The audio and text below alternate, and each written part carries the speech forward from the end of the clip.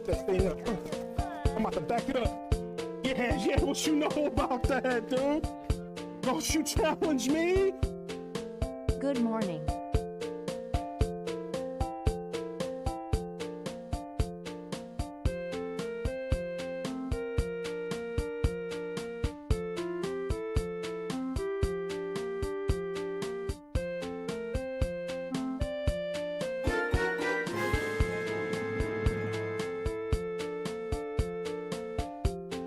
We H-Day love H-Day love H-Day chat.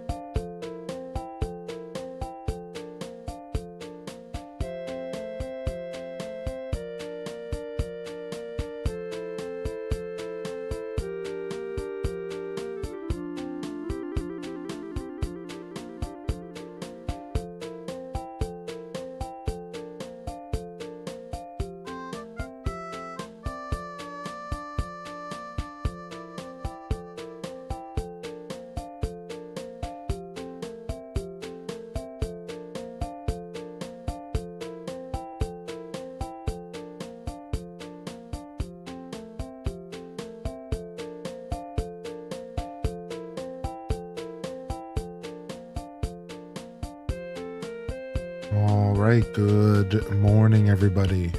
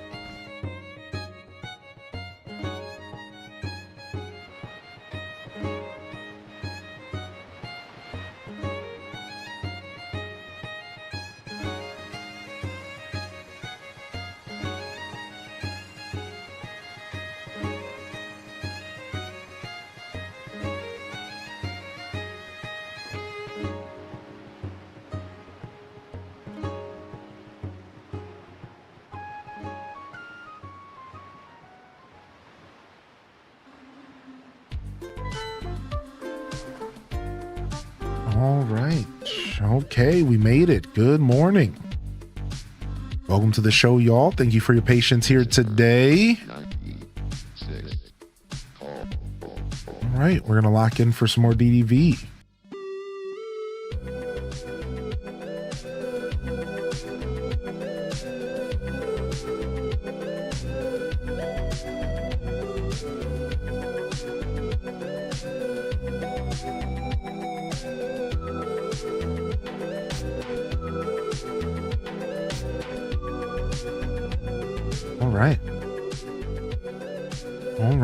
All right. Checking out some more of the Pixel Perfect update. Happy Thursday.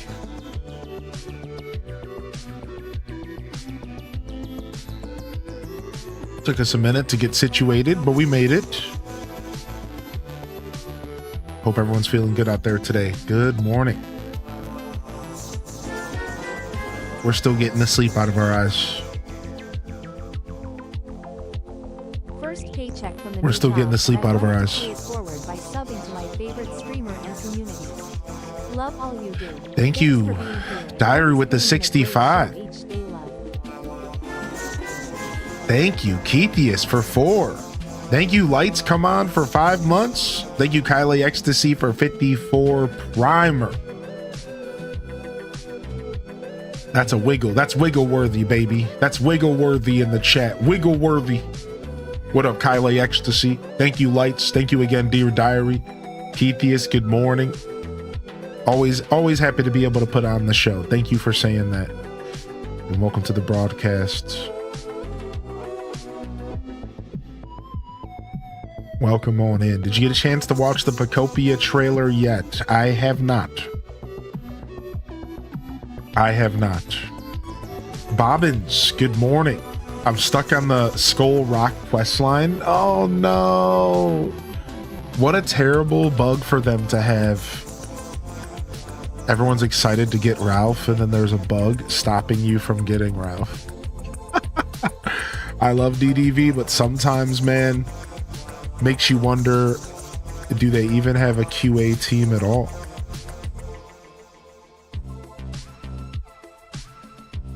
But I don't know.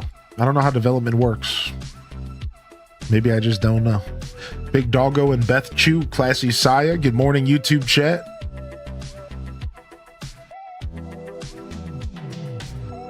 Last stream until late August. Say it ain't so. Say it ain't so. Yo, Tales from the Phantom, you're going out of town, yeah? You're going to be going to Japan or something like that for a while? What up, Mao Duo? I believe that's what's going on, right? Yeah, I'll be back Sunday. So technically, this is my last stream till August as well. I'll be back Sunday. You're leaving Sunday, you're returning on the 20th. Wow. What a crazy vacation, dude. I hope you get out there and get it, buddy. I think you earned it.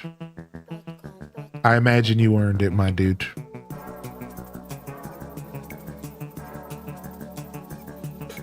I imagine you earned it.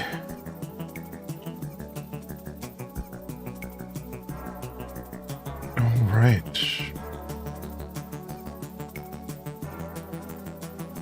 Oh, still getting the sleep out of her eyes today, baby. Ready to play some more games. More Ralph.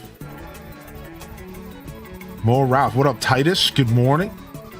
What up, Lucinda? Good to see you today. Enjoy a gifted sub from Ash. Thank you. Thank you, Nixer, for the gifted as well. Y'all are hype training this morning. Thanks, man. Enjoy the gifted sub, Super. Enjoy the gifted sub, Lucinda. Enjoy your subbies.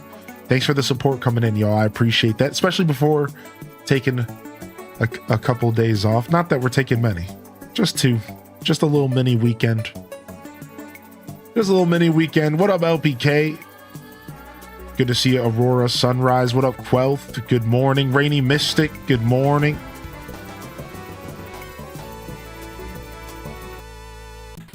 I'm gonna play some Sonic 2. It's been a while.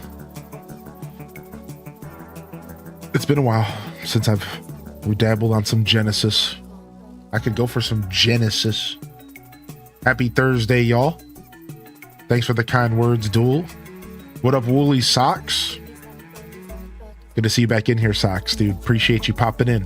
Thank you. Thanks for sticking with us. What up, Nick82? What up, Maharit?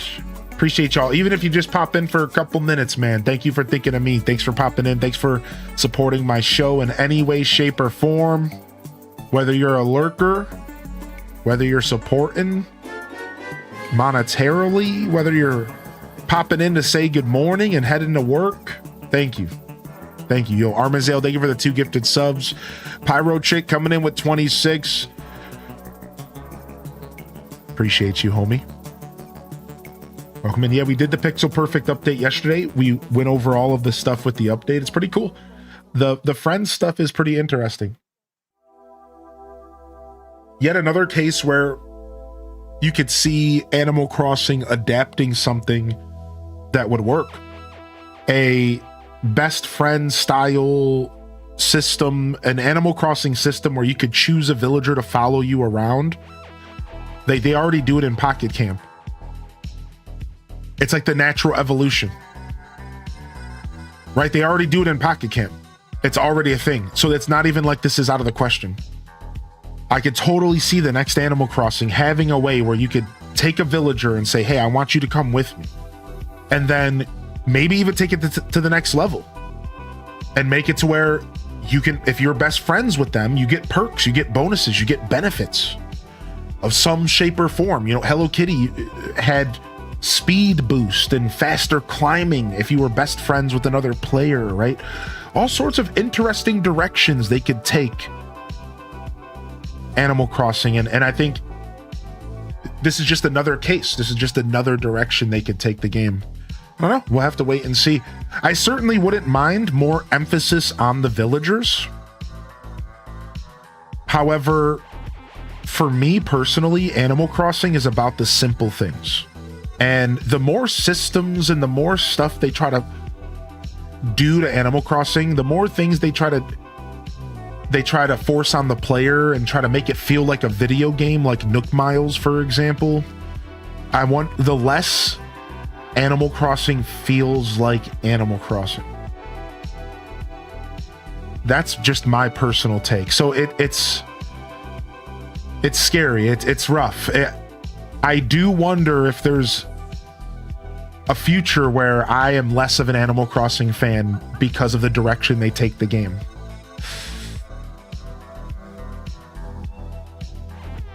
Guess we'll find out. What up, Blood Raven? Good to see you. Yeah, we'll have to wait and see. I don't know, man. I think simplicity is charm, but I think that's boring. I think in the modern era, that's not how video games work. People want systems. People want things to interact with. People want things to grind. I don't know if the future of AC is simple. I think you go more convoluted. I think you go more towards The Sims. I think you go more towards things to do, you know?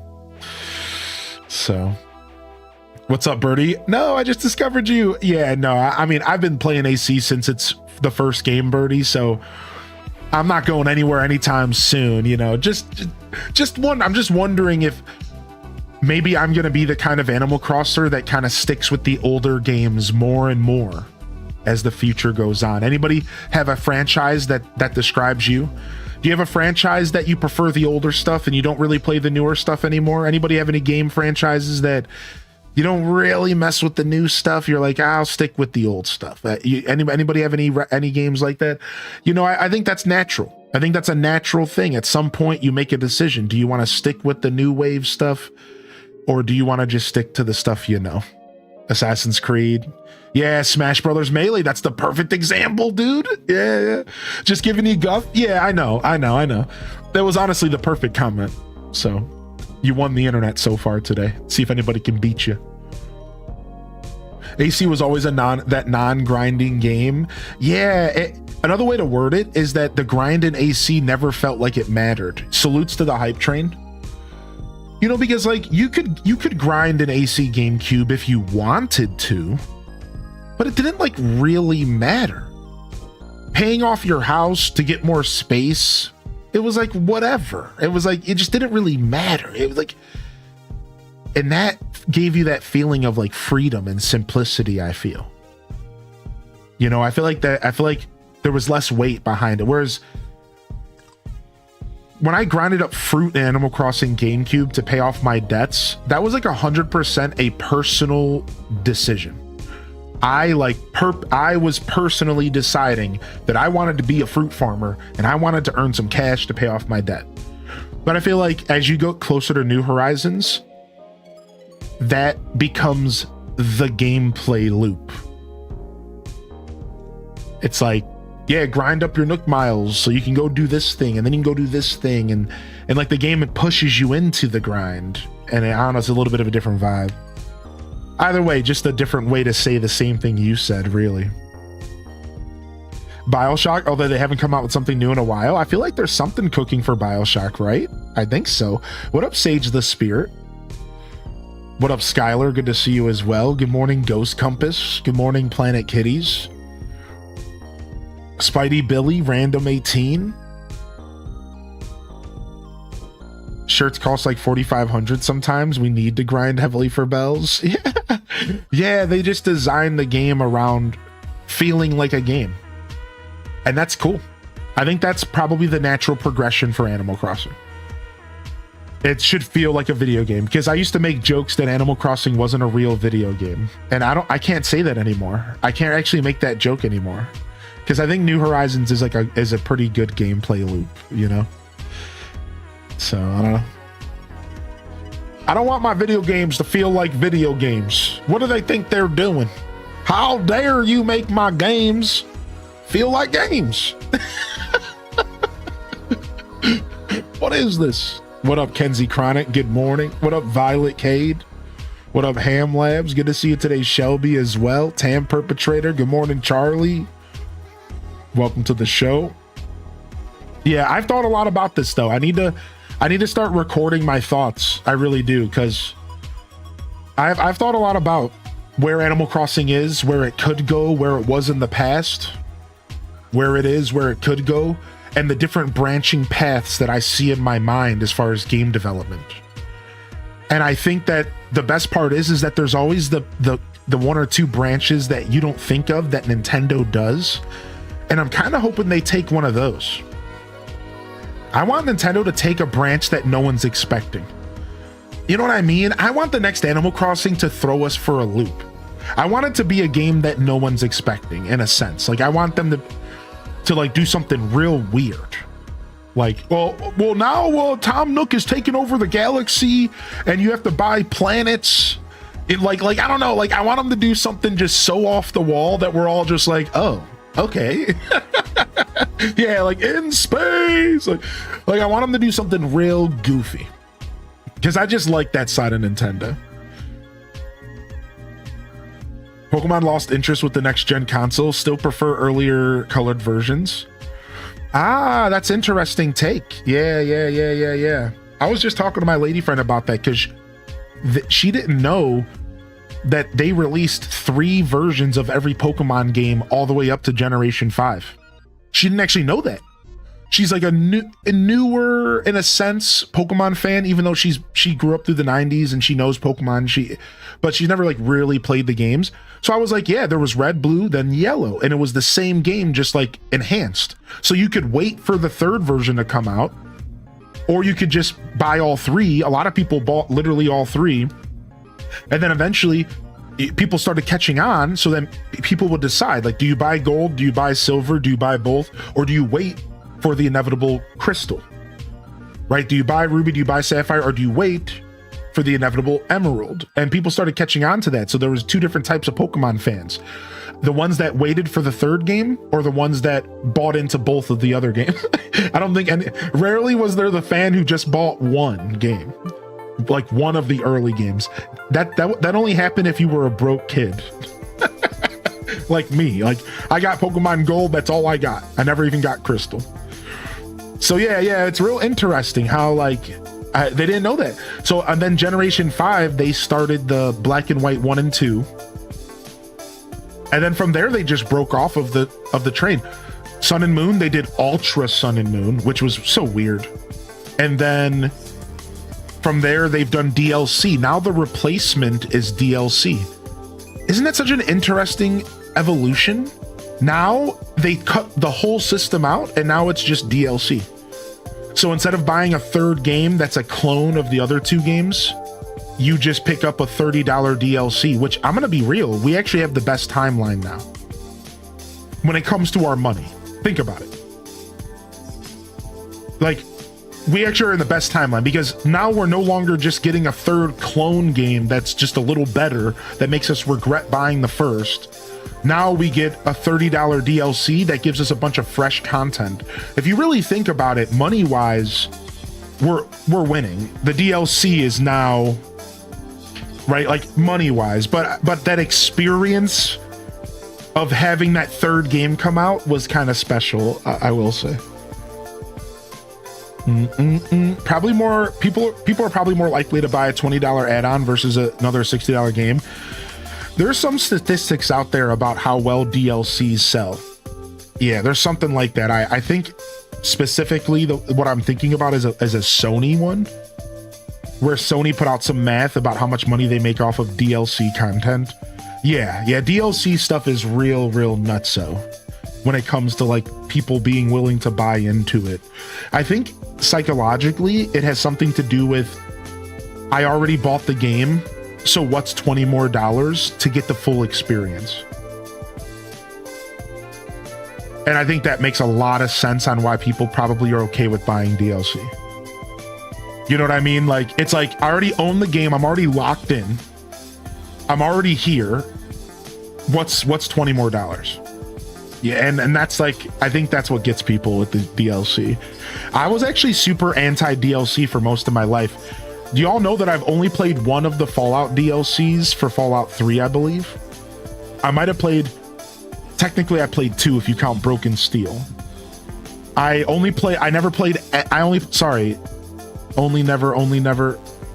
played one Fallout New Vegas DLC. The one with the robots. That's it. I did play all the Skyrim DLCs. I did buy into the Skyrim because they brought back Morrowind. I had to play it. Soulsteam or whatever. Yeah. I'm like I was very anti DLC for a while. I used to hate the concept of it because I smelled out the industry from the start. 20 years ago, I called DLC as what I believed it's still what I believe that it is most of the time, which is content that should have been in the game in the first place. Now, that's not always true. I know a lot of people, DLC defenders, will say a lot of DLC doesn't get started until the game comes out.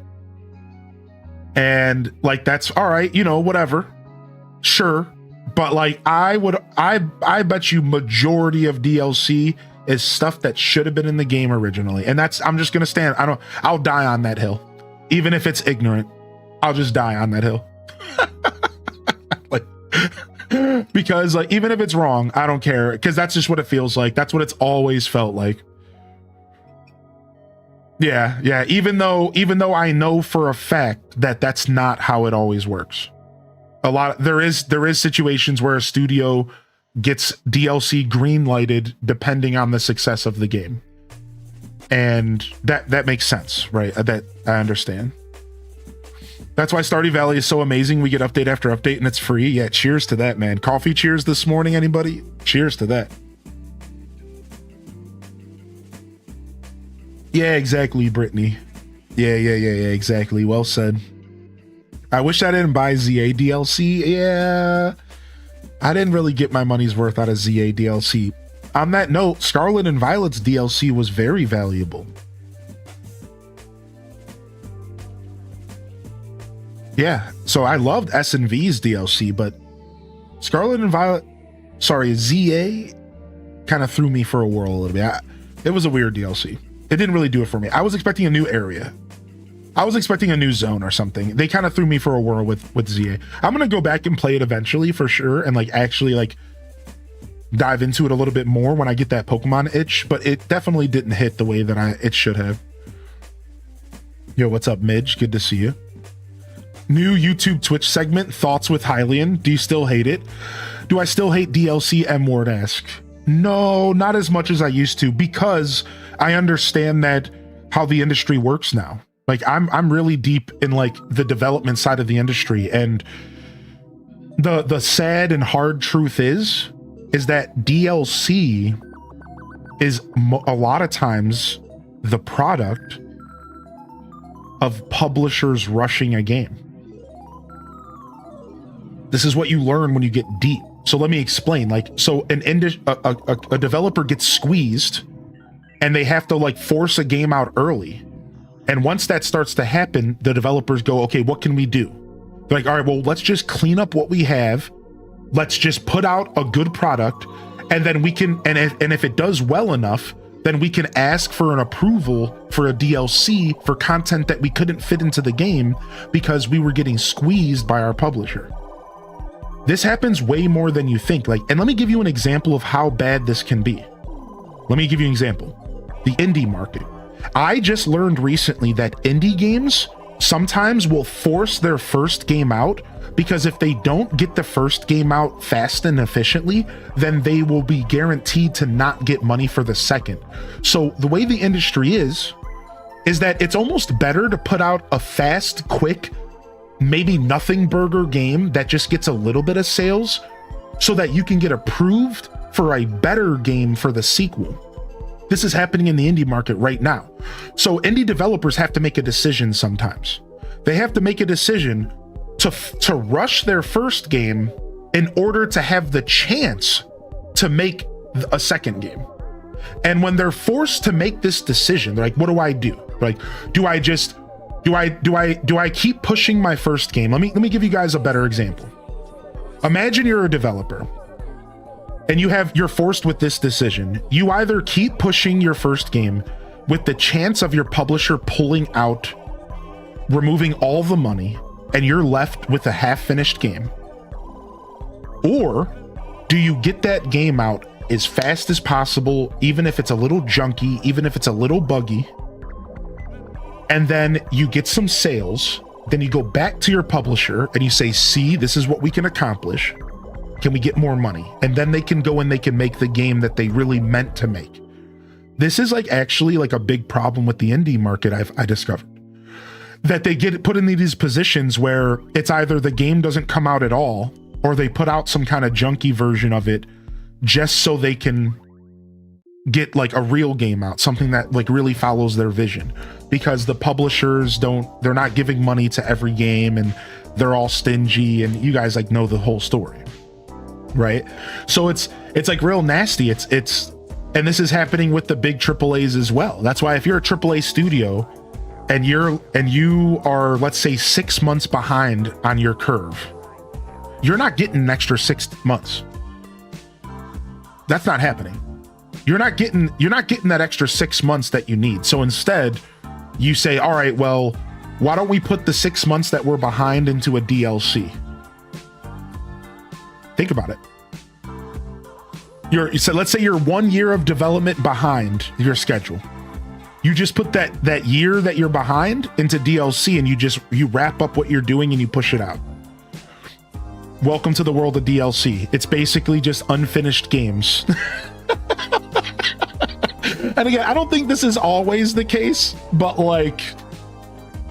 I think it's pretty commonplace. Yeah, it's oh, well, we're not going to be able to finish this project, so why don't we just make DLC?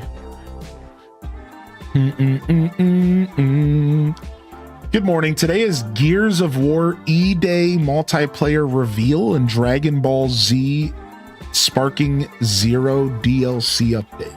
I want to play that game. ZA wasn't that great for me. Yeah, I didn't really dive into the DLC as much as I would have. I did like ZA as a game, but I think I'll stand by Arceus being the slightly better game because I was obsessed with, I don't know, I just think Arceus did a couple things better. I think ZA was a really cool experiment to show that Pokemon can be anywhere and any, I think the setting of Legend ZA was really cool. I think it was really cool. I think running around a city and turning the corner around a building and seeing Pokemon and running around rooftops, I think that was actually all conceptually done really, really well. So I liked ZA for what it was. I just think maybe ZA could have been a little more. They could have maybe added a whole sewer network instead of the little baby sewer network they did. They could have maybe made the DLC a little fatter, I guess. I don't know. I guess ZA could have just been a little more than it was.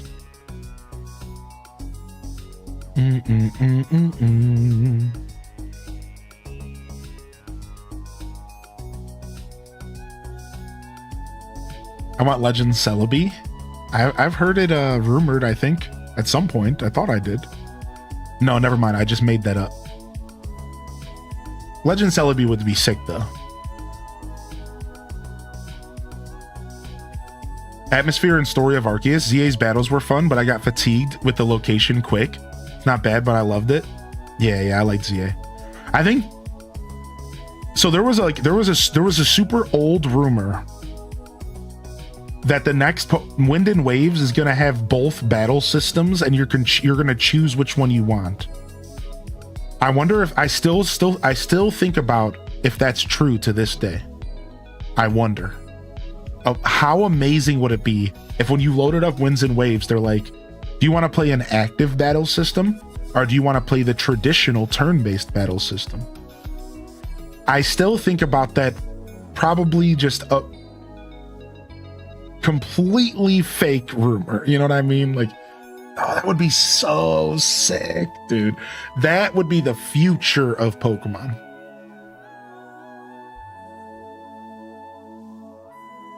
Yeah, 3 main layers. I think the 3 layers would have been sick. Yeah. Yo, what up, Nighthawk? How you doing, man? Too much work for Pokemon. It'd be sick. What up, Biscotti, by the way? Welcome back. I just want Pokemon Legends Generation 2. And I want it to just be Gold and Silver again. And I want to go through Pallet Town and I want to go through Johto. I want to have my cake and I want to eat it too.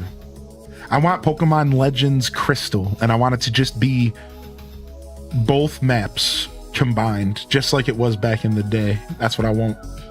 Be sick. Nah, we can watch the Pokopia DLC trailer though this morning. Once I get settled in here. Yo, what's up, Leia? I'm tired today. Oi. I can't speak. Noah speak. No speaking of the words here. Zug zug. I was broke and only had Tetris and Metroid on my little Game Boy Pocket. Those were the days. Only games you had were hand-me-downs. Only games you had were hand-me-downs. Didn't the settings of the next Legends game leak? There's a lot of leaks. I'm not talking about a ton of them, but there's a lot of leaks. There's a lot of stuff going on. Originally, people were under the impression that it was going to be Legends Galar, and a lot of the in-game lore in Legends ZA alluded to Galar being the next region, I believe. So this isn't based off of leaks or rumors. This was just fan speculation because of ZA and lore. I'm pretty sure.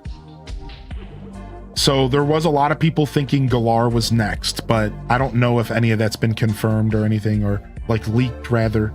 Obviously none of it's been confirmed, but yeah, there's a lot of leaks. If y'all are ever interested in leak stuff, feel free to reach out to me in the Discord or something. I'll make like a thread for y'all if you want.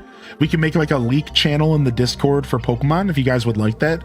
Because I'm going to tell you, there's a lot of insane leaks coming out, and a lot of it's trash. So this is the new trend in the Pokemon leaker community. There's like 3 leakers that I think this is a trend because they're trying to skirt past Nintendo.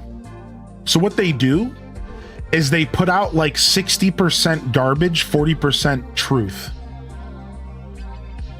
And I think this is like a strategy to get them from not being in trouble, because they put out like majority fake rumors and then they sneak real rumors in the mix. And they're like 70-30%. There's like 3 of these like Pokemon leakers that are like, you could say they're like 70% wrong, 30% right. So they talk a lot of, they talk a lot of smack. And they're always out there saying this is going to happen, this is going to happen. But you can't really believe what they say. But at the same time, sometimes you kind of can, because 30% of the time they're accurate and their leaks are real. So it puts everyone on edge, and nobody knows if these leakers are being honest or not. And there's like 3 of them that are just complete. Nobody knows. They could just be saying, they could wake up one morning and just make something up. And then the next day they have real information, and nobody knows the difference between the 2. So it's real annoying. It's real obnoxious, because it makes the leaking scene for Pokemon real volatile. You know, it used to just be like a couple guys and you could like believe it and you probably ignore the 4chan stuff. But now it's like you don't really know what's happening, because there's just so much nonsense. Like one day they're saying this and then the next day they're saying this. Like I'll give you the best example. You ready? Up until like 2 days ago, all of the leakers were piggybacking on each other that there was going to be no Pokemon Presents and there was going to be no more information about Wind and Waves this year. And then like 2 days ago, all of a sudden now a Pokemon Presents has been data mined and we're probably getting one like the 27th of August. So now for like the past 2 weeks, everyone's been like, no, we're not getting anything this year. No Presents this August. Nothing's happening. And then now all of a sudden it got data mined that there is actually going to be a Presents. And now everyone's like, well, actually, we never really said that there wouldn't be. We just said that there wouldn't be wind and wave news. So a present still makes sense, obviously. Like they're just playing games, dude. It's all nonsense. It's such a nightmare. The PokeLeaks scene is so stupid at this moment in time. You can't really believe anything. It's all just wish list. It's like such a joke. Because at least when it comes to other leaking spaces, it's just like one or two guys. They throw their hat in the arena. You either take it or you leave it. But when there's like 10 people doing PokeLeaks, it's just a nightmare. It's so bad. It's like, you know what I mean? At this point, I'd rather take, just Nate the Hate and like one other guy. Like, I like it when the leakers, there's just one or two people and maybe they're wrong sometimes, but for the most part, when they speak up, you can somewhat believe them. You know what I mean? Like, sheesh, dude. Making money on clickbait falsehoods. Yeah. The fake leaks make me feel like I'm being rickrolled. Yeah. So I just started on DDV. I rushed to the Forgotten Land so I could buy pumpkins. Now I have 1.7 million coins.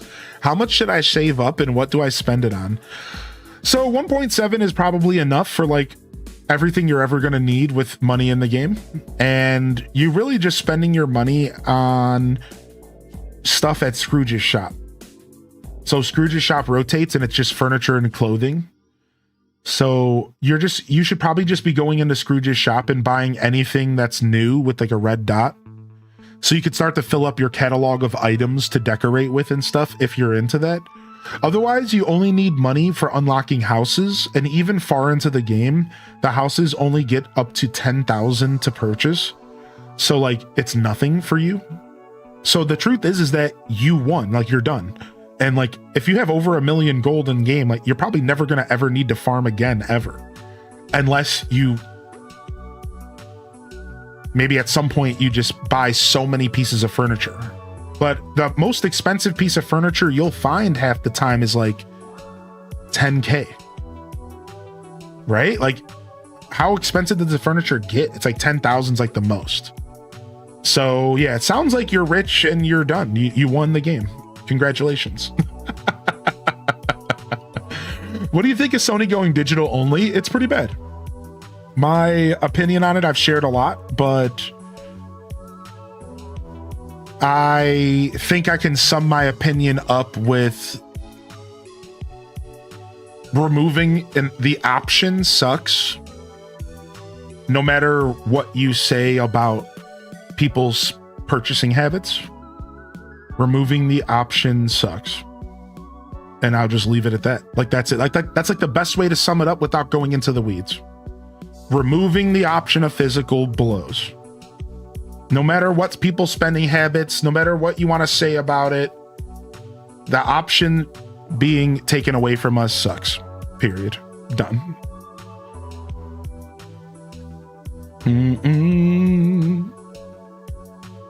Everyone on YouTube doing gaming news is a joke.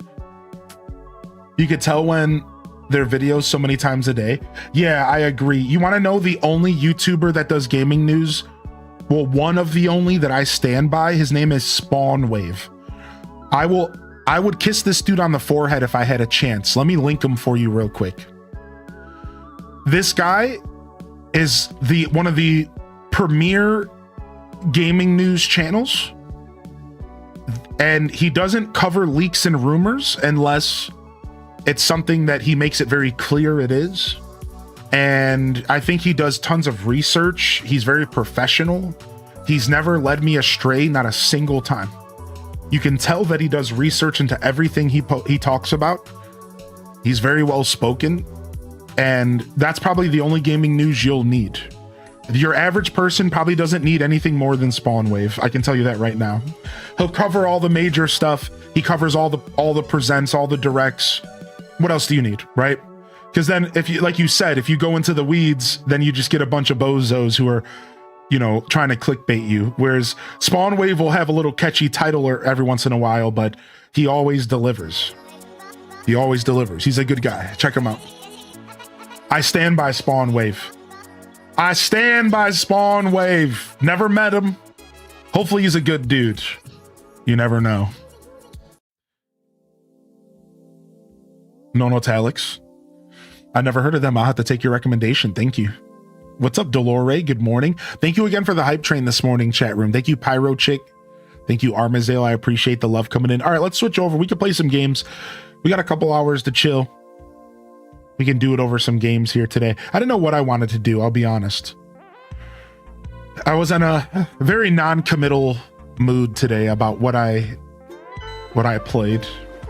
But since we have drops, I figured why not offer drops again to those of you who haven't had a chance to get them. So figure we'll start with drops. Why not? Why not offer drops to those that weren't able to get them yesterday? So Discord link's not working. You got to copy paste the last part of it and do it manually because Discord sucks sometimes. Not too sure why, but try just taking the numbers and letters string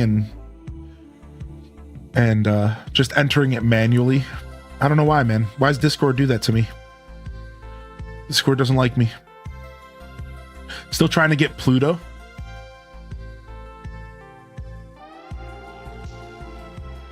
Dude, the music for the update's so sick. Best title screen they've ever done.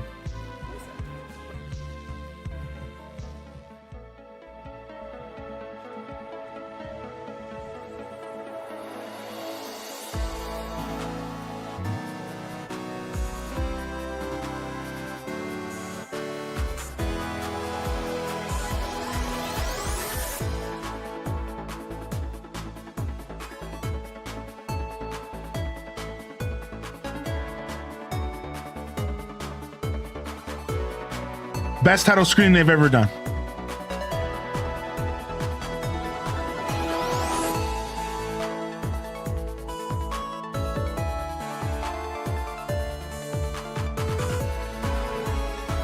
What up, Caddy Noor?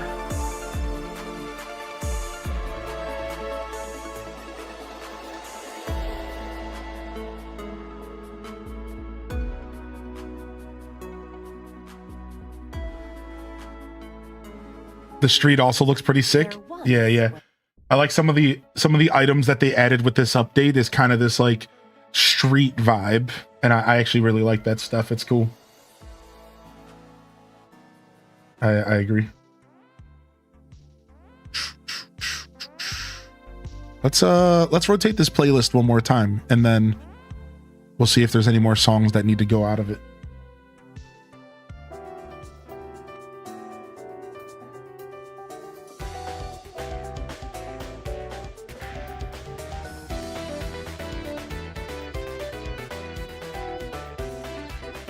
Does that play when he's hanging out with you too? I don't think so. What's up, K-Wood? I finished the Star Path duties up this morning, and now I just gotta wait for the next set of weekly duties. I love that some of y'all lock in on this game. I feel like when I hear about y'all finishing your Star Paths and stuff so efficiently, I feel like we're not even playing the same game. I feel like we're not even playing the same game.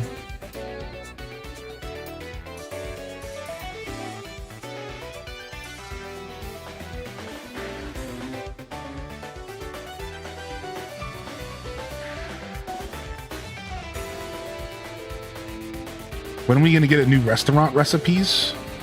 Have you still been playing this game pretty often, Pokemon fan? Also, good morning, Mouse Marin. I saw you sneak in to the gaming industry conversation.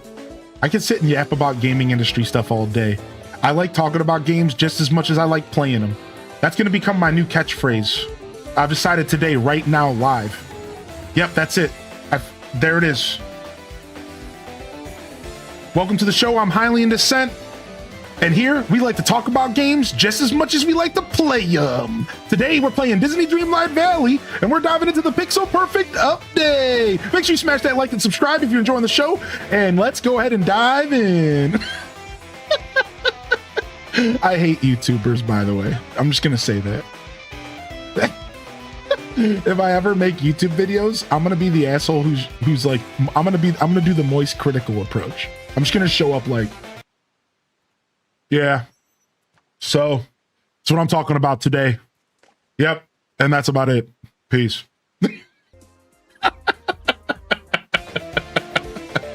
I'm gonna be doing the Moist Critical, man. I'm not playing that game. I'm not playing that.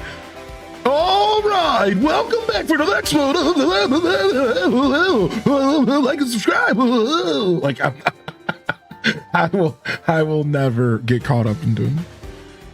Just straight into it. Yeah, dude. Yo, what's up, Skatey Gaming? Good to see you today. YouTube's a prime grift land now. Yeah, man, I'm good on that. What up, Nilly Doodles? I'm such a punk, though. Don't listen to me. This is why we can't have nice things, because I always talk a bunch of smack, and then no one wants to ever collab with me. There goes all the YouTubers in the chat that were about to send me emails just left. What up, punk? That's why no one likes me, because I'm a shit talker.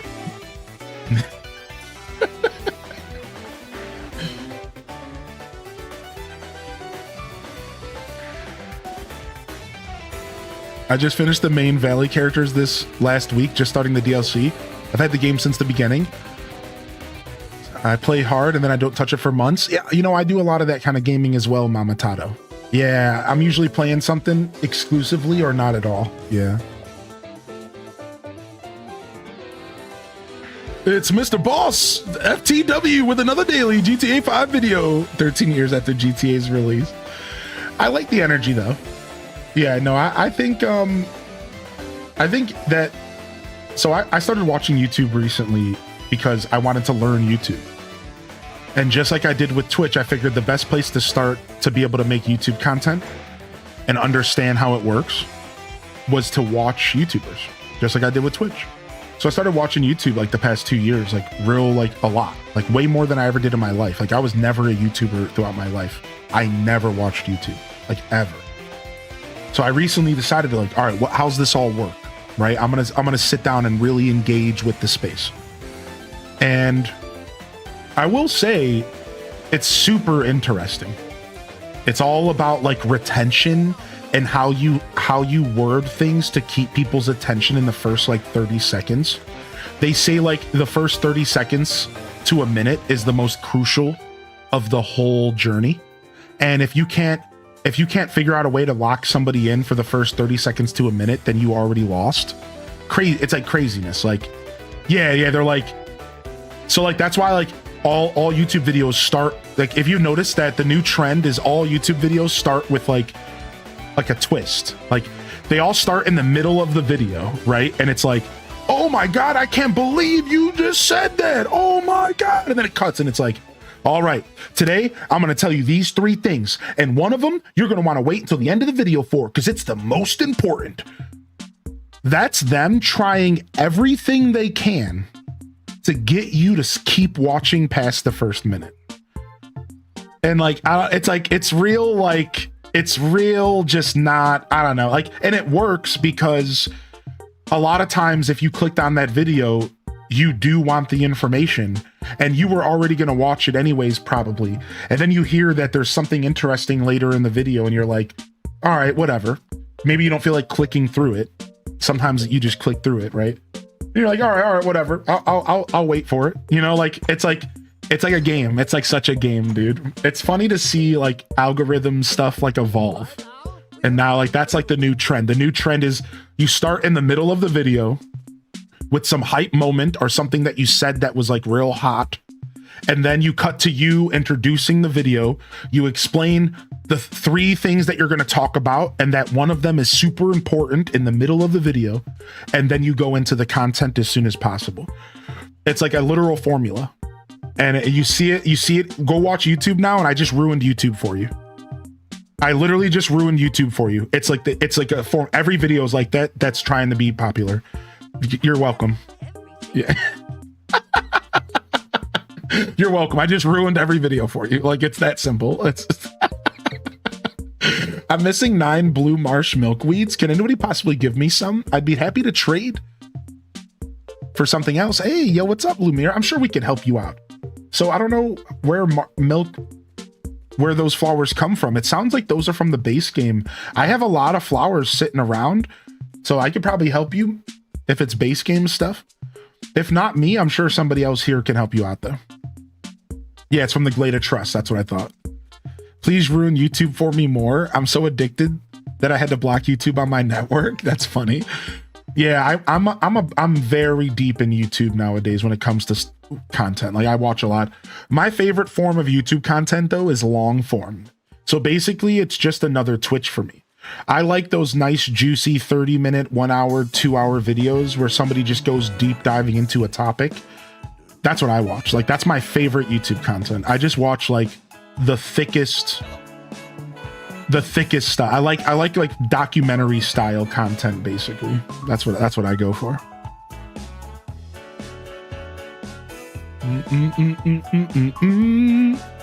Marsh milkweed is in the glade and they're annoying to spawn. Are you part of a dream team? It'd be faster to request. That's a really good comment. Yeah, are you a part of a dream team?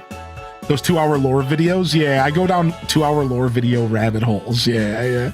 That's like my favorite stuff to watch. No matter what it is, whether it's like gaming industry stuff, like almost if I watch a video that's under 10 minutes, that's like very rare. Most videos I watch are like 20 minutes, 30 minutes. I want long form. I don't want like a short burst of information. Unless it's some BS. Like the thing is all media has fast food. And YouTube's fast food is like 10-minute videos that are just about like nothing. And that's welcome. Like Moist Critical's good for that. He always puts out like 10-minute videos about nonsense. Like, all right, here's a video about a lady freaking out in a McDonald's. And it's just 10 minutes about him talking about like this lady freaking out in McDonald's. Like, it's fast food basically, right? That's what I call fast food media. It's just 10 minutes. It's not really important. It doesn't matter. You're not learning anything. It's just silly to hear what this dude has to say about some Karen freaking out in a McDonald's. You know what I mean? It's like good fast food. Just give me a quick meal, you know?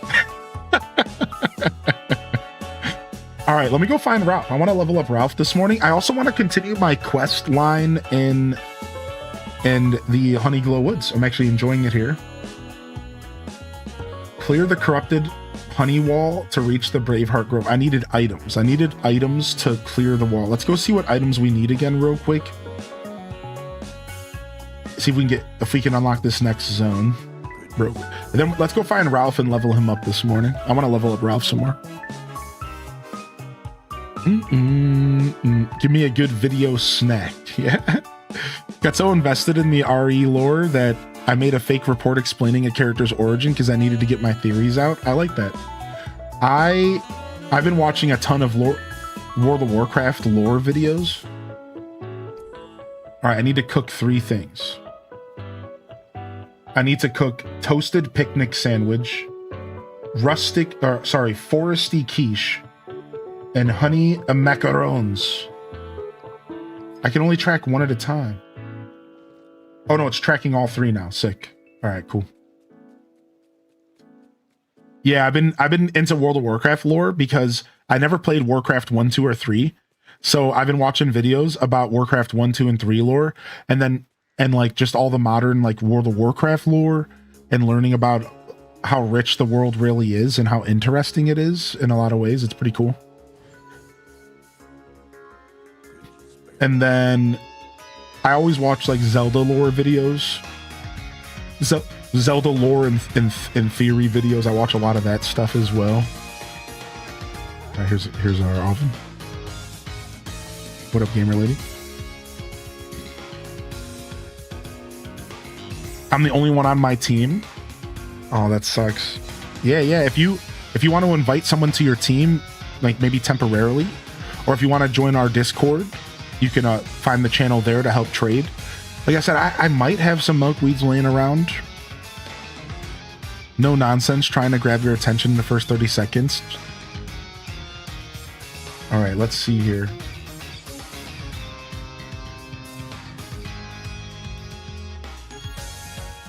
Isn't there a quest one? No.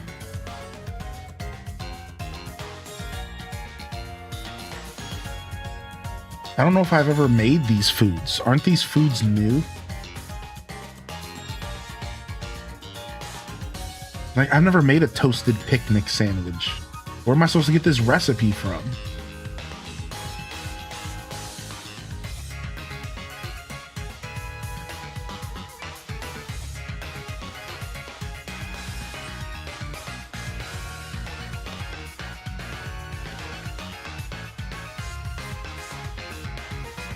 Oh, never mind. They gave it to me. Sick.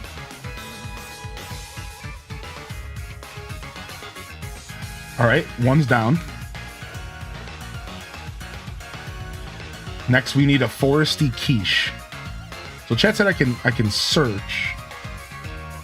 The problem is I'm on Switch, so typing probably takes longer than me just looking. This is the problem. Like this is gonna take just as long. Boom. Nice. We can abbreviate.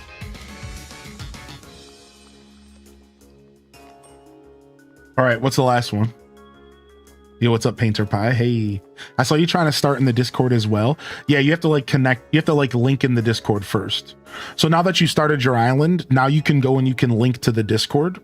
So go into the Discord and type link, and it'll give you a four digit number, and then you can copy paste that here with exclamation point link followed by the number. Sounds complicated. It's not. It's not. But yeah, welcome to the island game. Yeah. So you have to. So the main base is Twitch, and then you can play in the Discord if you would like. Yeah, M Ward, I'm following, baby. Thank you, man. Good to see you, Loud Boys, as well. All right, what are we looking for? Honey macarons. Honey macarons. Anybody else waiting for the next Great British Bake Off, man? Isn't it usually around September? It's time, dude. I'm waiting. I'm ready. I'm ready for Great British. Let's go.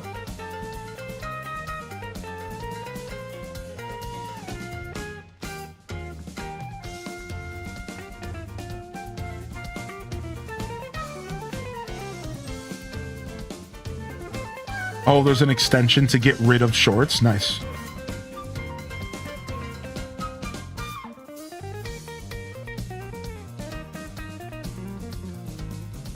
All right, sick.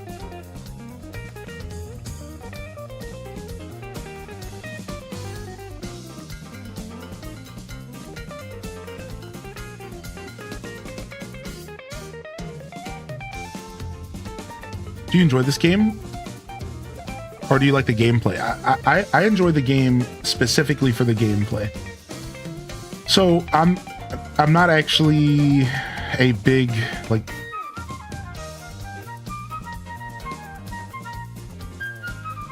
So I guess a better way to word it is, I don't have a strong connection with the Disney franchises and characters at all, really. Even though I did grow up watching some of it, like all of us did, you know, Lion King and stuff like that, I was never really that strongly connected. So my infatuation with this game really is based around the gameplay itself and how adjacent it is to Animal Crossing in a lot of ways. And even though they've changed some things to make it less like Animal Crossing over the years, I think at its core, this game does have a satisfying gameplay loop.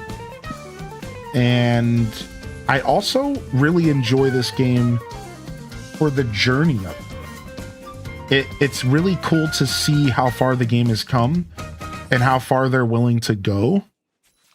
And I think part of me also sticks with this game because I'm just so curious about the future of the game. I know that's a kind of an interesting comment, but I find myself just fascinated with what they could do with this game over time, and how eventually we could see Wookiees walking around and superheroes flying through the sky, and because Disney owns all of that, and I find that to be very fascinating. So there's a couple things that keep me coming back to this game.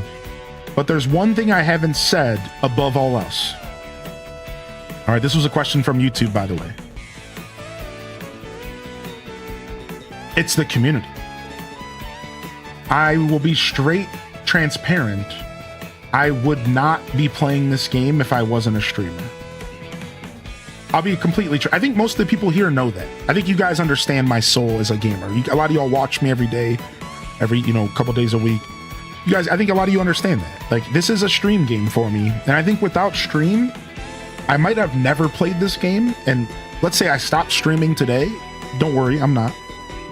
I don't think I would ever really come back to this game because there's just too many games and too little time. And my journey really is about playing as many games as possible and trying to experience as many games as possible and always rotating back to my favorite classics. And I might be interested in coming back to this game occasionally to see how far it's come or if a really interesting character were to join. But I'll be transparent and say I don't know if I would be playing this game still if I didn't stream. I'm 100% into this game because of my community. Yeah, this is something we do together. We jam out. It's fun. It's silly. It's something we've been doing for hundreds of hours. A lot of you all enjoy me playing it. I enjoy the game enough that I'm not faking the funk while playing it, right? Because that's one thing we don't stand for. We don't ever fake the funk. To a fault. Welcome to the Hylian Descent experience. To a fault, right? We can't fake the funk. I don't have a fake funk in me. I don't have a thread of funky fakeness. I can't fake the funk even if I need to. Right? I just can't even do that. That's not who I am as a person. When I'm angry, I'm angry. When I'm upset, I'm upset. Like I wear my heart on my sleeve, you know? So yeah. If I didn't enjoy the game, I certainly wouldn't be playing it, but I really do enjoy it enough to jam out with y'all, and it's cool. Yeah. Without chat, you'd never would have played the game in the first place, which is true. Yeah, probably not. I don't know. There's just so many games out there. That's the reason why that's an easy thing to say, you know? There's just so many games out there, man. My long distance best friend is here, and we're going to continue our first Stardew Valley farm. We started back in 2023. That's sick. That's such a good idea. Oh, wow, look at that. So yeah, good question, M Ward. Yeah, good question. I do enjoy the characters and stuff, but I will say I'm not attached to them. You know, to give you another example of when this actually mattered for me was why Hello Kitty didn't really click for me. Because Hello Kitty was so based on knowing the world of Hello Kitty. Like, that whole game's aura is you love Hello Kitty, therefore you play games. Zug Zug. Now, it's a really good game, but the characters, like, the whole time I was playing Hello Kitty, I just kept thinking to myself, I wish this was Animal Crossing. I wish that was Tangy. Right? Like, and after a while, I realized, like, I just don't want to play this. So, you know, there are examples where if I can't connect with the characters, sometimes I do just bow out. And Hello Kitty's an example of that. Sometimes the connection with the characters does matter. And I wasn't able to muster up that connection for Hello Kitty. It just did not click for me, dude. And again, I tried. Yes, I mean, perhaps. Who's there, please? It's Rob Boss, Pooh Bear, and Eeyore. I've been looking for you. Oh, it does sound like you, but it could also not be you. I haven't seen you in a very long time. I've grown up a little bit, but I'm back now. But you might be a monster pretending to be Rob Boss. Rob Boss is a monster. You lost. Sorry. Monsters are often very clever about pretending. You think there's a monster? Yes, it's been walking about outside, making dreadful shadows. I promise there's no monster out here. That's exactly what a monster pretending to be a friend would say. All right, Piglet, you don't have to open the door yet. I'll prove to you that I'm not a monster. Okay, thank you. That sounds like a very good plan, and a polite one too, even for a monster. I should ask Pooh and Eeyore what might help Piglet feel safe enough to open the door. That is, if you want to. You can't really hear him. You can only hear a muffled sound from inside the door. That's pretty cute. Have you tried different games while streaming on Twitch? There's a lot of games on Switch too. Yeah, I play a lot of variety here, Nighthawk. Oh yeah. Oh yeah. Just in the past couple weeks alone. Yeah, we do a ton of variety on this channel. Oh yeah. Yeah, we played Donkey Kong. We played Kirby. We played, as far as Switch 2 games, we played Age of Imprisonment. We played Metroid 4 Beyond. We played Splatoon Raiders. We played Tamagotchi Life for just the demo. We played Star Fox. Yeah, we've done a lot of the Switch 2 stuff. At this point, I'm a variety caster, whether or not I want to admit it. We've done a lot of games. Do you have a prediction on when Ocarina of Time is coming? Yeah, I think they're going to release it the same week that Grand Theft Auto is going to release, because Nintendo sometimes likes to make an example, and I swear they're going to do it. I'm calling it. Oh, where's the other one? I'm calling it. Nintendo's going to release Ocarina of Time Remake the same exact week of GTA 6, and they're just going to cross their arms like they just finished windmilling and they're a b-boy, and they're going to be like, Then be like, oh yeah, and by the way, Ocarina of Time's releasing the same week as GTA 6. And they're going to b-boy and just stare at you. While the whole industry was afraid of that week, Nintendo's going to dive straight in, deep in the deep end. Think about it though, like, why would you not? Every other game has avoided that week. So technically there's nothing coming out that week except for GTA, which is the perfect week to release a game. I think there's going to be a special release Switch 2. So there has been leaks and rumors around that, and that's something I'm willing to talk about. So the leaks and rumors are now saying that it's not going to be an Ocarina of Time Switch. It's going to be a Zelda 40th anniversary Switch. This is what the current leaks and rumors are saying. That allegedly this has actually been seen by a human being's eyes. There is a 40th anniversary Pro Controller that has a Triforce in the center, and it's green handles. So I'm at green handles with a Triforce in the center, and this is going to be 40th anniversary Zelda Pro Controller for the Switch 2. And then there is a 40th anniversary console that as well. That's going to have Joy-Cons and all that. Probably a digital code in a box, maybe. I don't know about that. I made that last part up. But yeah. So yeah, that's what we're hearing. We're hearing that there is going to be an exclusive console, but it's not going to be Ocarina themed. It's going to be 40th Zelda anniversary themed, which is a bit of a twist, if you ask me. While that still sounds hype, that actually personally makes me less interested in the console. Anybody else? Now I'm kind of okay with just trying to get the Pro Controller. I straight up might just go for the Pro Controller. I might not actually. I don't know. Like if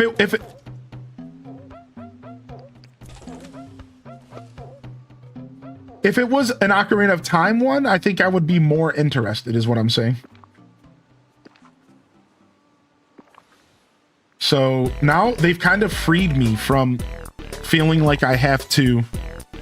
They kind of freed me from feeling like I have to buy another Switch. if that's true, you know. Looking for friends on the Switch 2? Join us, dude. We have a channel in the Discord. If you haven't, did you end up figuring out how to get in? We have a friend code channel. We have a couple little categories for people to game with each other. You can find my friend code, but my friend list is full. But you could still add me. I might be able to add you back eventually. And yeah, join us, Nighthawk. We do a community game night every 2 weeks, every other week. And we do Mario Kart World. We're going to start doing Splatoon Raiders, Mario Party. And that's just multiplayer. Otherwise, from here on my channel, while you're going to get a lot of Animal Crossing and farming sims and cozy games, you're going to get a lot of Zelda and Nintendo variety as well. At this point, I pretty much play every Nintendo release, not even just for myself, but for all of you, so that you know if a game is worth your time.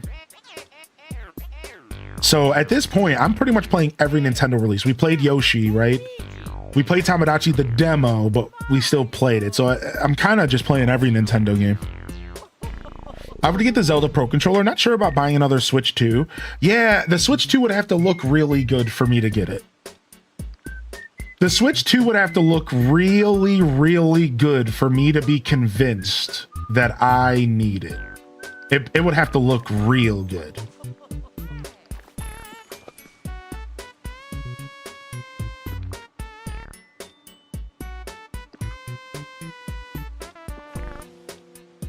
Yeah, there's rumors of an OLED screen coming out as well. I think so. I can't remember. What was the OLED discussion? What was that? There was talks of an OLED screen getting produced by Nintendo. It had something to do with like shipping logs or something. Some company that like was working for like a company that manufactures said it or something. Yeah, we might be getting an OLED Switch 2 sooner than we would have anticipated. We might be getting an OLED Switch 2 a little bit sooner than we anticipated. Yeah, Spartan, I know a lot of people are going to be frustrated about that, dude. Now, for me, I don't really play handheld, so I won't be terribly frustrated if they drop an OLED. I won't really feel like I need to buy it. I'm not a huge handheld guy. You know what I think Nintendo should do, to throw my own little opinion out there? I think Nintendo should drop an OLED Switch Lite. Take the dock out of the equation and make a Switch 2 Lite with an OLED screen on it. And that would make a ton of sense, because then it's only handheld and you're going to be taking advantage of that screen the whole time. That would be a justifiable purchase for a lot of people. A lot of people would be able to justify a purchase that involved a Switch 2 Lite with an OLED. Like, even if they already own a Switch 2, because that's like a separate device, basically. Even I would somewhat justify that, because that would allow me to have an undocked Switch 2 and then a docked Switch 2. But I probably wouldn't buy it. But still, it would make me think about it.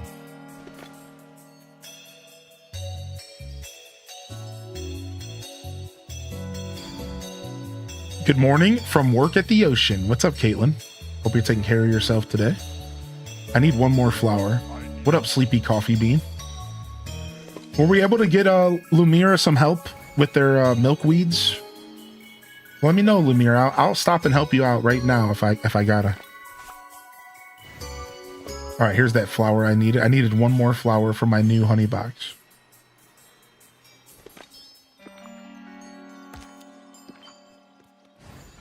I was able to craft a third honey box, so now I want to make sure that it's loaded up with flowers. What up, Elbean? I want to make sure it's loaded up with flowers. Hi, Olaf here. I'm unlocking Belle's side quest as I have her leveled up, and unlocking my inner child at the same time. Nice. Well said.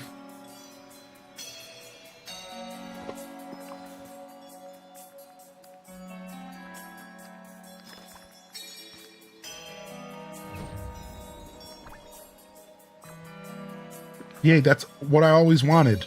Striped Busy Bee socks. Long striped Busy Bee socks. Great. Thanks. Everything I always wanted.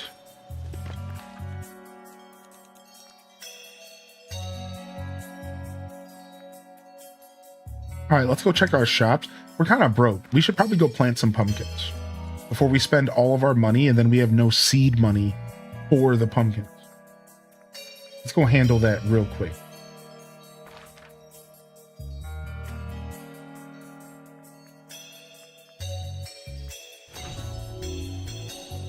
Can never have too many socks.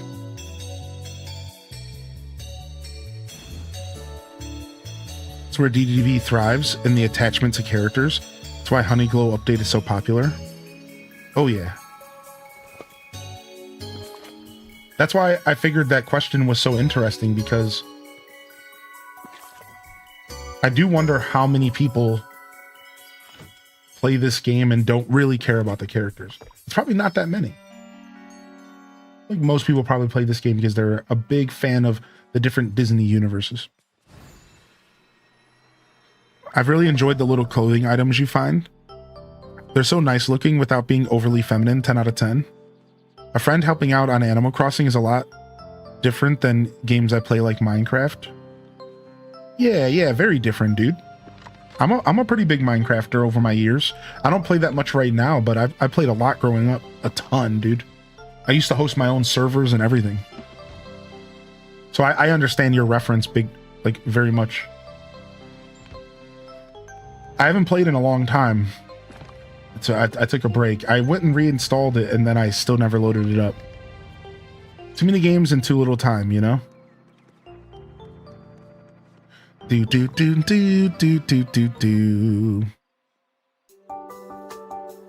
Oh yeah, I forgot about this song. Yeah. It's the mystery gift music. Random deep cut song. Random, great song. And it's just the mystery gift music from Pokemon Legends. It's like, I love when you find a secret banger song in a game. Do.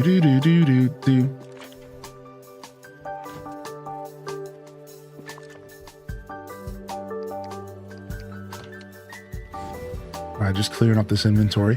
Hope Balloon in the Twitch chat here this morning.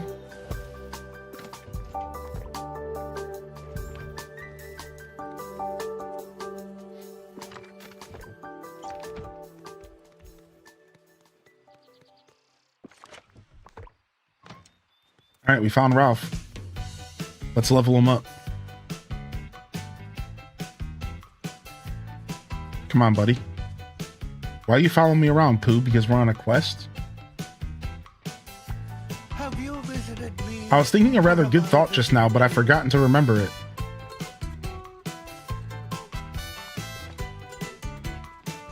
Yeah, Pooh's following me around because I'm on a quest. All right, let's talk to him.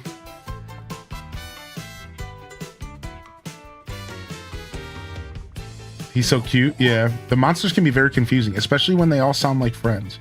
Maybe we can find something that feels safe and familiar for him. Like honey? I find honey very comforting. You think food would help Piglet? Oh yes, it's always worked for me. Worth a try. Then let's make something that smells like home for Piglet. What should it be? Think. Probably won't need me for this part. All right. We got some gifts to level up Ralph.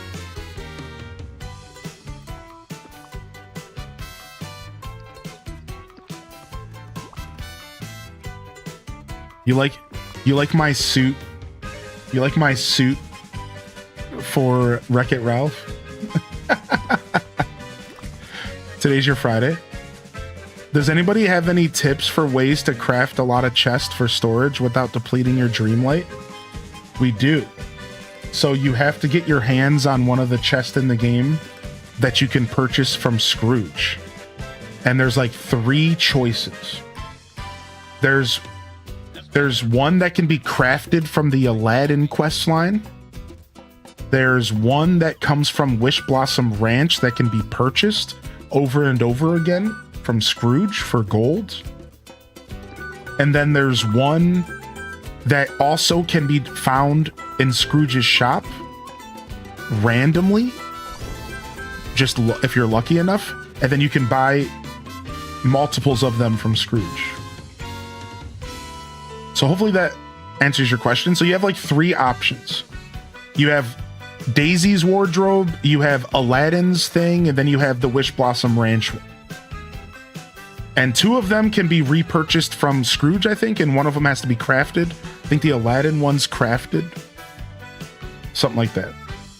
Yeah, so you do have some options, but you gotta go kind of grind them up. So I think the best place to start is probably leveling up Aladdin to level 10. Probably leveling up Aladdin to level 10 sounds like probably the best place to start. I think it's the fastest way to go about it. Unless you have Wisp Blossom Ranch, maybe.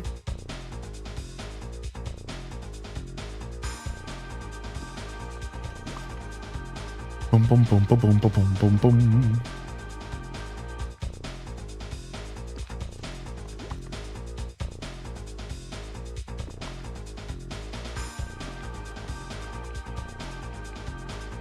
All right, level 6. Come on, we can get him to level 7. Get him up to level 7 here. We're so close. Do do do do do do do do do do do do do. Got him.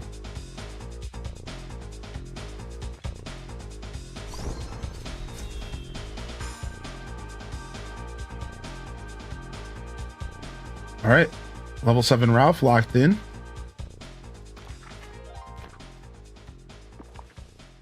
How do we get Ralph's next quests? Let's go see.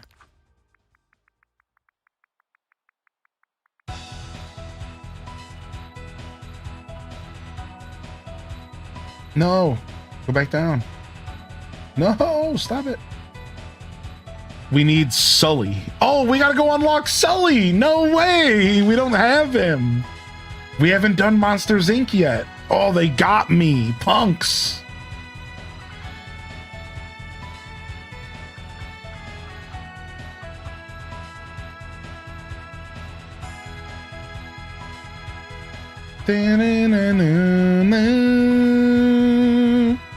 So is this different enough from ACNH, Stardew, and Pocopia? Yeah. So yes. So this game is nothing like Stardew Valley. So check.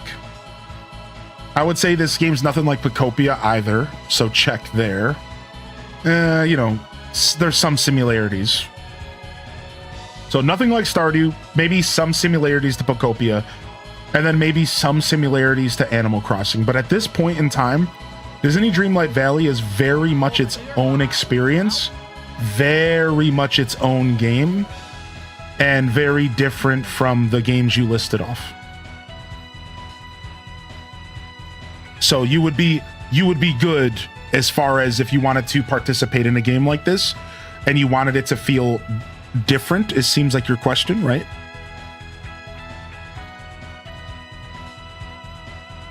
And if you're curious like how this game is different, you're welcome to ask, and I could probably muster up an answer to that.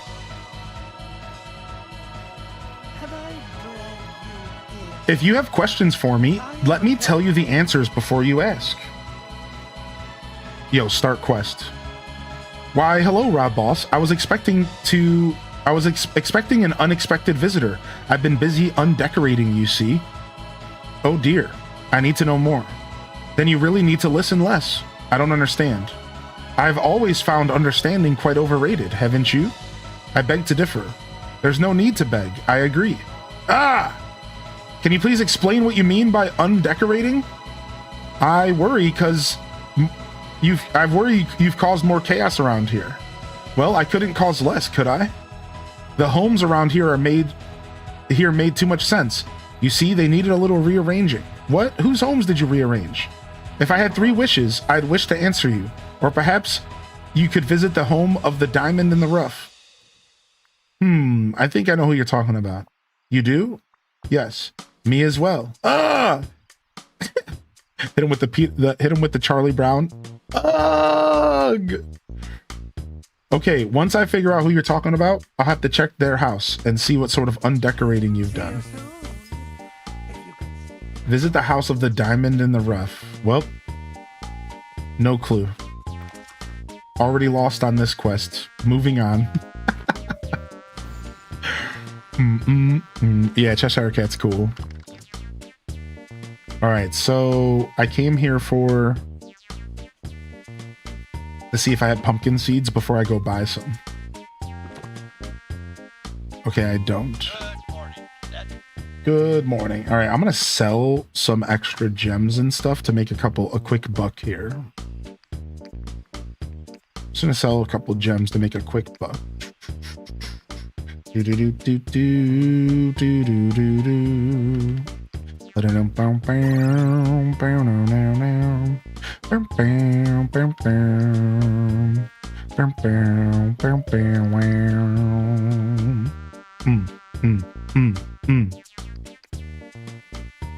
Sort.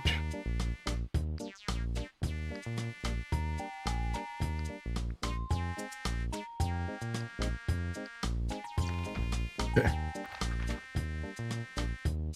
Do you want the answer? Yeah, sure. I actually have a goal in mind, so I'm going somewhere else first, and then I was going to think about it. But sure, the answer is welcome. Yeah, I actually just came here to go get some pumpkins, but I figured we would continue the Cheshire Cat stuff because I want to get the uncrafting table, which I have not unlocked yet. So L Bean says, I would love to know how it's different. I don't get much time to play, teacher and a mom of young kids. I feel like I need my gaming time to count. So let me just muster up a quick thought here. How is Disney Dreamlight Valley different from Animal Crossing, from Stardew Valley, and from Pocopia? So let's start with ACNH. So ACNH is based off of a real-time clock, and all of the villagers in the game are not notable characters. So in the game of Animal Crossing, you are tasked with, let's say New Horizons, you're tasked with creating a new island from scratch. And as you go on that journey, you interact with a bunch of different villagers and creatures, and it's very decorating focused. And I would say that Animal Crossing's biggest draw for me would be the real-time clock, and how if it's 9 p.m. in real life, it's 9 p.m. in game. Otherwise, I would say Animal Crossing's biggest gameplay draw is probably the decoration system and the terraforming. Yeah? That's like what most people play it for. Otherwise, you have the villagers and interacting with them and kind of living your life in another game. And you have the real-time clock. So Disney Dreamlight Valley doesn't have a real-time clock. So there's the first thing. So it's not based off of real time, so it's very different. You just kind of engage it the way that you want. While it does have a real-time clock in the game, it's not relevant at all outside of like little things. It doesn't really matter. So the second big difference for DDV that I just mentioned, I just wanted to get some key points out of the ways. So DDV does have a decoration focus, and it's a very decoration heavy game. So you are going to be doing a lot of that in this game as well. So if you play Animal Crossing for decoration, then if you picked up DDV and played it for decoration, they might feel like similar games. So it depends on how you play Animal Crossing. But DDV is a decoration-focused game as well. However, this is where the games separate. All right, so from decorating, from the fact that they're both kind of life sims, they both kind of have real-time clocks, but not really. The characters, this is where things start to deviate. In Disney Dreamlight Valley, you're running around with other Disney and Pixar characters. You're not interacting with Tangy the cat, you're interacting with douchebag McGee from Beauty and the Beast, right? Like, so I think that's a big fundamental difference, all right? Right out the gate.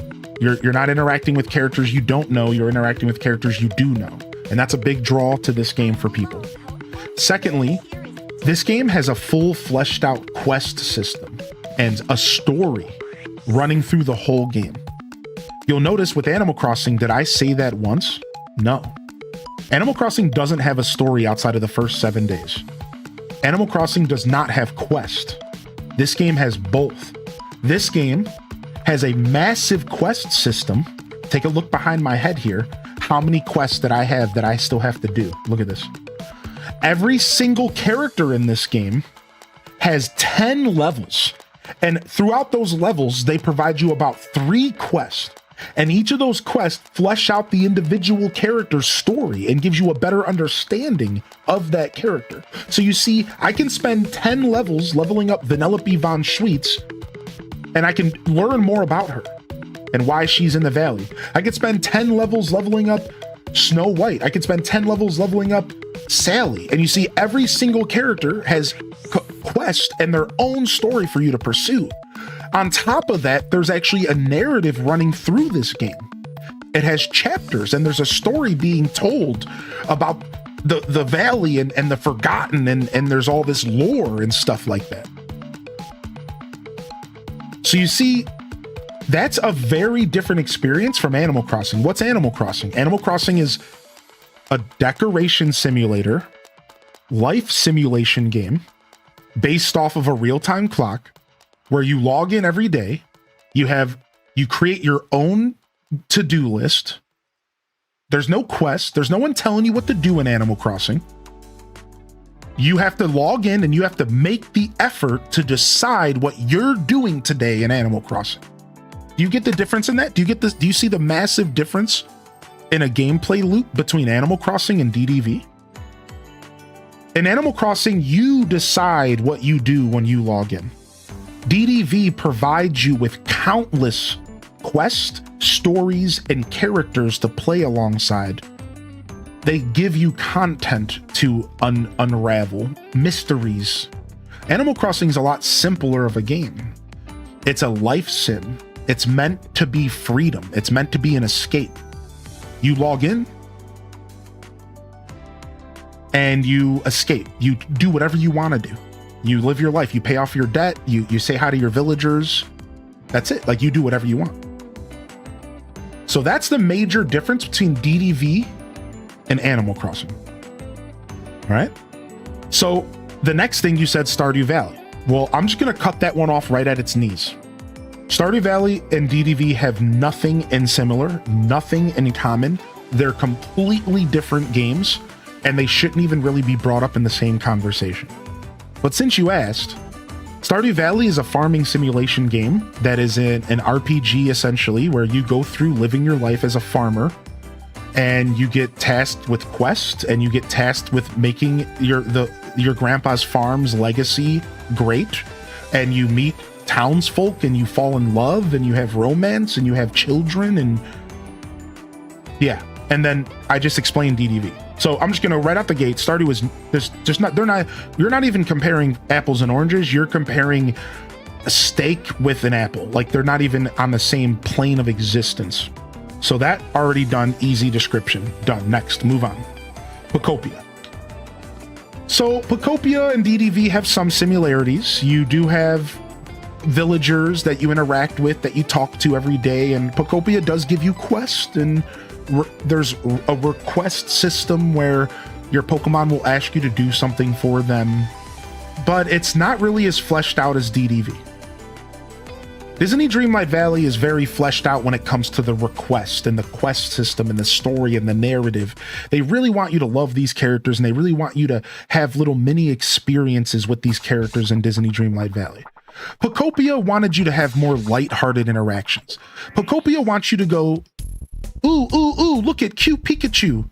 Aw, Pikachu gave me a stick. Oh, Pika, you're so cute. Oh, what's that, Pikachu? You want me to play Look This Way with you? Of course I can do that. I love you, Pikachu. And that's about it. That's the end of your interactions with Pokemon in Pocopia. It's, oh, look at the little Squirtle. Ooh. And then you talk to him and you go, ooh, Squirt, I want to squeeze your little cheeks. And then that's it. You're not really designed, you don't care about the Pokemon in Pocopia more than you already did before you even played the game. There's not really quest. However, Pocopia is a story-driven game. And it's an RPG. And if you haven't finished Pocopia, by the way, it's a beautiful story. And in that sense, Pocopia is actually kind of similar to DDV, even more than Animal Crossing. Funny enough, you made me think about this. And I would say that Pocopia is the thing that is closest to DDV than everything you mentioned on your list. How about that? So that's really funny, because I never thought about that. But out of the 3 games you listed, Pocopia is technically the closest to DDV. Technically. But even still, I would say that they're pretty far. Like, it's not quite that close. So there you go. I hope that helps you kind of understand the difference. I love talking about games just as much as I like playing them.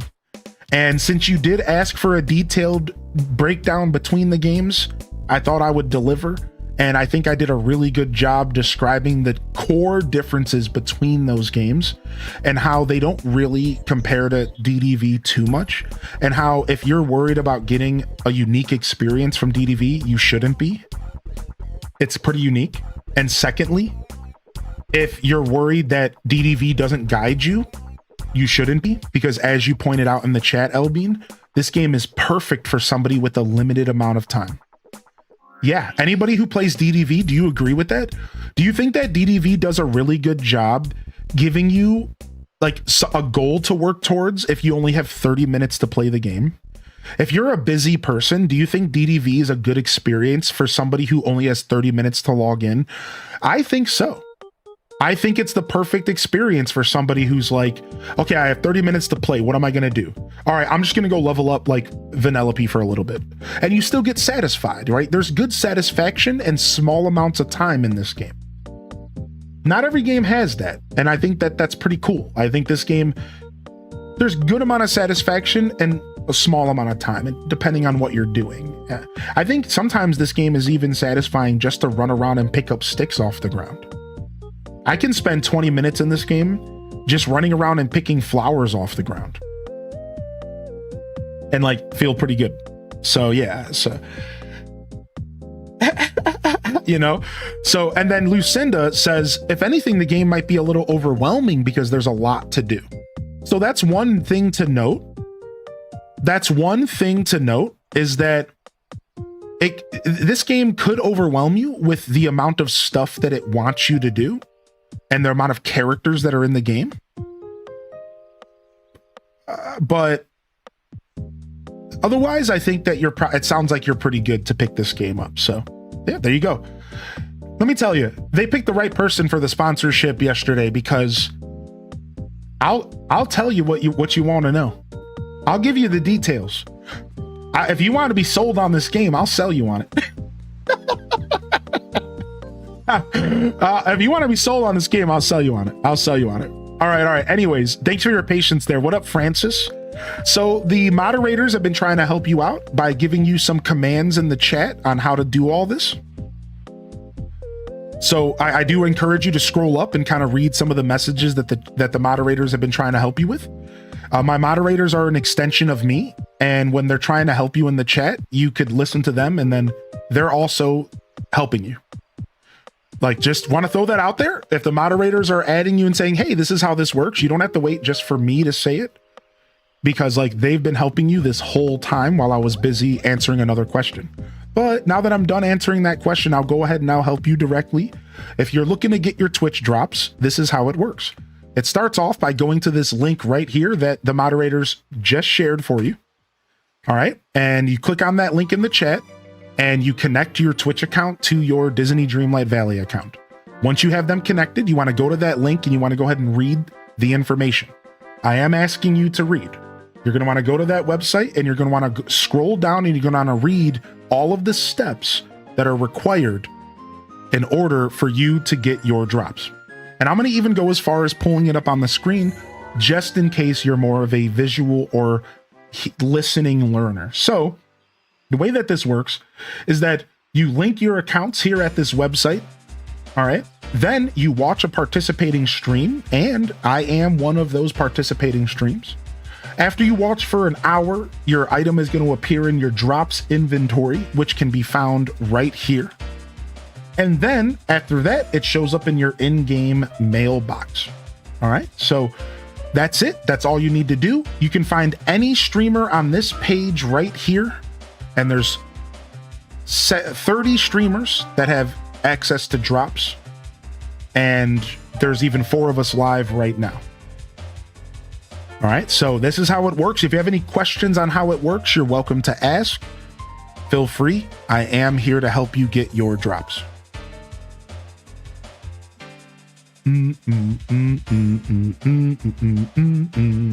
What's up, Gemini Puppy? Welcome to the show today. As somebody who doesn't necessarily like Disney characters, DDV is still enjoyable, very much so. Oh yeah. Thank you. Yeah, no problem. No problem. Hope you're having a good day today. Oh, nice. I already have pumpkins purchased. Perfect. Perfect.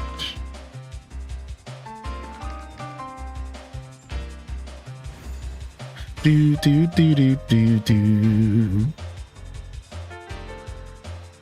We might have to buy some more, but we should have enough to get us started, which is good because I'm broke.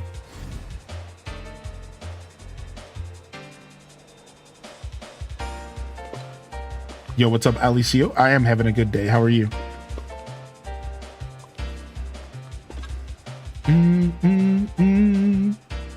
What is this? This house is cutting into my farm space. What the heck? All right, that's fine. We'll make this work.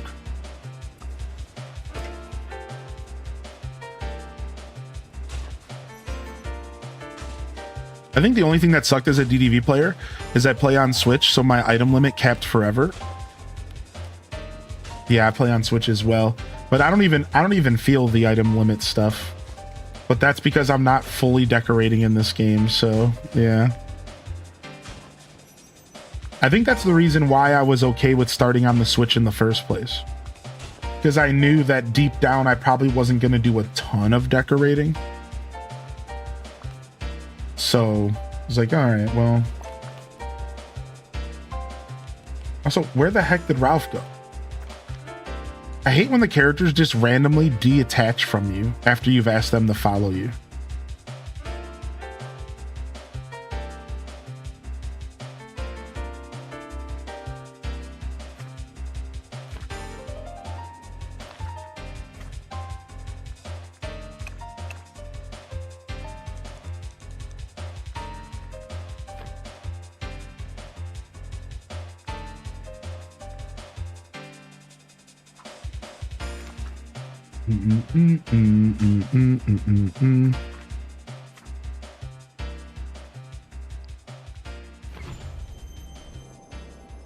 The heck, Ralph? Dude, you were supposed to be with me, buddy. What happened?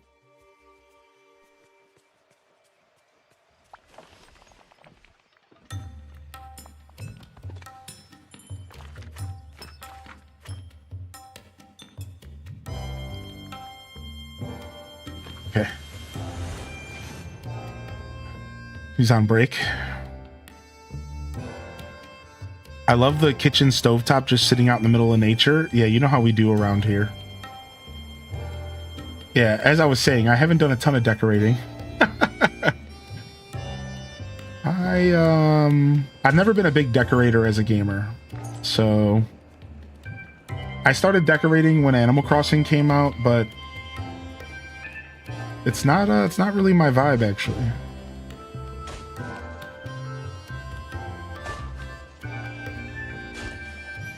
It's like I enjoy doing it every once in a while, but it's not really something I like doing a lot of. You're in design. You have marvelous taste. Which is funny considering I play so many games that have decoration in them. But usually it's my least favorite part about all those games. The duality of man.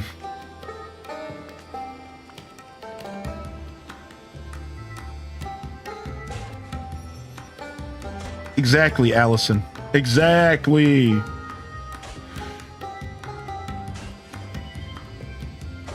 I like that at least some games try to make decorating have more of a purpose. Like, I think it was Fae Farm that made it to where decorating, like, added to your character's stats.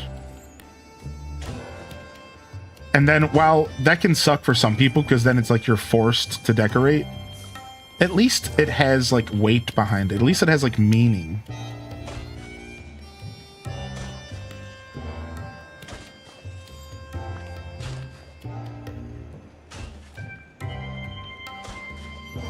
I feel like Hello Kitty had something like that. I don't remember. I love decorating Fae Farm because it had purpose. Yeah, like, that's when it's cool.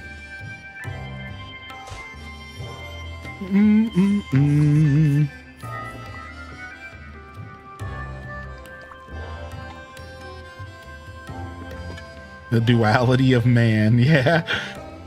Plays cozy games, complains they're too cozy. plays cozy games, hates the main thing cozy games ask you to do. Plays cozy games and dislikes the main thing cozy games all try to get you to do. Play dress up and decorate. My two least favorite things in every video game. I don't know what my problem is.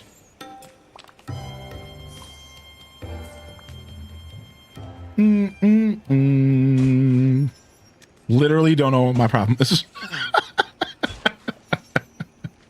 As long as you're enjoying something, you're doing something right. Yeah, exactly.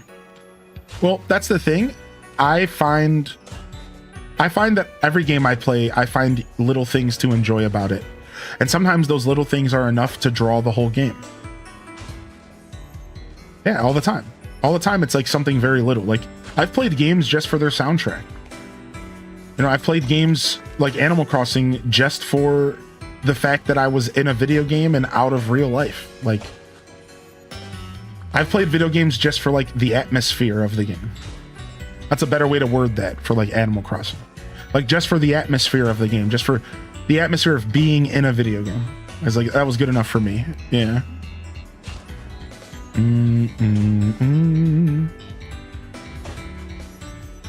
I wish Pocopia gave more incentive to get them all to awesome. Yeah. I had to create my own little challenge to make that. Dun, dun, dun, dun. Milady? Milady? Milady? Excuse me? Milady? Milady? Milady? Excuse me? Milady? Milady? Milady? Milady? Excuse me? Milady? Milady? Milady? Milady? Excuse me? Milady? Milady? Milady? Milady? Milady?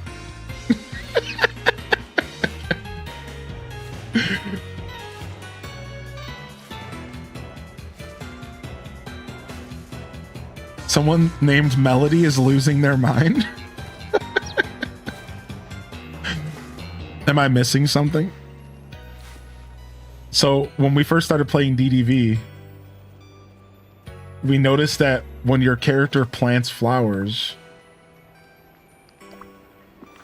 he bends over as if he's saying, "Milady, milady, milady," and it just became like a running meme in the community.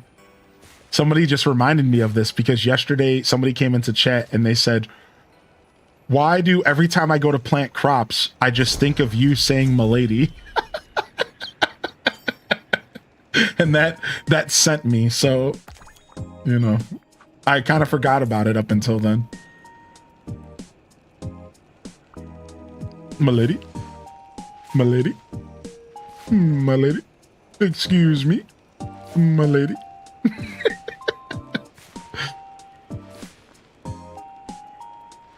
I walked away and I could only hear you and I was confused, and then I was like, oh, he must be planting.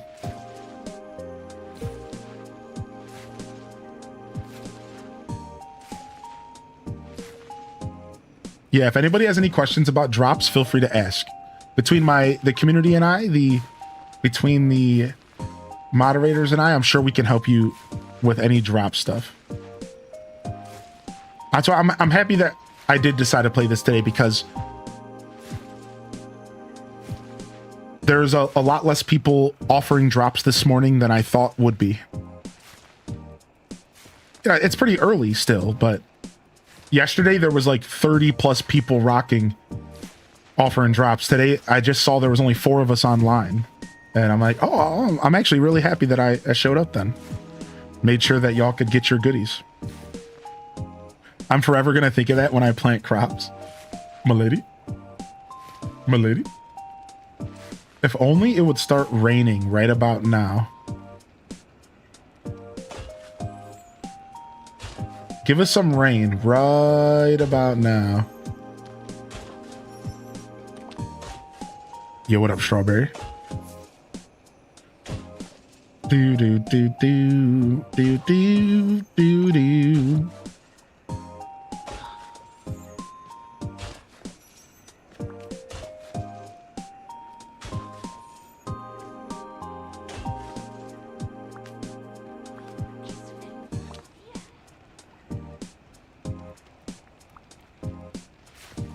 Where's Squirtle when you need him?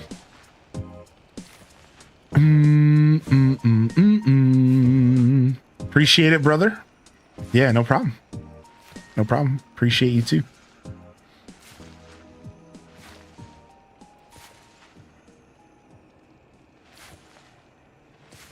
All right, 2 pumpkins left.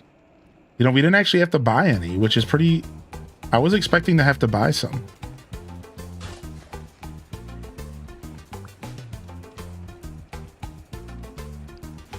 At least we got a decent amount this time. Yeah, the team learned. They learned, and they've been offering drops to more people, which is real nice.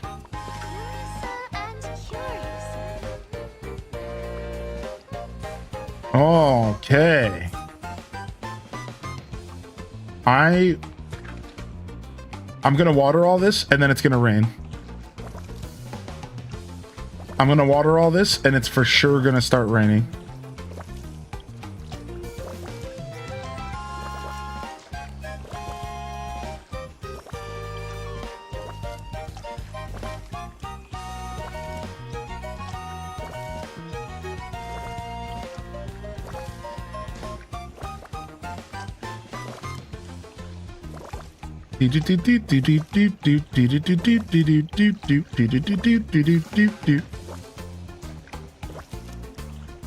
All right, over 100 pumpkins planted. Not bad. Not a little bad. Not a bad little farm. Some of you are probably scoffing in the chat right now, like, bro, do you even farm 100 pumpkins? Are you even playing the game, Hylian? Wow. Do you even milady?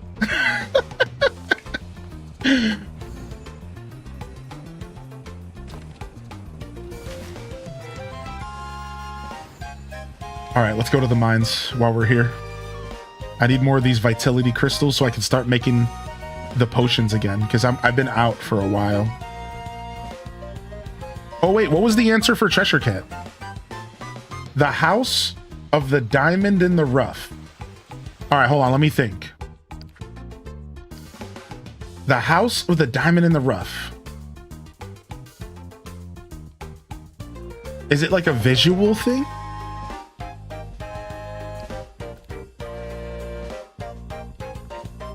Is it like Alice's house? Does she have like the card of diamonds or something?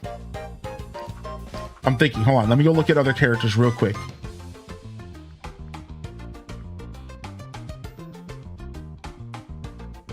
Oh, I forgot we got Alice to level 10. I just like her that much. I really do love Alice in Wonderland. I've always loved it.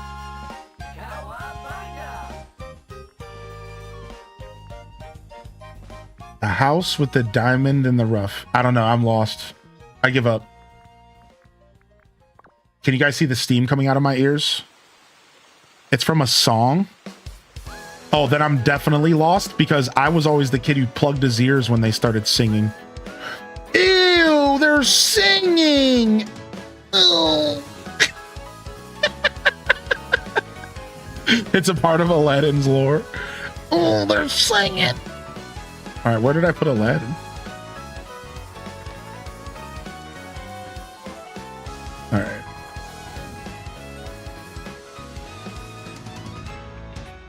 Remember the planting lag in the beginning when you couldn't plant 100 without the game lagging horribly? I do remember that. Yeah, I do remember that.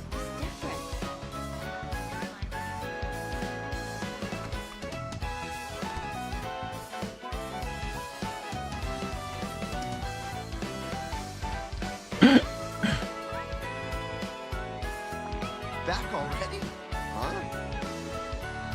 Something really strange is going on in my house. Yeah, it looks odd in here. Some of our furniture's been replaced with all these strange new things.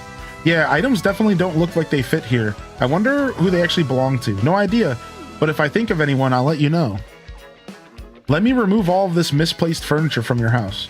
Then we can go ask the Cheshire Cat a few questions. So long. Bum, bum. Where do these items come from? Rapunzel? Whoa, it's almost as sunny as Agrabah.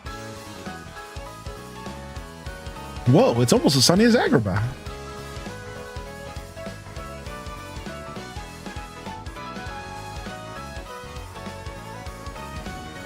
It's just a part of Aladdin's lore. What's the lore? Tell me, chat. Fill me in. So what does the diamond in the rough have to do with Aladdin's lore? I need to know. I thought of Aladdin. He's very diamond-centric. I thought of him. Aladdin is the diamond in the rough? Oh, that makes sense, I guess, because he was like a street rat, and then he becomes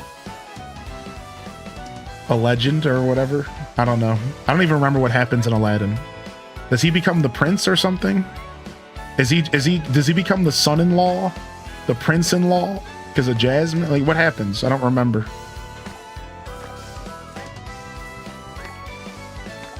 The big lion mouth in the desert says it to him. He's the only one that can open. So why is he the only one that can open it? What makes him so special? Why does he have the ability to open it and no one else?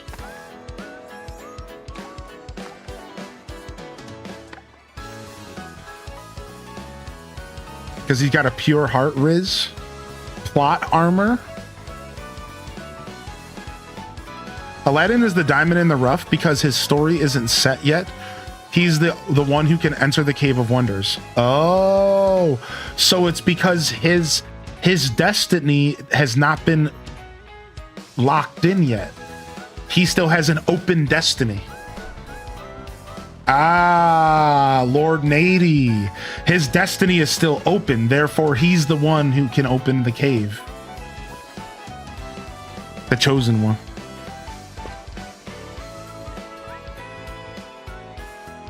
Aladdin's the diamond in the rough because he's got massive family jewels. Wait, I shouldn't have read that out loud. I think that's wrong. I have a sneaking suspicion that's not true.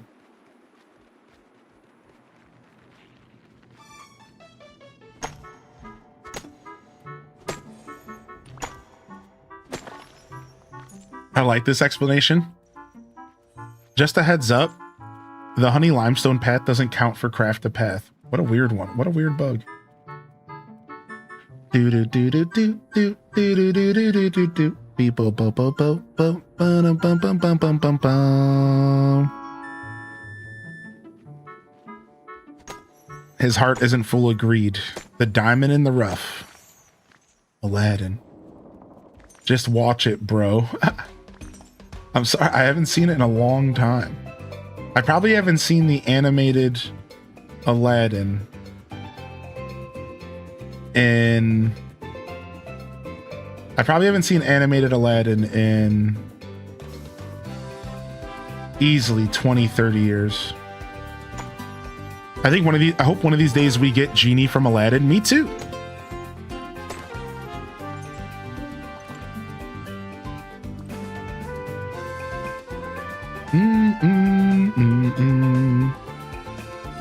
Yo, my homie's stuck in the cave.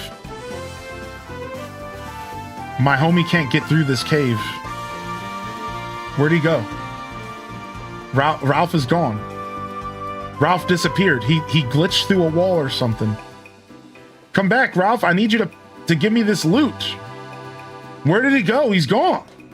Ralph! Ralph!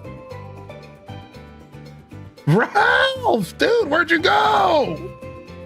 Oh, hey. Where are you going? Why are you running that way? No, stop running that way. Dude, no, come back. No, dude, I need you. Please. Why are you running from me, dude?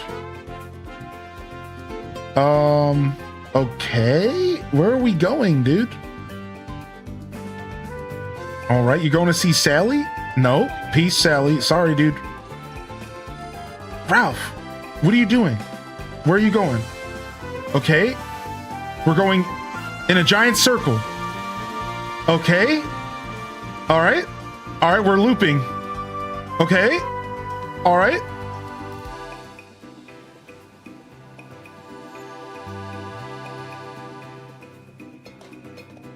Wait, you did all... You...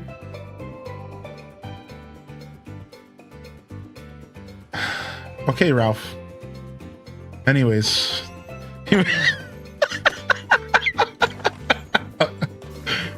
Okay. All right, Ralph.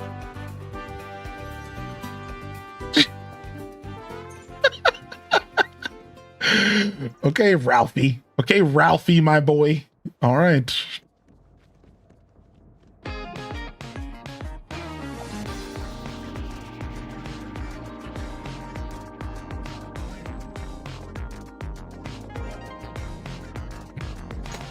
Ten out of 10. He was on a mission. I'm crying. I'll be honest. I kind of knew that's exactly what was happening. I just played enough of this game. I kind of like as I realized once it hit me that he was running in a big circle, I was like, oh, he's glitched. Like it just, I've played enough of this game. I was like, oh, homie's glitched. I see.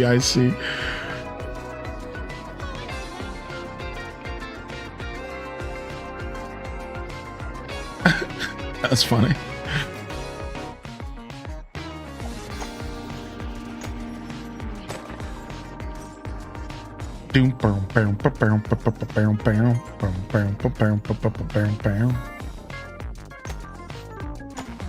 There was something in the corner by the blue gems. Yeah, it's a secret quest I haven't done yet. It's a really old secret quest I haven't done yet. This is where the blue potato goes. Or something like that. The blue potion. Or something like that. It's like 5 blue items or something. This is a part of the secret golden potato quest line that I never finished. All the way back from like the first year. I don't exactly remember how it works, but that's a part of it. I remember us asking about that years ago. Yeah, they eventually finished the potato quest. Random. Like they eventually like fully finished it. And it was a combination of like 5 different potatoes that you would turn into potions. And then you like combine the potions and then they did something. Can anybody confirm that? It was something like that. It was like the 5 potatoes equaled 5 potions and then like something happened. You finish it? You should finish it. I really should finish it. Yeah, I really should finish it. You got a golden tater and a red tater? Yeah, there's a blue, a gold, a red. And I can't remember what other ones there are.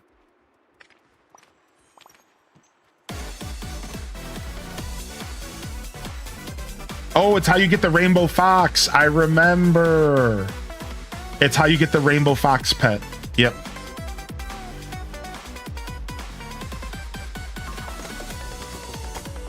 I feel like an expert in reaching places I shouldn't be in Breath of the Wild. I don't think I'm meant to be trying to climb Akala Tower after the first boss. No, probably not, but that's the best way to play Breath of the Wild. Yeah, keep it up. That's exactly how you're supposed to play that game. 100%.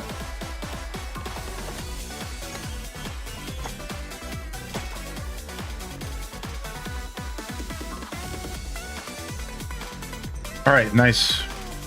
A nice little Vitelli's cave run. I was running out of these Vitelli's gems and I wasn't able to make the super cool potions anymore that do super cool stuff.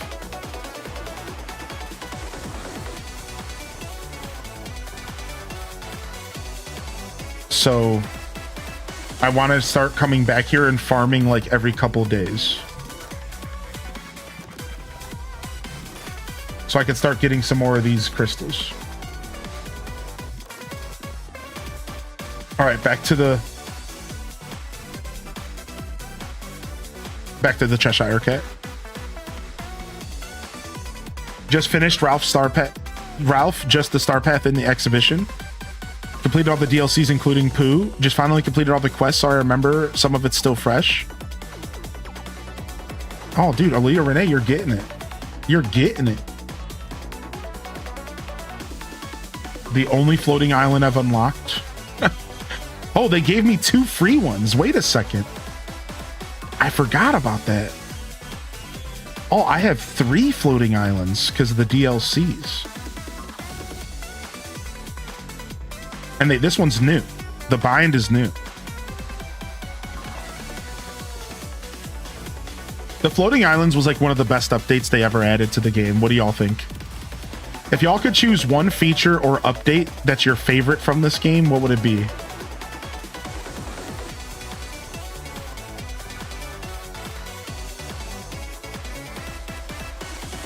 If you remember this game, like over its time, its life. Oh, we forgot to sell the gems. No. All right, let me sell them.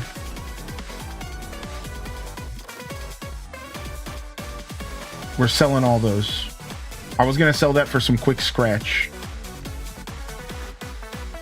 The bind ones just came out yesterday with the Pixel Perfect update. Yeah, the bind ones just got added with the Pixel Perfect update, I think. Yo, what up, cool girl? Hey.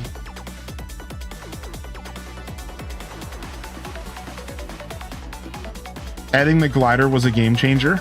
I do remember the game did not have the glider on release. That's such a funny comment. The game looks super crisp nowadays. It's definitely pretty crisp.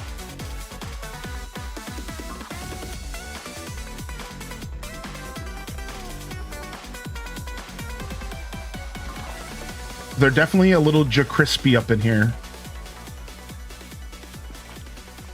Definitely a little crispy.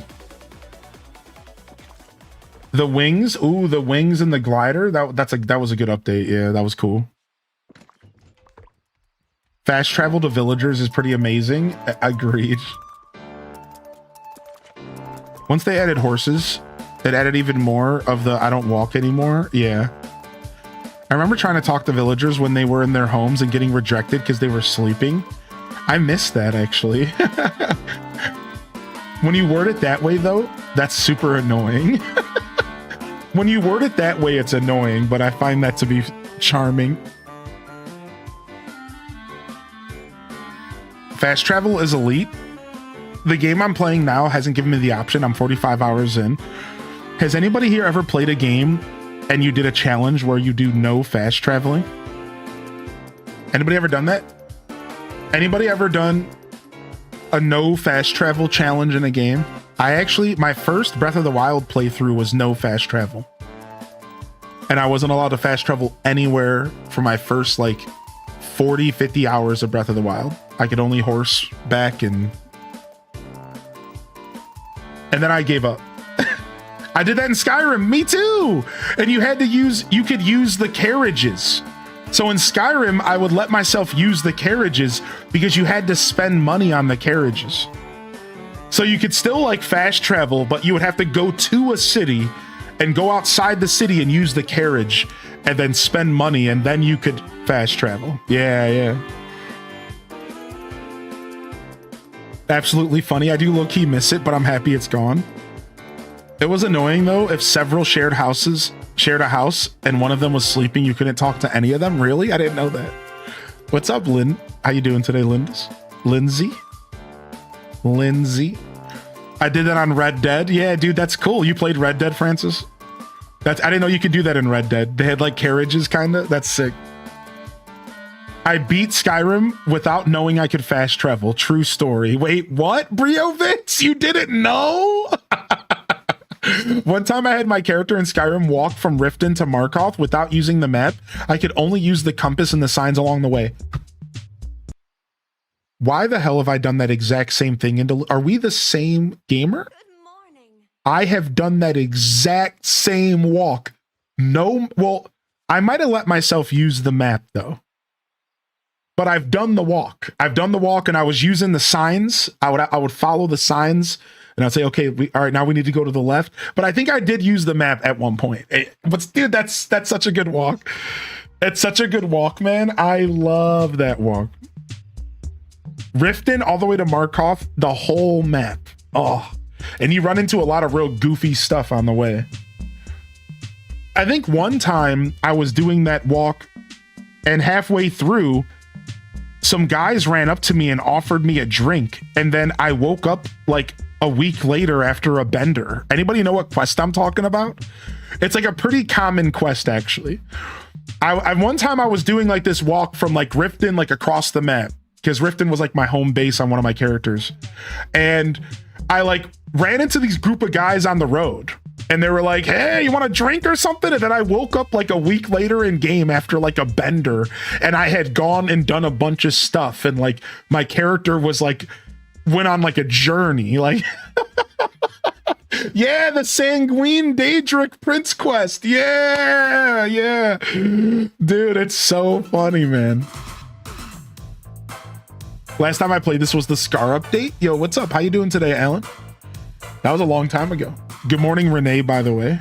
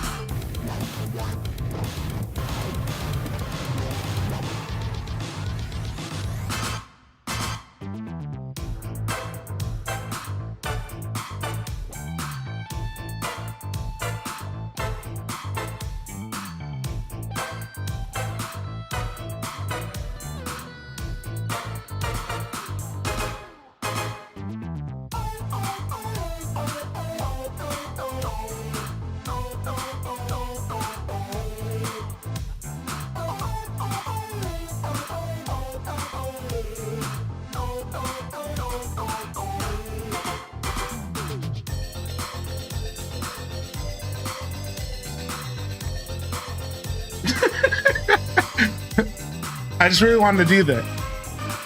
Every time I hear this song, I just really wanted to do that. Like for like weeks now. I didn't get it out of my system. All right, I feel better now. All right, so anyways, what were we talking about?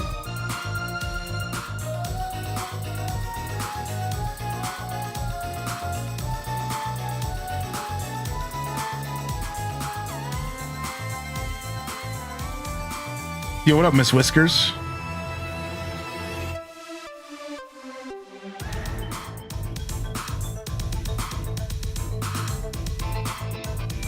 Something about this song. Like, that's just what is this song? It's got like Men in Black energy.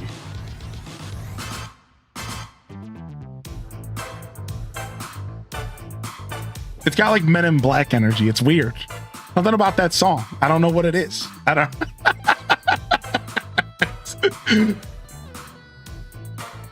I need to talk to you. Where's Aladdin's things? Aladdin would like his furniture back. The fronts of the furniture too, or just the backs? You must know where it is. You mixed everything up. I'd rather like to think I've improved it. Why? This valley is nothing at all like the Wonderland. Ah, so you miss Wonderland? Now you're just...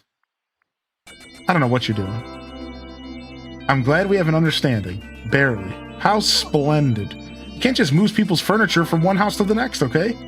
I'm going to figure out who owns these purple cutesy pieces of furniture so I can return them. Can you just stay out of trouble? Purple cutesy items. Who owns purple cutesy items?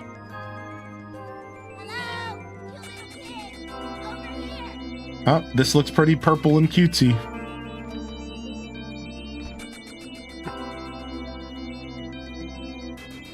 Yo, is this your crap? Oh, it's you.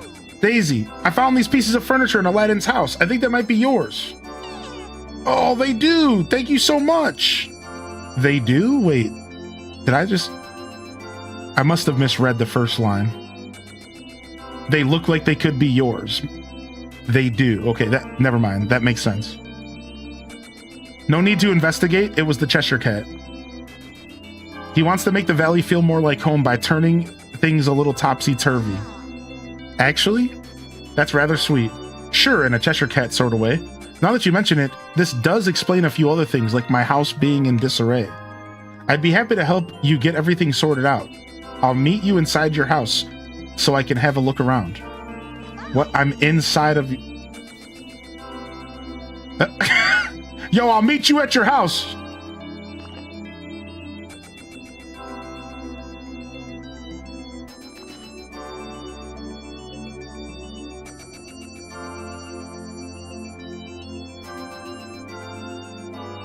I'm missing a third item. Oh, here it is.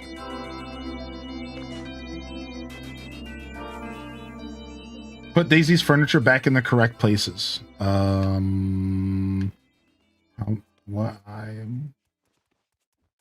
think they're expecting me to go into furniture mode here. No? All right, let me go in and out. I think this is a little buggy right now. Yo, get out of the way, Raph. I can't leave the house. Thank you. I thought someone... No, Brittany. What, were you born in a barn? That's not how that works. This is Dreamlight Valley. Animals don't poop. Girls don't fart. What kind of game do you think this is? Unbelievable.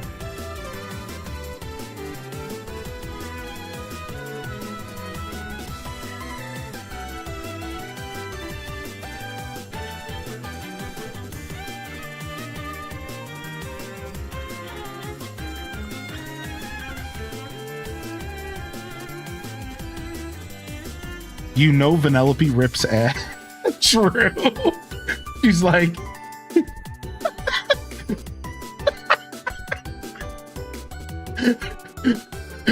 she makes that face and everything. She just rips a massive... Right? She just rips a massive fart. She like makes a face and then she goes, I'm the princess of comfy. And then just lets it rip. I'm the princess of comfy, and just yeah, that's 100% Vanilla. That's why I like her so much. That's why she's my favorite. I'm the princess of comfy.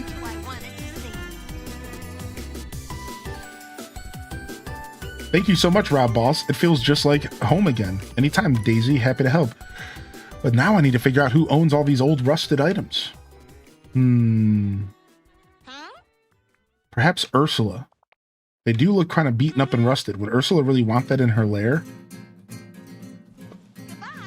The three people that they mentioned, Mother Gothel, Ursula, like, why would any of those people want rusted stuff? My first thought was Wally. Why the three options that they put there were those meant to mislead me? Because like my first thought is instantly just Wally. Why would you think anything else? Sometimes you gotta let one slip out. I'm the princess of cozy.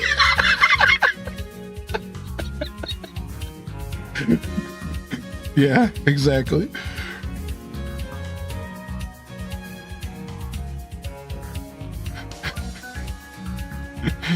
I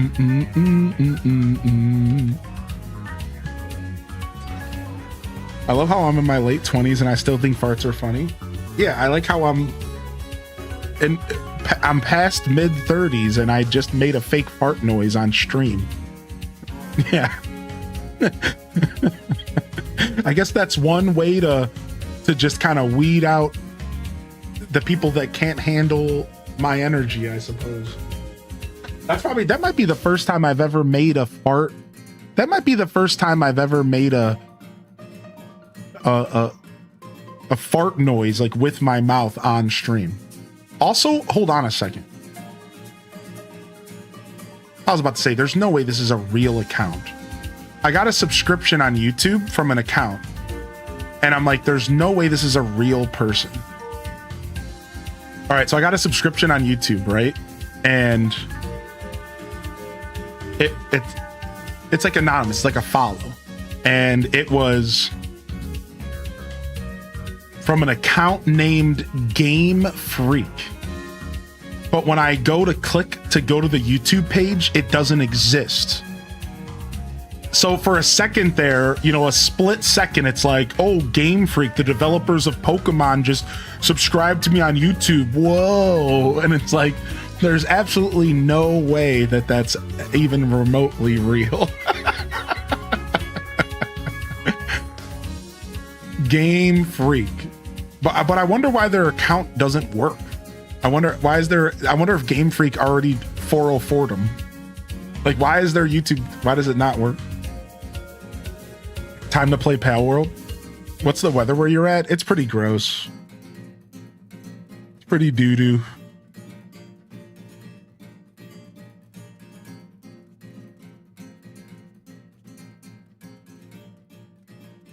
It's 75. Not terrible at the moment.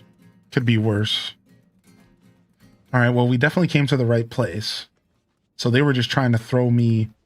They were just trying to throw me for a whirl. So now we just got to find our boy Wally.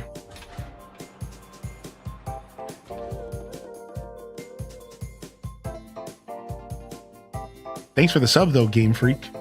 Maybe they weren't trying to be Game Freak. Maybe they just wanted to be a Game Freak. I didn't even think of that. Maybe they weren't trying to be Game Freak, the company. Maybe they are just a game freak and they like games. They're freaks about games.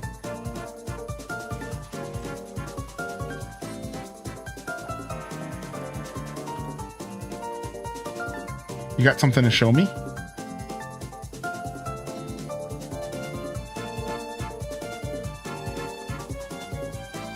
Meet Wally inside his house, okay.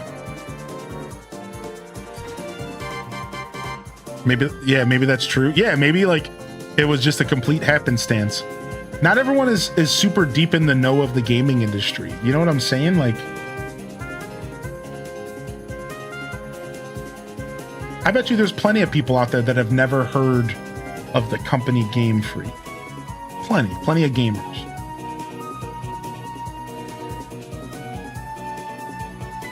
I just can't help it that when I hear Game Freak, the first thing I think is the company who's made Pokemon for my whole life.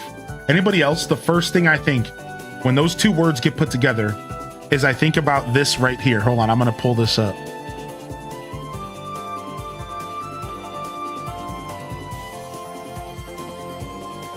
The first thing I think of is like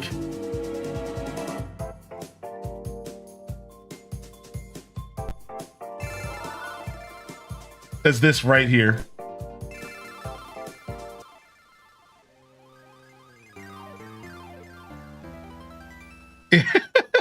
The stars. You know, like I can't help it. Like I was raised by this company. This company was my dad, basically. Lieutenant Surge, please. All right, while we're here, let's go do the Pokopia video.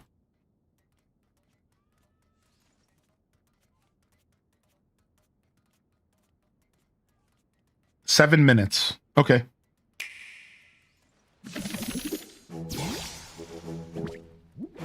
Ditto has transformed to look like a human. They learn moves from other Pokemon and work together with them. Taking their time. This is for the new DLC. And enjoy life to the fullest.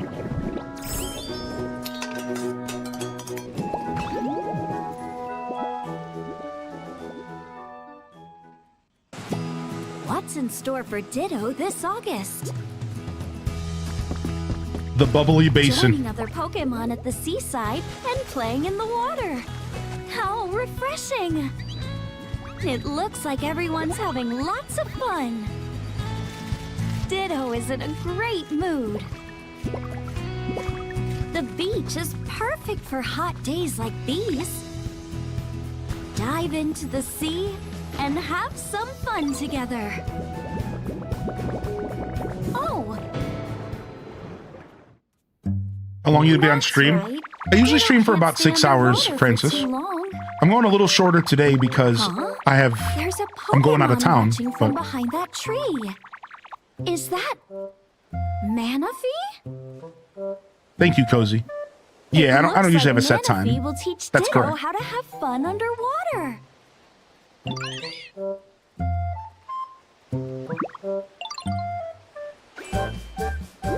After learning the move Dive from Manaphy, Ditto can go underwater. That's Listen, why is she talking to me like she's Dora the Explorer? All right, stop. I understand. It's for kids. I get it. I know. great, Ditto. Now you can explore the world under the sea. In underwater areas that used to be inaccessible, you now have even more freedom. Try taking some Pokemon with you for a swim. When underwater, you can have a lovely time developing towns just like on land. That's sick. You can Sick, dude. try Underwater farming. Sick. time developing towns just like on land. Dude, I like that. Underwater farming's dope. You could try to build a beach house under the water, or dive below the surface on a handcar. Okay, that's cool. You'll have even more ways to develop your town in a free software update, available on August 5th.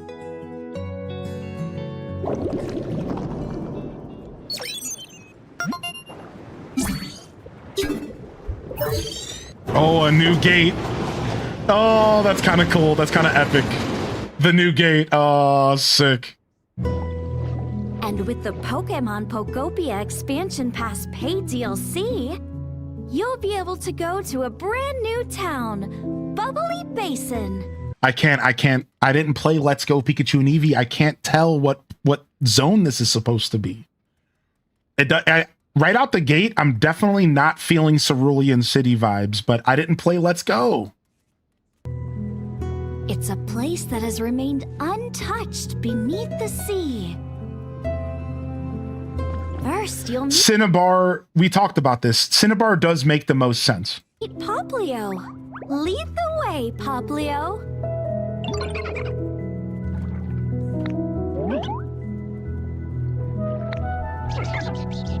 But how can you help add some sparkle and shine to the town?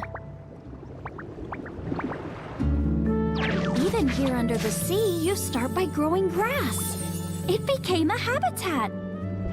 Cute. YouTube chat says, Saidi says, I think they forgot that probably most of their fan base are now grown-ass adults. I know. Like, here's what I feel about that. Is Nintendo, through actions, this is how I feel about this. Nintendo basically, they're willing to disregard the adults to target the kids, knowing that a huge chunk of their fan base is adults, because we don't have to be chased after as hard as the kids do. Is that like, does that make sense? It's like the kids, they feel like they have to chase after the kids so that they can get another, in 30 years, they can have more Pokemon fans that are adults. So they feel like the priority should be the kids for their business. And they feel like they can just ignore us because like we're like on the out, which is like, I kind of just describe society in general, but like, that's just like kind of how things go in general. But still, like, that's what I feel. I feel like Nintendo they know how many adult fans they have. And they're just basically like, but you don't really matter as much as the next 30 years does with this kid. So we're going to talk directly to the kids and we're just going to ignore you. And I think that's such a tragedy because Nintendo could truly just talk to both of us. it wouldn't be that hard for them to talk to both of us. And I think Arceus was the first time that I felt like they were talking directly to me, which is why I think Arceus is so good, because Arceus was the first time that it felt like the Pokemon company said, okay, we're going to talk directly to you, a 35-year-old Pokemon fan.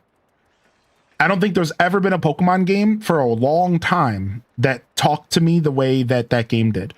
Every Pokemon experience I had for a huge chunk of years fell flat. And I started feeling like I wasn't really being targeted anymore. And I started feeling the pain of not being the main target demographic. And I started becoming less of a Pokemon fan. And Legends Arceus brought me back. So I hope that they continue to acknowledge that. Like, I feel like Arceus was the first step in the right direction. Anyways. Let's make this spot home for now. More Pokemon are arriving one after another. Let's work together to develop the town. I wonder how many Pokemon they're going to add. Can they grow underwater? They can't add like too much, Air right? from Mudkip? And some help from Corsola? They've managed to grow watermelons underwater. 20? What's this? Part of me feels like it's gonna be low. Yeah. Wants to make a house. It can't be like Just it can't be use like some of the 100 new Pokemon, buoyant right? Block items and ta-da! You can build a home that floats underwater. That's cool. Just floating homes is sick. Huh? It got really dark out while we were working on that house. I know. We need some light. Underwater With Chin Chou's electricity. help, the town is brighter now. Underwater There are electricity. interesting Sick. items like this one too. As you fulfill requests from other Pokemon, the scenery in town will grow livelier every day. Ditto's really making a splash with everybody. So like just in this trailer, they've shown off like almost like 7, 8 Pokemon. So I would say then you would assume that maybe double that is not shown. So yeah, maybe we're looking at like 30 new Pokemon. Right? Like maybe like You 30. can also place new furniture that fits perfectly with the ocean world and make a new favorite spot. Now where could Ditto and friends be headed out in this vast ocean? Ooh, Phasmophobia, dude. What? Dude, how big is this biome? They've entered the pitch black depths of the deep sea. Use glowing coral to guide your way through this dark world. Even more excitement awaits. I wonder how big it is. This new It'd be cool if it's pretty underwater big. world is filled with sights yet to be seen. Do you mean Subnautica? I was trying to say the word that means people are scared of like There's also deep, plenty of items and furniture dark places that in the can ocean. only be found here. but I probably pronounced the word Enjoy wrong. developing a town that's only possible underwater. We hope you look forward to experiencing the world of What the heck, dude? They teased Starmie there. Starmie better be in this. Staryu and Starmie better be in this for sure. Yeah, I'm thinking maybe like 40, 50 at most. We hope you look forward to experiencing the world of Pokemon Pokopia with even more freedom.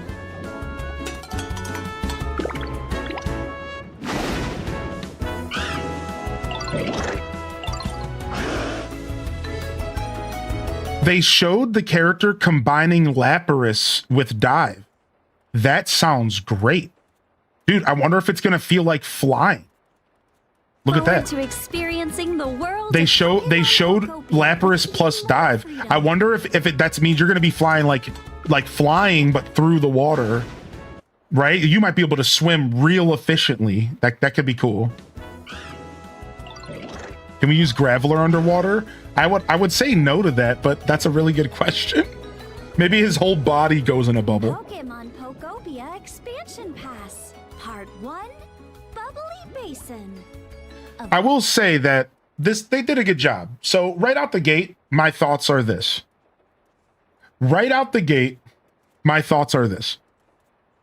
looks like a ton of new items, a ton of new like a bunch of new block styles, a bunch of new tile styles, a bunch of new items. Right out the gate, I'm seeing there's a lot of different items and stuff. So probably going to get a nice boost in craftable items and discoverable items. Looks like, from what they're showing us, it looks like there could be anywhere between, you know, maybe 30 to 50 Pokemon, unless there's a lot more and they're just hiding them all. Then the biome itself seems pretty big. They showed like this deep, dark part of it. I imagine the biome will be just as big as all the other biomes. Because, like, to be fair, the biomes are massive in this game. So it's going to be just as big as all the other biomes. It'll feel nice and large, and hopefully there's a lot to discover, maybe some mysteries. They did talk a little bit about mysteries in this. I'm wondering if there's going to be like a decent little story and some more lore tidbits and stuff. That's actually the thing that's driving me to this the most. Is I want more story. I want more understanding of what happened to the humans. I want more little references and nods to Gen 1. And I want to discover what this city was or what this city is. Like, that's my favorite part of this so far. So hopefully they deliver on that front and they don't hold back on the little lore drip and stuff. Otherwise, I'm excited. You know, the idea of decorating underwater doesn't necessarily appeal to me, though. All like that. Like, it does. It'll be really cool to be able to create underwater biomes for Pokemon that obviously belong underwater. Like, the first thing I want to do is get Magikarp and Gyarados living underwater, because I just feel like those Pokemon would do better underwater. And it does make me want to even change some of my ideas I've had for previous Pokemon, because I think it would be nice to have them in a more natural habitat than having to force them in little lakes and stuff and try to make it work. So I am excited for that side of the decoration, but the point I'm trying to make is I'm just not like jumping up and down at the idea of decorating underwater. It's like just a cool addition that I will definitely be exploring and I'm excited for, but you know, it's not really selling me. I think the thing that's really selling me here is just the dive ability in general, because I just like new abilities. And I think just the fact that we're getting a bunch of new stuff, just adding more to the game, more ways to play, more ways to interact is always welcome. The fact that they're adding a whole biome that's underwater is really interesting, because this is something I didn't consider. It almost seems like there isn't going to be any area, like everything's underwater. Like, there's no way to drain the water. Like this biome is just all going to be submerged all the time, which is real interesting. Like, I don't think you're going to be able to remove the water. Like, it's all this biome is just going to be underwater permanently, which I guess I didn't consider that. I thought that the bubbly basin would be like, maybe like underwater at first, and then some of it would get drained, and then maybe like part of it would be underwater. But I'm realizing now that we're straight up going to Cinnabar Island, and we're straight up going to a biome that has just been completely submerged underwater for a very long time, which is pretty cool. Like, that's like pretty neat on how this is all going to work. So guess we're going to figure it out together. And did they announce something for part 2? Let's see. There's more. In part 2 of the expansion pass, accessories will make their debut.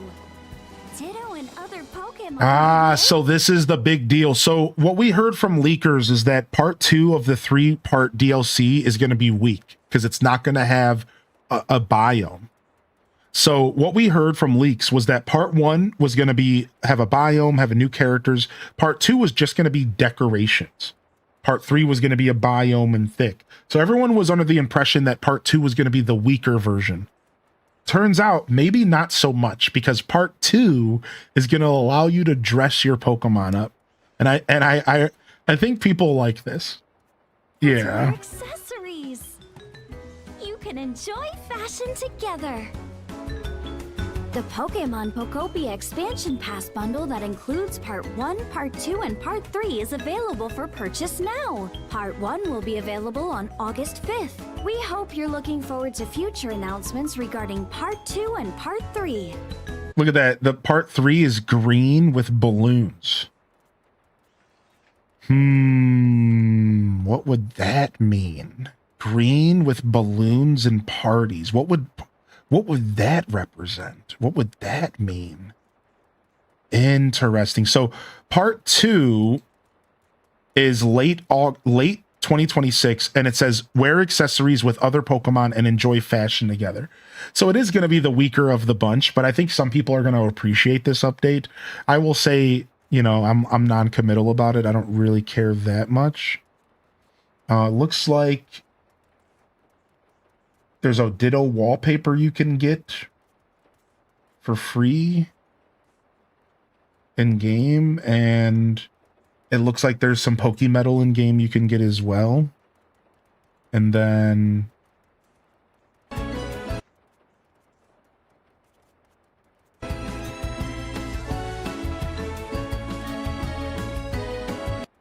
the August event got announced. Fetching scales for Feebas. Feebas has come to town, collect Prism's scales, an event only item, and grant Phoebus's wish. So that's the last thing they announced. So I will say pretty thick announcement.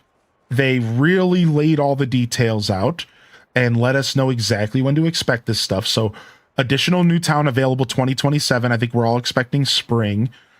So Christmas time, November, we're getting the decoration update, and then Bubbly Basin. I have a quick prediction. What up, Ryokeen? I have a quick prediction. The reason that they're doing only an accessory update for late 2026 is because they're releasing a Pokemon game and they don't want to cannibalize their own content. So my prediction is that there's a Pokemon game releasing in November that we don't know about yet. And I could even go as far as predicting what type of game it would be. I'm going to go ahead and say that I'm not going to say anything. I want to say it's going to be an old game coming to the future, though. Not a like a really good side game, not like a new mystery dungeon, not like a new Let's Go, nothing like that. I think it's going to be old stuff coming new, just like they did with Fire Red Leaf Green. That's what I'm going to say. So they don't want to cannibalize that. So they're making it a lighter update for Christmas for this game, so that the focus is on whatever game they're holding back right now that we're likely going to find out about later this month in a Pokemon Presents. That's what I'm calling it. They're holding back so that they can drop a Pokemon game, and the focus can be on whatever that game is going to be, and get everyone's money from it, right? And that I could even go further to say what I think that game is going to be, but I don't want to spoil stuff. Isn't GTA 6 due in November? Isn't that why nothing else is scheduled for it then? GTA 6 is due in November, and that is why there's a bunch of other game companies avoiding November. However, I don't think that has anything to do with Pokemon, because there's just such different universes. Yeah, I think that there is an exception to that rule that everyone's going to avoid November, and the exception is Nintendo, and the exception is Pokemon, and the exception is games that have nothing to do with the audience that plays Grand Theft Auto. So, and I feel pretty strongly about that. So I don't think Pokemon's cares at all about GTA 6. I don't think Nintendo cares at all about GTA 6. In fact, earlier I just predicted that Ocarina of Time is going to release the same week as GTA 6. I'm calling it. Ocarina of Time is going to release on Thursday. GTA 6 is going to release on a Friday. I'm calling it. Nintendo's going to do it. Because Nintendo is that hipster punk who always has to make it known that they feel like they are better than everything else in the room. And what better way to do that, to make your product feel premium, than to release it the day before Grand Theft Auto 6 and to just stare people directly in the eye and just be like, yeah, figure it out. But if you want to play Ocarina, you might want to play that. Oh, but you want to play GTA 6? Oh, well, Nintendo's a premium product and you better figure it out. Like they're going to call you out. Nintendo is going to call you out as a fan, and they're going to make you decide which one of those games you're going to play, because they're so confident that you're going to play Zelda before you play Grand Theft Auto. You'll probably play both, but they're so confident that they'll release it the same week. I'm calling it. I could be wrong. This is just my little fan theory. But I'm telling you, they're that bold. Nintendo is that bold that they will do it, and they'll stare you in the eye and they'll say, "Come on, come buy Zelda. Let's go." Come on, we know you're gonna buy it. Yeah, they would be correct. Yeah. Are you gonna play GTA? No, I'm not a GTA guy. I might be interested in someday, but I have zero interest in playing GTA on release. Yeah. Maybe someday. I'm not a GTA guy though. So the real reason I'm saying no to GTA is because I don't have a way to play GTA right now. So if I had a way to play it, then I would probably be interested in showcasing it to all of you. But because I don't have a way to play it, unless I pick up a PlayStation or an Xbox by the time it comes out, I'm probably just not gonna play it. Yeah, it's not my vibe. Have a great trip. Yeah, thanks. I'll be back Sunday. I'm only gonna be gone for 2 days.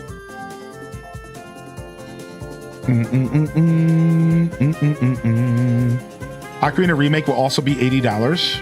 I think the answer to that will be yes. If Tears of the Kingdom was $80, I think Nintendo will consider Ocarina of Time a premium product and will charge $80. However, they did. Yeah, that's it. I'm just going to say that because I think precedent proves that Zelda's worth $80. So you could argue that other remakes were charged for less, but then I argue that those games were not from the ground up remakes the way that Ocarina is. Star Fox 64 was just a new coat of paint. And while it was a really nice remaster, it's basically the same game, and it's also a shorter game, so $50. Metroid Prime was just a reskin, so that's why it was like $40. I think that we have yet to see Nintendo do like a from the ground up, brand new, nothing like the original reimagining of one of their old games, have we? Have we ever seen that before? Not really. I think Mario RPG was kind of close from what I heard, but not really.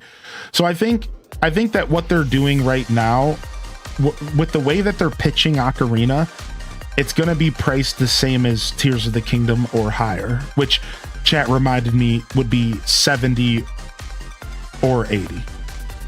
Yeah. 70 would actually make more sense because then they could do 80 for the physical. So actually, that actually might be more accurate. Yeah, it might be 70 for digital, 80 for physical. Because I don't think Nintendo's going to charge 90 for physical anytime soon. So I think we just figured it out together. There it is. 70 for digital, 80 for physical. That's going to be Ocarina. I would honestly put money on that. Somebody hit me up with one of those prediction markets. I would honestly put money down that it's an $80 physical game. Sounds right. Sounds accurate to me.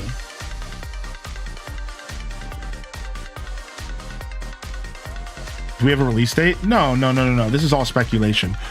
As of right now, Ocarina of Time Remake is only been mentioned once by Nintendo. Anything else you've heard is all false. It's all rumors. It's all leaks. They've only mentioned it once, and it was in that direct for a 30-second glimpse. We know nothing about the game. Nothing is official, and we'll likely know more by the end of September, the latest, if I had to guess. So, if not sooner. There's some rumors that we're going to get a direct in August, but I don't know if that's true. I think September makes more sense. As a former GTA player, I will say the new game can miss me. It's not a great vibe for humanity, in my opinion. Yeah, well, I'm not a big GTA dude. The only GTA that I've played all the way through, like the story, was actually Grand Theft Auto 4. That was the only one that I ever played like fully from start to end. Every other one, I tried playing Vice City, it didn't stick. I got halfway through San Andreas, it didn't stick. I toyed with like 1, 2, and 3, never played 5. The games never really clicked with me. They never really made sense to me as far as being fun. I've actually went into why on the stream in the past. I actually understand why it never clicked. So I was always sold on the open world of Grand Theft Auto, but Grand Theft Auto isn't open world. You have to unlock the rest of the world, and I never played the story. Therefore, every time I played Grand Theft Auto, I was running around this small little island, and I was never convinced that it was going to be, I never understood that I had to unlock the rest of it. I never really accepted that I had to unlock the rest of it. So when I loaded up Grand Theft Auto as a kid, I would be stuck in this tiny little area for the first island, and I would have to do these story stuff that I didn't really care about. I didn't care about story in games in order to like unlock more content. And I didn't really like that. So the games I never got past the first island in any Grand Theft Auto except for 4. And I think San Andreas, I did unlock 2 of the islands. So for me, I realized that that's the reason why Grand Theft Auto games never clicked for me, because I didn't feel like doing the quest, but without doing the quest, I didn't really get the full experience of driving around this massive world. And I think that if I would have gotten that experience, I probably would have liked the games. I thought pretty hard about it. Yeah, like over the years of sitting down and saying, why don't I like Grand Theft Auto? I'm like, well, it's because I never really played the games. I would log in and I would run around and shoot people, and then I would be like, this is boring, and I would turn it off. It's like Grand Theft Auto games expected you to actually do quest. And if you didn't do quest, the games didn't make any sense. And that's the part that never clicked with me. Yeah, it's like I don't want to do quests. I didn't care about Tommy Vercetti or whoever, and like I didn't like care about these characters that I was supposed to care about. I didn't, you know, I just wanted to run around the world and I wanted to like explore. You know, and because the exploring was so limited without doing the story, I was out. And that's why I'm not a Grand Theft Auto fan, because throughout my whole life, I only ever got to experience a tiny fraction of every Grand Theft Auto game. And I never got to fully explore and experience them until 4. Once I played 4, I realized why people like the games. Fell in love with the story, fell in love with the game, played it for hundreds of hours. And I was satisfied enough to never need to go back to play another Grand Theft Auto. And here we are. So once I got my satisfaction out of 4, I told myself I didn't really ever need to play another Grand Theft Auto. And I still kind of have stuck to that. Like it was just enough. It was good enough. All right, I cleaned up this bag, this big mess you made.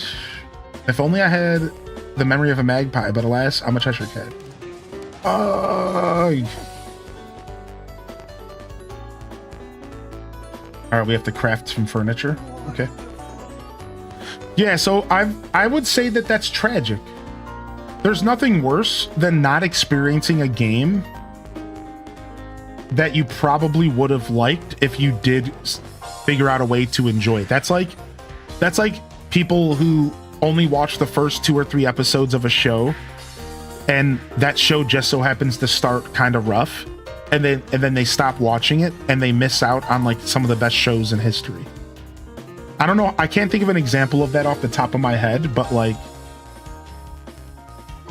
I'm sure that's happened before, you know what I mean?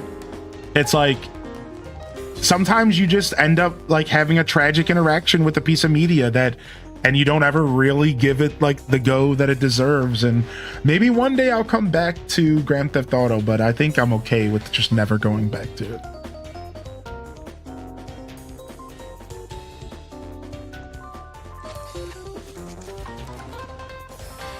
San Andreas is the only game in the franchise that really tried to add a bunch of free roam activities. Yeah, you had to unlock regions, but there was so much stuff to do if you didn't follow the story. I watched episode 1 and thought it was dumb and never went back. That's funny.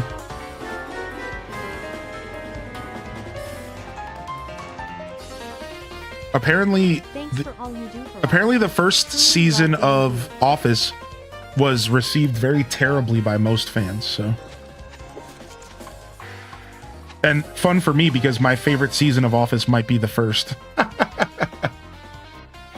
I quite enjoy the first season. My husband was watching the show Happy and was so not into it, and then finally sat down and tried to watch it with him and loved it. The show Happy. Oh, I'm not hip, but you weren't into it. I hate Michael's hair in season 1. Yeah, they really wanted him to feel greasy. They wanted Michael to feel greasy, dude. And they did a good job. He's very greasy.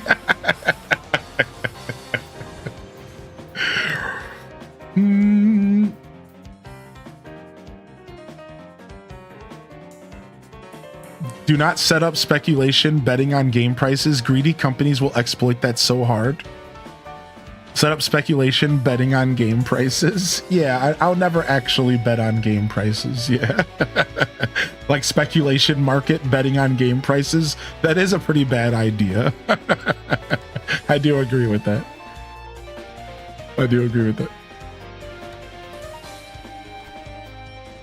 Yeah, I don't know if I'll ever get back to Grand Theft Auto.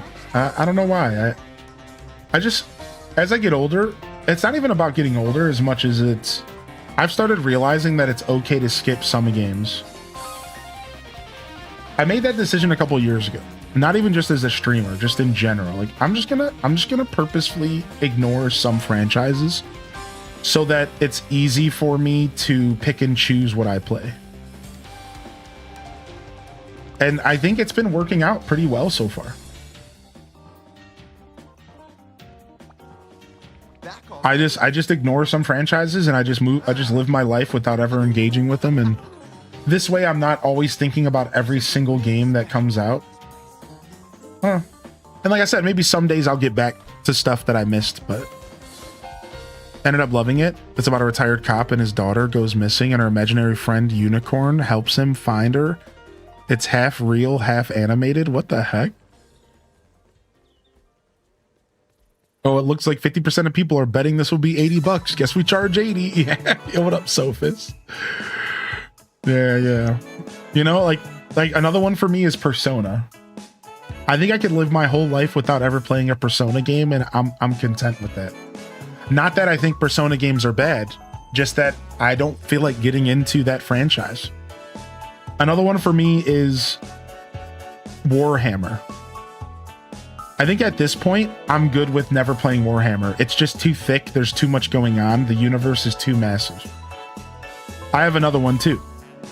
I think at this point, I'm content without playing most Final Fantasy games for the rest of my life. I will pick at some Final Fantasy stuff, but I don't think I really need to play Final Fantasy. I think I'm okay. I think there's plenty of games I like. I don't really care. I just don't really ever need to play Final Fantasy. I will play some. I'm just saying I don't really feel the urge. I'm not drawn to the games. Like, you know, whatever.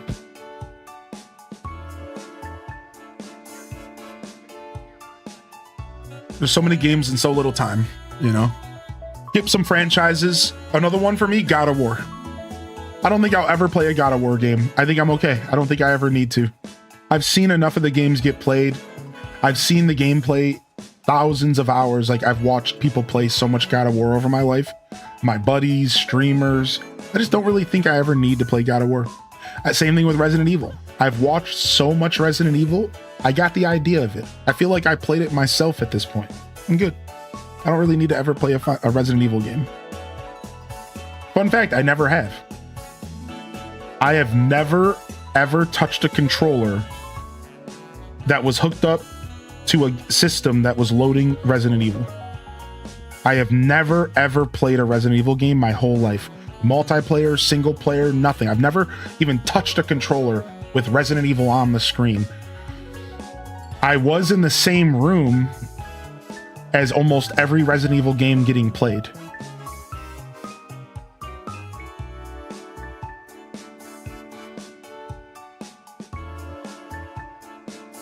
But I just never need to play it.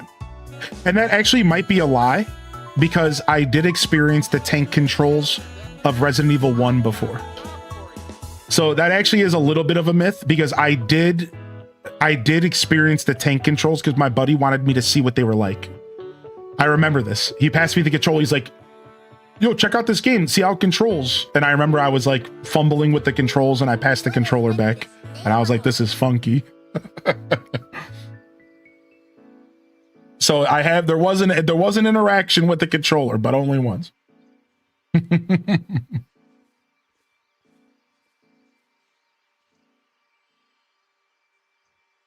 Love Final Fantasy games, gets me excited for part 3. Yeah, you know, I feel like there's plenty of games. What about y'all? What are some game franchises that you could see yourself skipping for the rest of your life? Obviously, you can change your mind. You don't have to make this like weird. But like right now, is there a game franchise that you're like, yeah, I'll probably never play that, whatever. It looks good, but yeah, you know, whatever. Like it looks good, but like I don't need to play that. I'm fine. You know what I mean? Like there's so many game franchises out there. It's like they're so easy to skip. It's like, yeah, you know, whatever. Sonic games, Fire Emblem, that's a good answer. Fallout. Are you Borderlands? Never played a Borderlands game my whole life. And here's the worst part. I bet you I would love Borderlands. I bet you I would love Borderlands. Whatever. I don't really feel the need to play them. One day I probably will play Borderlands.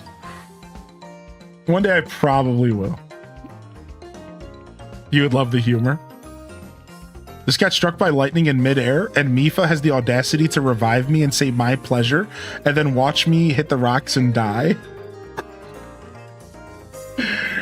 All right, Cheshire Cat. We finished your quest, huh? What level are you?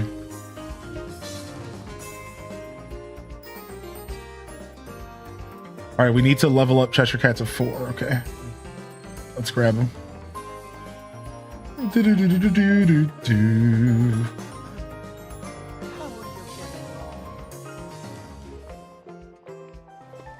Baldur's Gate is another one for me. I'm just not interested. You see, I played the old Baldur's Gates, so I am kind of interested in 3.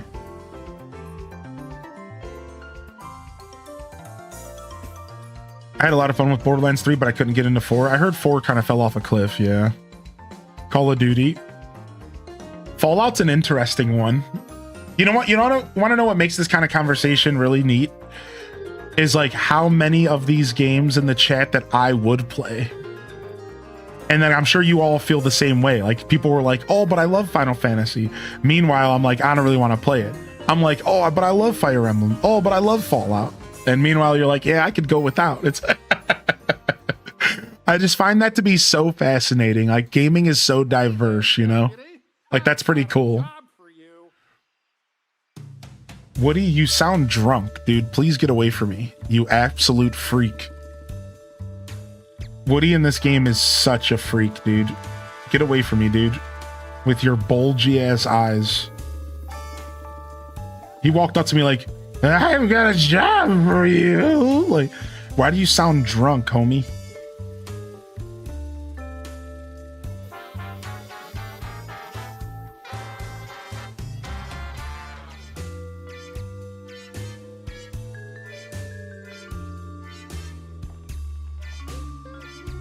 Ooh, some crime jazz. The fact that we wouldn't play it, but we would totally watch you play those games. Yeah. That's the beauty of Twitch. I don't think I would enjoy the PS4 God of War reboot or Final Fantasy VII remake. Tried both. Then I tried both simply because I got them free and I was like, wow, I love these. Almost missed out if I didn't try them. So now I'm more open to trying a broader variety of games. Yeah, my stream has helped me open up my gaming taste as well. It's funny that you say that because up until I streamed, I always considered myself to be a gamer because I am. And I always consider myself to be the kind of person that plays tons and tons of video games, right? And then I started streaming and I started realizing that like during self-reflection and like trying to figure out what games I like to play on stream, and I realized that not only am I a very moody gamer, that in all reality, if I were to go through my history of video games and let's just say write down all the different genres I've played and like really came back and played more or franchise, it's probably easier to do franchises. It's not that many. Like, it's a lot more than your average person, but it's not that many. I realized that actually, because I was broke for most of my life, still am, by the way, I was always a very picky gamer, and I was always very protective about the experiences I allowed myself to have. If it wasn't something I was convinced I wanted to play by the freaking box art, I would ignore it. And man, did I miss out on a lot of game experiences because of that. And it's like, whoa. So I'm really happy I started streaming because I'm trying a lot more stuff as a streamer now, and I'm really opening up. So like this conversation can go full circle, because the truth is that there is probably a day where I do come back to Grand Theft Auto. And there probably is a day that I do try Resident Evil. Because I'm realizing as I get older and as I flesh out more of my gamerism, you know, my gamer taste, that I am actually a very broad gamer. I think I always have been in my mind, but I've always limited myself due to scratch money. So now that I have like an excuse to play more games and like try different things out, and just it's giving me like more of an interest even in my free time. Like just the other day, I was sitting around, I can't remember what game it was. What game was it? I was sitting around and there was a game that came up on the screen. And I remember saying to myself, I would have never played that 20 years ago, but now that game looks delicious. I do talk to myself that way. That's all I remember saying to myself. I think it was an old game. It was like a super old RPG. And I was like, dude, I actually would never have played that, but I bet you that's probably really good now. What's up, Salky? How you been, buddy? The kitty's doing well. She was in here a little bit ago, but she dipped because she couldn't get my attention. All right, let me give you some gift boxes so we can level you up a little bit, buddy. Trying to get this uncrafting table. We need to level up this dude. Have you played Alice Madness Returns? No, but I have seen it.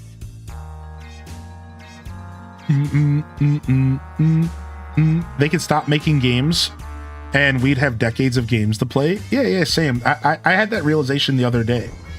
I asked myself a really tough question not too long ago. I said to myself, if I stopped playing new games for the rest of my life, would I still be content as a gamer? We had this talk on stream, and my answer was yes. I really did some soul searching, and I really thought real hard about the question, about all the things I would be missing out on. And my answer was still yes, because when you look back at the history of how many games have come out for every console over our life, you could spend every day of your life playing a new video game and you would still die before you played every new video game. Especially if you add the modern era to that. And I wasn't even adding that. I wasn't even adding that. Like, take Steam out of the equation and let's just say Xbox and older. You could play a new game every day of your life and you probably would never run out of games. So once I realized that there's so many games out there that I've never experienced, I realized that if I was forced to go underground, metaphorically, and I was forced to only play games that were like, let's say Xbox and older, I would still be a very fulfilled gamer, because there's so many good games out there, especially a bunch that I've never played. You know what I mean? Like we just listed them all off in the chat, like I could literally just go back and play all these bangers that I missed throughout my whole life. Like there's so many bangers, it's like, you got Ralph's bed. Nice. Thanks for joining us for conversation, by the way, today. You didn't have to do that. It was nice to chat with you. I appreciate you.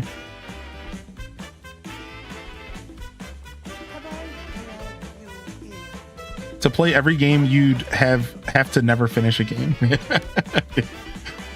Boom, boom, boom, boom, boom, boom, boom. But yeah, when I asked myself that question, that's when I realized that I will never stress out about the state of the gaming industry ever again.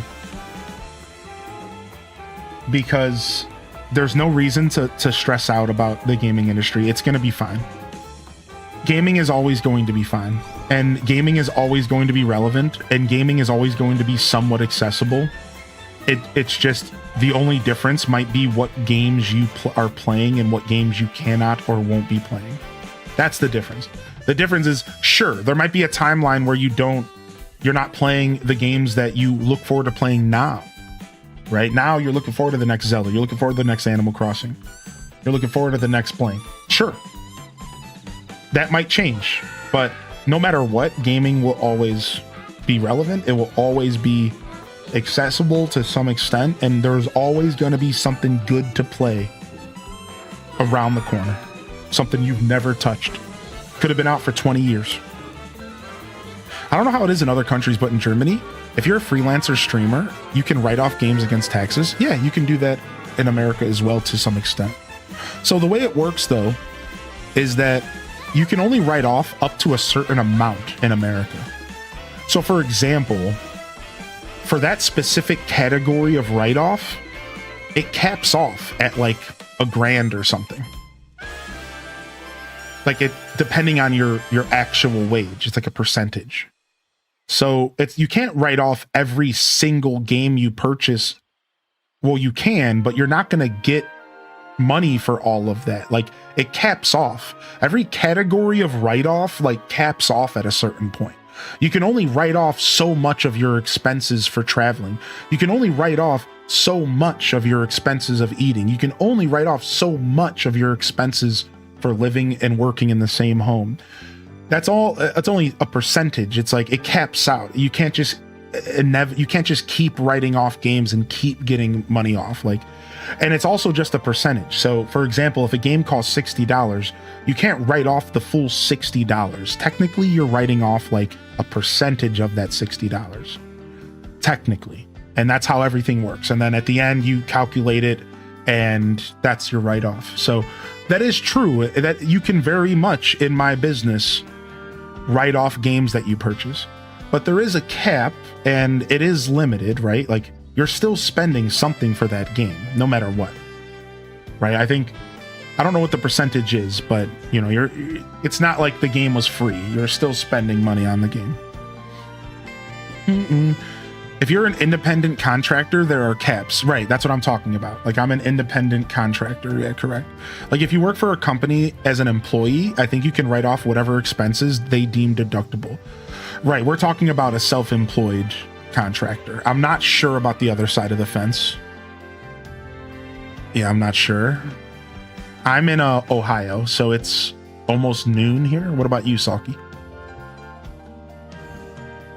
I don't think we have a system like that in Sweden. Yeah, it's real goofy. You get destroyed being an independent worker, though. You get absolutely annihilated. Being an independent, you get hit with double the taxes of your regular person. So your average person in America pays like 12% tax, and their employer pays for the other half. So your average person who's employed, you get like 12% of your wage gets taken out of your check, I think, in America. I think it's like 12% by... or something like that, like at the end of the year. And the employer matches that usually. And they do like another percentage.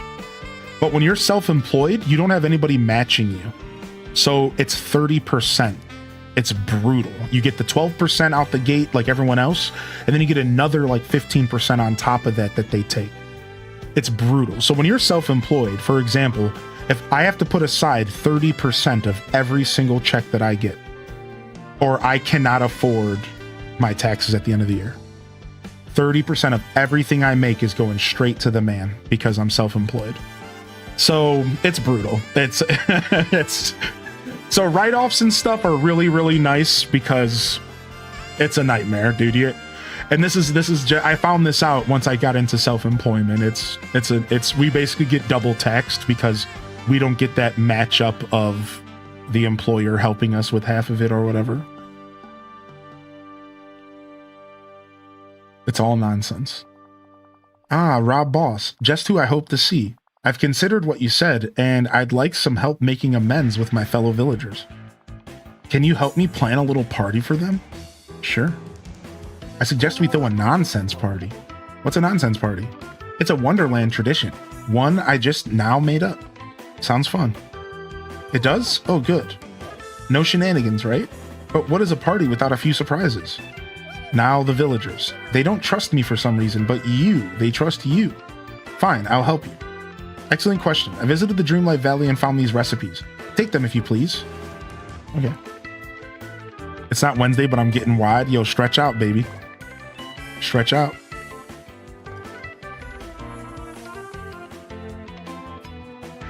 Garlic chocolate tart and tea sandwiches. Why does the garlic chocolate tart actually sound kind of good? Like, wait a second.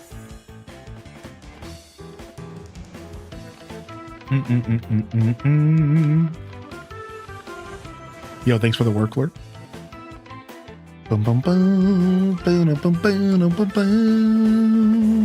Appreciate that. Thank you very much.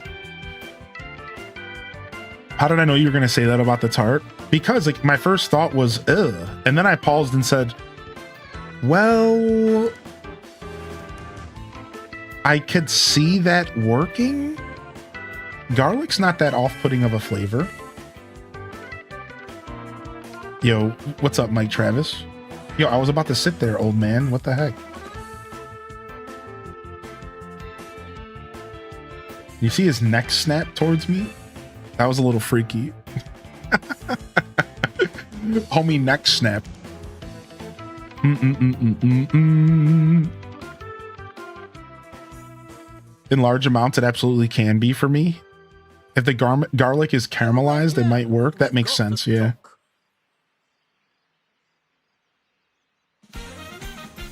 All right, hold on. I need to take a tinkle.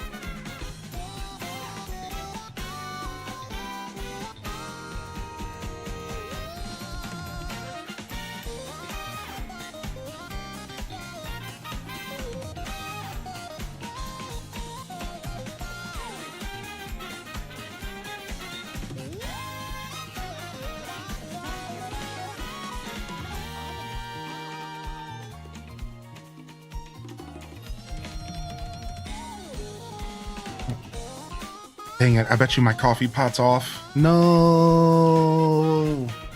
No.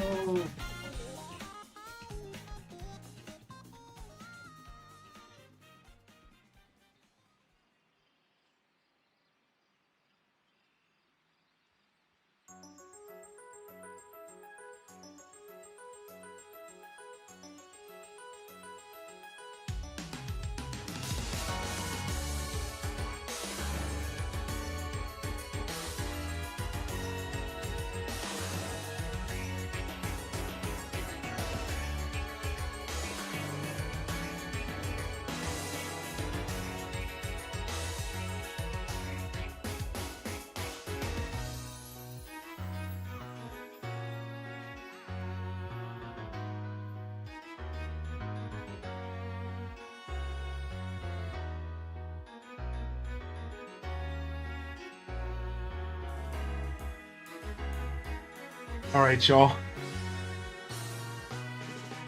All right, y'all. I photobombed. All right, I photobombed my cat for y'all. Let me get the pictures up for y'all.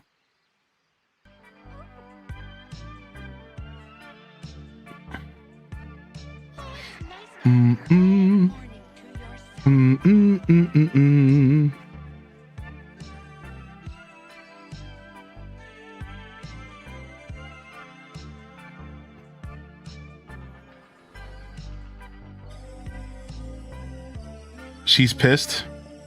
A little bit. She'll live though. She was definitely mad I woke her up. If it counts for anything, I tried to be sneaky. But she still woke up. So that's on her. That's not on me.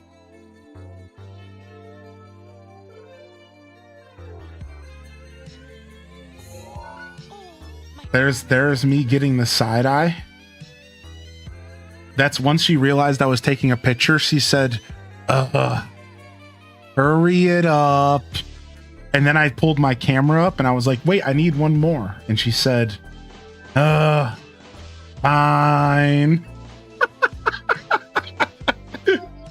I'm like, no, you got to look at the camera. I actually didn't say a single word, by the way. I was trying to be sneaky.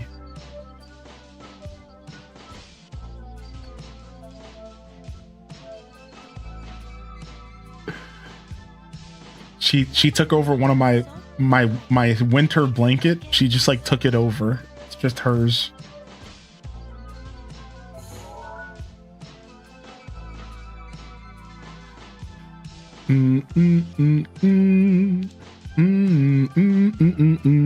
Cats always look so bored. Hold on, I gotta.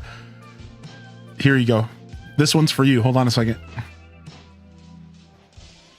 1 second.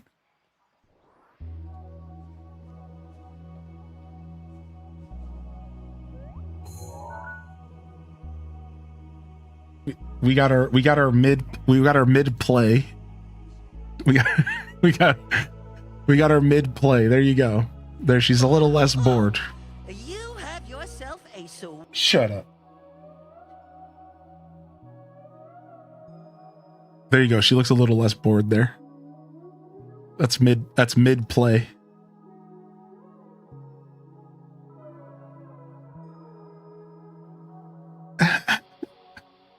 She's such a goober.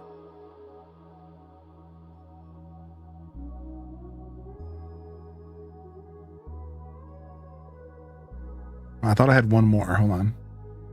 I'm looking.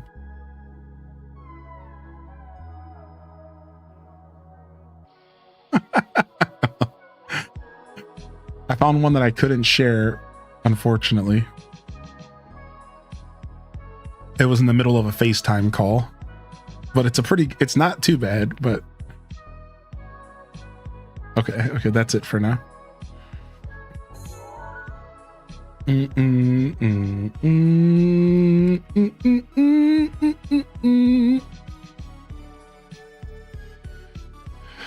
Need to get out and plant some carrots. Oh, thanks for reminding me. Do my pumpkins need to be watered? I don't think it's been that long. How are you today? You're still my favorite streamer and it's all thanks to Daddy Cool 77. Daddy Cool the legend. Thanks, Maddie Cool. Thanks for the 43. I'll be back home on Sunday, and my goal is I'll be catching up on DMs on my days off.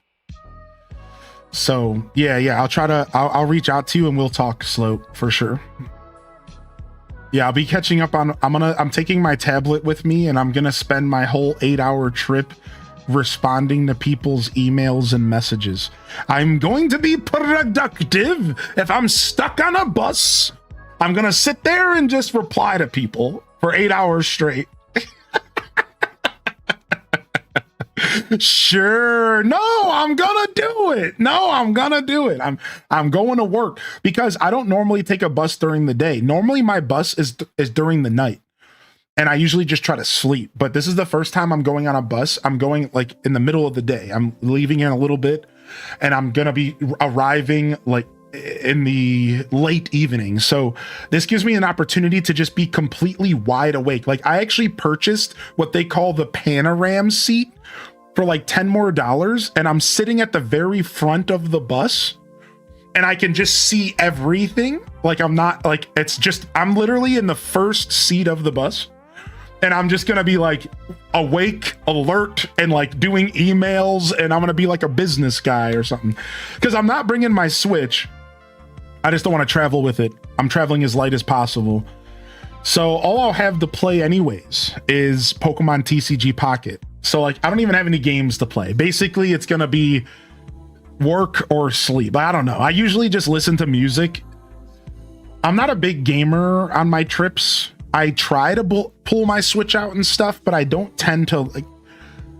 I realize that being comfortable while gaming is actually super important to me as a gamer. Anybody else? So if I'm uncomfortable trying to game, at that point, I just like don't even want to game. And I've learned that the hard way, because every time I try to like bring something with me to game on while I'm on the Greyhound, it's like I'm never comfortable enough to enjoy the game. I'm always sitting there, you know, one of my ass cheeks are on the other seat next to me, and I'm like stuffed in this little seat, and I'm like, I can't enjoy the game, and I just don't play anything. Yeah, it happens to me all the time. Yo, we'll see you later. Thank you for popping in again today, Luna. Enjoy your lunch. I sent you a message when you went to get some coffee. Oh, I missed it. Yeah, I swear I never game on my trip, dude. I try, but I'm not even gonna bring my Switch this time. It's just not even gonna happen. I'm not even gonna try. It's fine.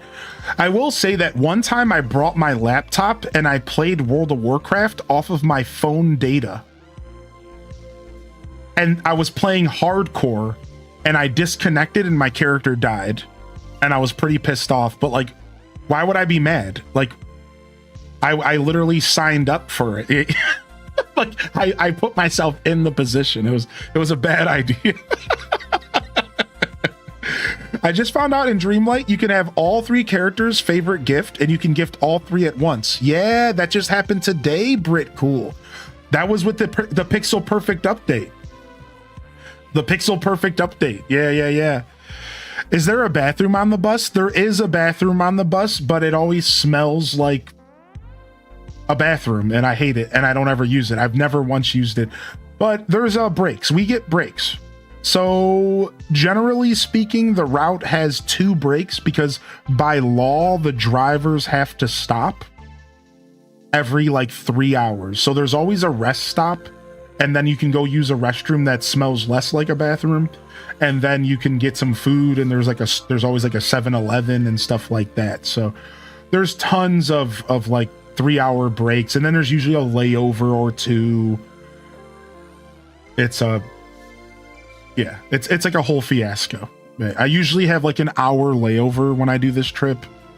I will today as well. And then I just like spend an hour in a different city, and I usually explore a little bit. But like I said, before, that layover would happen kind of late at night, and I would be kind of scared to explore.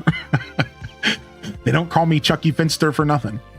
But this time around, I'm actually going to be able to go explore and like spend that hour like going out and doing something, because it's going to be the middle of the day, which is like pretty cool. I'm actually really excited. So I'm going to have an hour layover in a city that I've probably never gotten a chance to walk around really. So it'll be cool. I'll walk around for a little bit. Yeah, dude, one time I bought the seat that was next to the bathroom at the back of the bus. Worst decision ever. Worst decision. You don't want to sit next to the bathroom, dude. And people kept coming in, and then there was this guy who was like obviously on drugs who kept going to the bathroom over and over again. And he was obviously going in there to do drugs like an idiot. And I was just, because I've been around the block, I know how this works. So I'm like, I watched this, you go to the bathroom like 4 or 5 times. And after like the 5th time, I'm just like, all right, dude, I'm trying to sleep. And this is like your 5th time coming back. You're like, I was at the point of saying something, but the last thing you want to do is call out a druggie for using drugs, because that's how you get murdered or something. So you just shut your mouth and let it happen. You mind your own business in that scenario. Take it from me. You mind your own business in that scenario. Don't call out the person because you're asking for trouble. Just mind your own business. Yeah, no eye contact. Just let it happen. I work next to a bathroom. I know how that is daily. Was it the last seat? No, I thought that being in the back of the bus would be cool, and I made the worst mistake ever.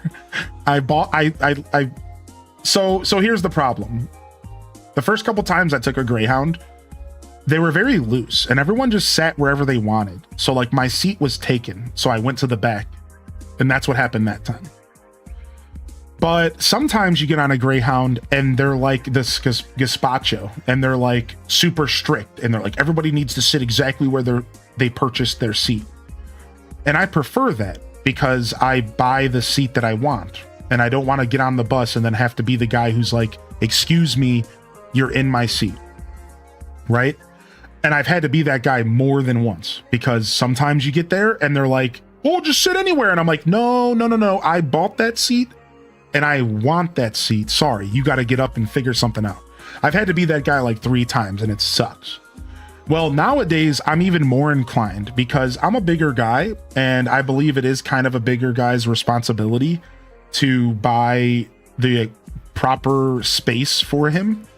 AKA, what I'm saying is that, you know, and this is just my opinion as a bigger person, I feel like I'm allowed to say this, that if you're a bigger person and you're shoving yourself into a tiny seat and you're like overflowing onto the person next to you, I think that's your fault, not the person next to you's fault. And I think it's your responsibility to purchase space according to your size. So I always buy 2 seats because they offer a deal. If you buy 1 seat, you can get the seat next to you for like 20%. Like a really steep discount. And if there's enough space on the bus, you can purchase 2 seats, and then you can be real comfortable. So this way, I'm not shoved into this tiny seat. I'm not like overflowing on the person next to me, and I get my own little space. And I spend a little bit extra money. Well, this is a problem because I get into this freaking bus and everyone's like, oh, go sit wherever you want. And I'm like, no, I spent $20 extra for both of those seats, and y'all need to get the out of them. And one time I even had to go to the driver. Isn't that so terrible? Because these people were being children. So I had to go to the driver and I was like, look, dude, I bought these seats. They're not giving me them. I spent more money. I wouldn't be the guy doing this if it wasn't for the fact that I spent more money. I'm like, that's it. I would go sit anywhere on this bus, but I spent more money. Therefore, I have to say something here. I'm not going to be screwed. And he was like, you're right. And he went and he got them up and gave me my seat. But I had to be the jerk, you know? Like, it was like, come on, man. Like, why are you making me be this guy? Like, give me my stuff, dude. I hate that feeling, dude. That's the last thing I wanted to do, you know? But it's like, what am I supposed to do? That's why on Amtrak, I try to book first or business class. I want my preferred seat. Yeah. I've thought about Amtrak. I haven't tried it yet, so... Yeah, absolute showed, but it's not that bad. Recently, they seem to have cleaned up their act, like Greyhound. I think they were purchased by Amtrak or something, and now they have new management, and they're kind of cleaned up. So I've been using Greyhounds for 5 years now, technically for a decade, for a trip, one single trip way back in the day. And they've cleaned up. Like it's like not as bad. It's usually every bus is taken serious by the driver and asking people to be quiet, because dude, there's nothing worse than a driver that doesn't want to have confrontation, because then the whole bus just turns into a party and everyone's on their phone, talking on the phone, yapping, and it's like midnight and I'm trying to sleep, and it's like, dude. So it really is on the driver to kind of correct that stuff, you know what I mean? So it's nice that they've kind of started cleaning up, and like they're actually like, they'll tell people to shut up. It's like, oh, nice. The train was really cool. It was uncomfortable though when trying to nap. Yeah, oh yeah, dude, you're barely napping on the Greyhound if you're lucky. Have used Greyhound in 20 years, but yeah, back in the day, I feared for my whole life the cross-country trip. I'm not gonna front, man. I got all up in my head once. So one time I was on Greyhound and we were driving really late at night. So everything was pitch black because we were going through like country roads. And for some reason, it felt like the bus was going like 100 miles per hour. And I, for the first time ever on a Greyhound, was like, I like got scared. I was like, I don't like this. What's happening? And I always wear seatbelts on the Greyhound now. And fun fact, nobody else does. So like after like my third Greyhound trip, I was like, why am I not wearing a seatbelt? And I was like, I'm going to wear a seatbelt every time. I don't care how uncomfortable I am. And one day I started looking around me, right? I started looking at all the other passengers and I realized something. Nobody ever wears seatbelts on the Greyhound. And I was the only chode who was like, better buckle up. And I always wear a seatbelt now. I've never not worn a seatbelt since like my third Greyhound trip. I always seatbelt up. I don't play games, dude. Because I got scared because I realized that my life was in the hands of this driver. Like I told you, that one night freaked me out. The driver was like making up for lost time and they were speeding, dude. They were going like 100 miles per hour on these country roads. And I was like, dude, I don't like this. And for some reason, it like freaked me out. And now I'm like, the whole time I'm on the Greyhound, I'm like clutching the side. I'm like, oh. No, it's not that bad, but oh my gosh. Was the driver named Ryan? Boom, boom, boom. Yeah, it's not too bad of a trip though. I will say that Greyhound gets somewhat of a bad rap. It's not that bad of a trip. Dude, the station that I was going to got shut down, and I'm so happy because the station that I would go to regularly to take my trip, like to depart, was like the most hood establishment I've ever seen in my life. Like, dude, first off, there were homeless people living in the station. Secondly, it was grody. It was nasty. Third, as soon as you walked out the building, you were getting approached by tons of people trying to ask you for money and ask you if they could like wash the front of your car window, and like it was just like this nightmare scenario, dude. Like, and believe me, I'm not the kind of guy that like minds getting approached. Like, sure, you know, like whatever. You know, I'm a pretty open guy. And it was like grody. So this place like felt like a liability. I'm not gonna lie, like it felt like a liability in this building. And I just found out that they actually got shut down. And now everything's being routed to a different station. And the first thing I said was, thank goodness. I'm like, oh my gosh, that last station was basically in the hood. And it was just not a nice place to be showing up at like 3 a.m. And I really didn't like it. It was pretty sketchy, dude. It was pretty sketchy. So I was pretty happy to see that. So I have to go to like a further away station or something like that. I can't remember the details, but I have to go somewhere different to depart this time. Yeah, it was just mega sketchy. I realize we probably are thinking the same station since we're both in North Ohio. I know what you're talking about. It was worse than the bus at night, and that's saying something. Dude. Yeah. I don't mind actually saying what station I was going to because there's only so many in Ohio. I was going to like the main greater Cleveland one, like the one in the heart of downtown Cleveland. That's where I was going. They just shut down the like downtown Cleveland Greyhound station. Yeah, and it was just not a good place to be, dude. It was real sketchy. One time I had an Uber driver not pick me up because of it. Like he straight up texted me and he was like, "Oh yeah, I'm not going there at 2 a.m. Sorry, got to get a different driver." I was like, "What do you mean, dude? Help!"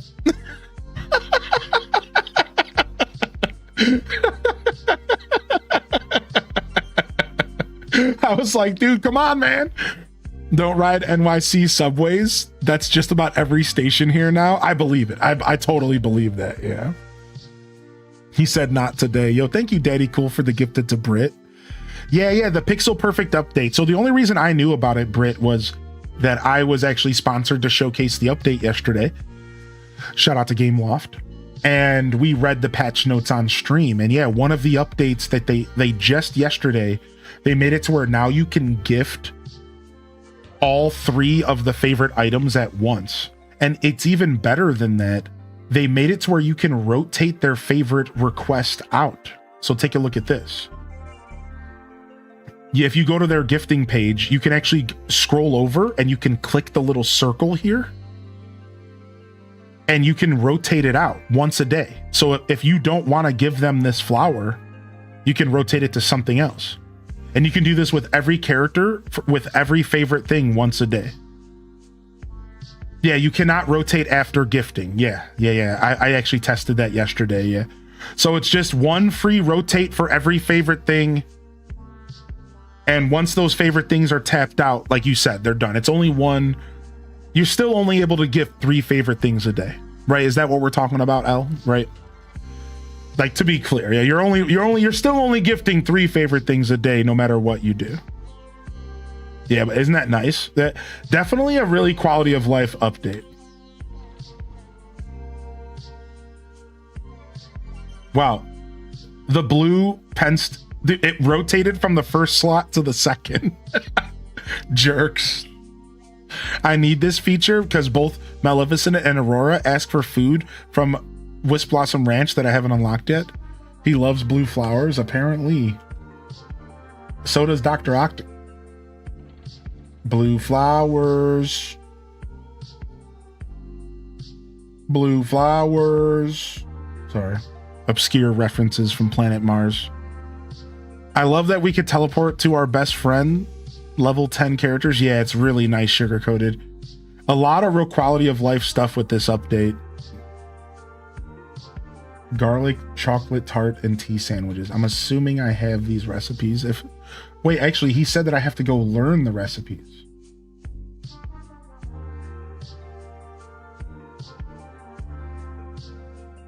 Why would it not show up in the quest section? Maybe because I don't have the recipe?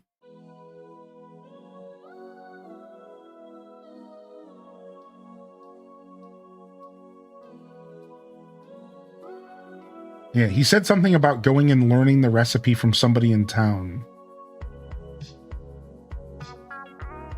Or maybe from the library at the castle? Did he give me the recipes? I don't know. I wasn't paying attention. He gave them to me. Got it. I'm trying to get my uncrafter. That's exactly what I'm doing. Bingo bongo. You got me.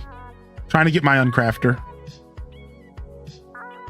Figure we should start leveling up Cheshire Cat and get this uncrafter. And then I want to work on getting Aladdin so I can get that chest. And then I want to go back to working on Wreck-It Ralph as well and Vanellope, because I realized Vanellope's only level 8. So now the game's given me even more of a reason to get my favorite characters to level 10. I'm still only going to work on my favorite characters, though. I'm okay with having some that are not level 10. I think that's a cool way to kind of separate this game.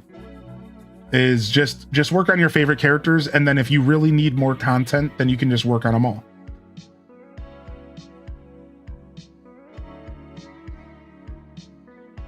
I just finished Ralph. I can now dress up as Felix. I'm really happy they added the Felix outfit because, as we said before, it feels like there's not enough masculine style outfits in the game.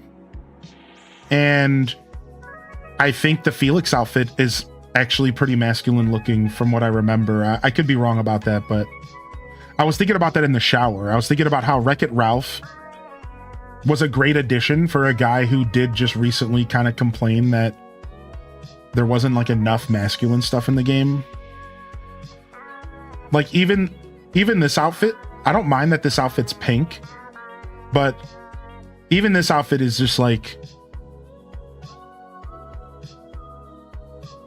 in the direction that I would like more outfits in the game to be. Like this outfit feels good. I'm not asking that You know, they don't need to add a bunch of stuff just for me. Like, I'm okay with working with what I got. Nice tuxes and suits, and like the Mad Hatter jacket's one of my favorite jackets in the game. So I guess what I'm trying to say is that this could be gender neutral. And I think that while all clothing is gender neutral, don't get it twisted,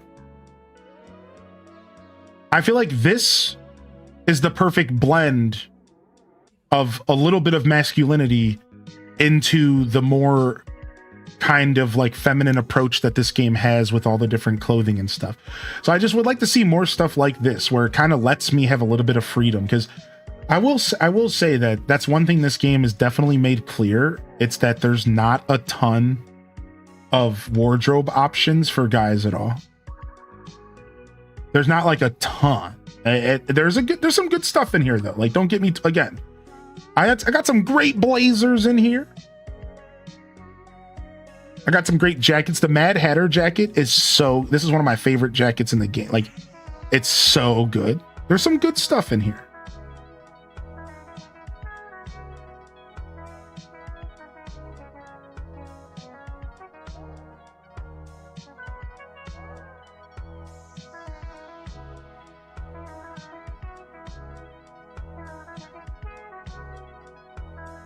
I have everything freely offered, and there are so few pants. Yeah, like, so like it would be nice if they continue to do more of that stuff. Bring the meals to Cheshire Cat. Oh, he appeared right next to me. I'm a man, rah rah rah. What I'm trying to say is that if they don't let me dress up as Tim Allen soon, I'm gonna be pissed.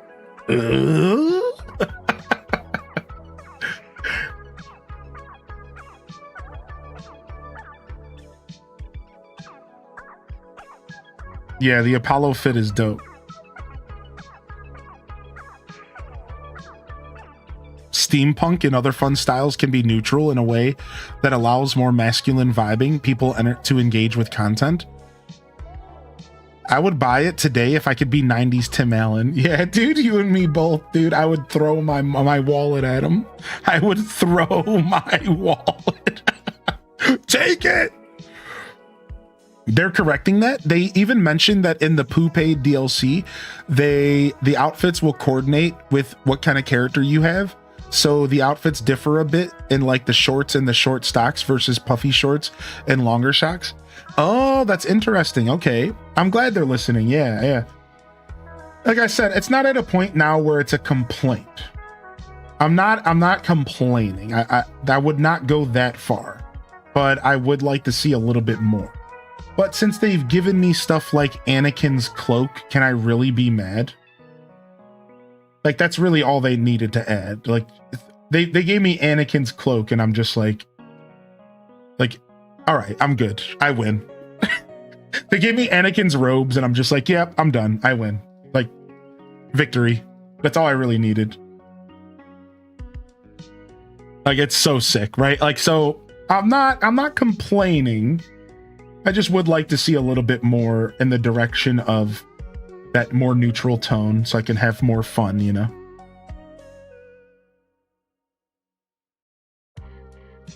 Darth Flowerbeard goes hard. Yeah, Darth Flowerbeard. Pirate plus Anakin is kind of almost enough. Yeah.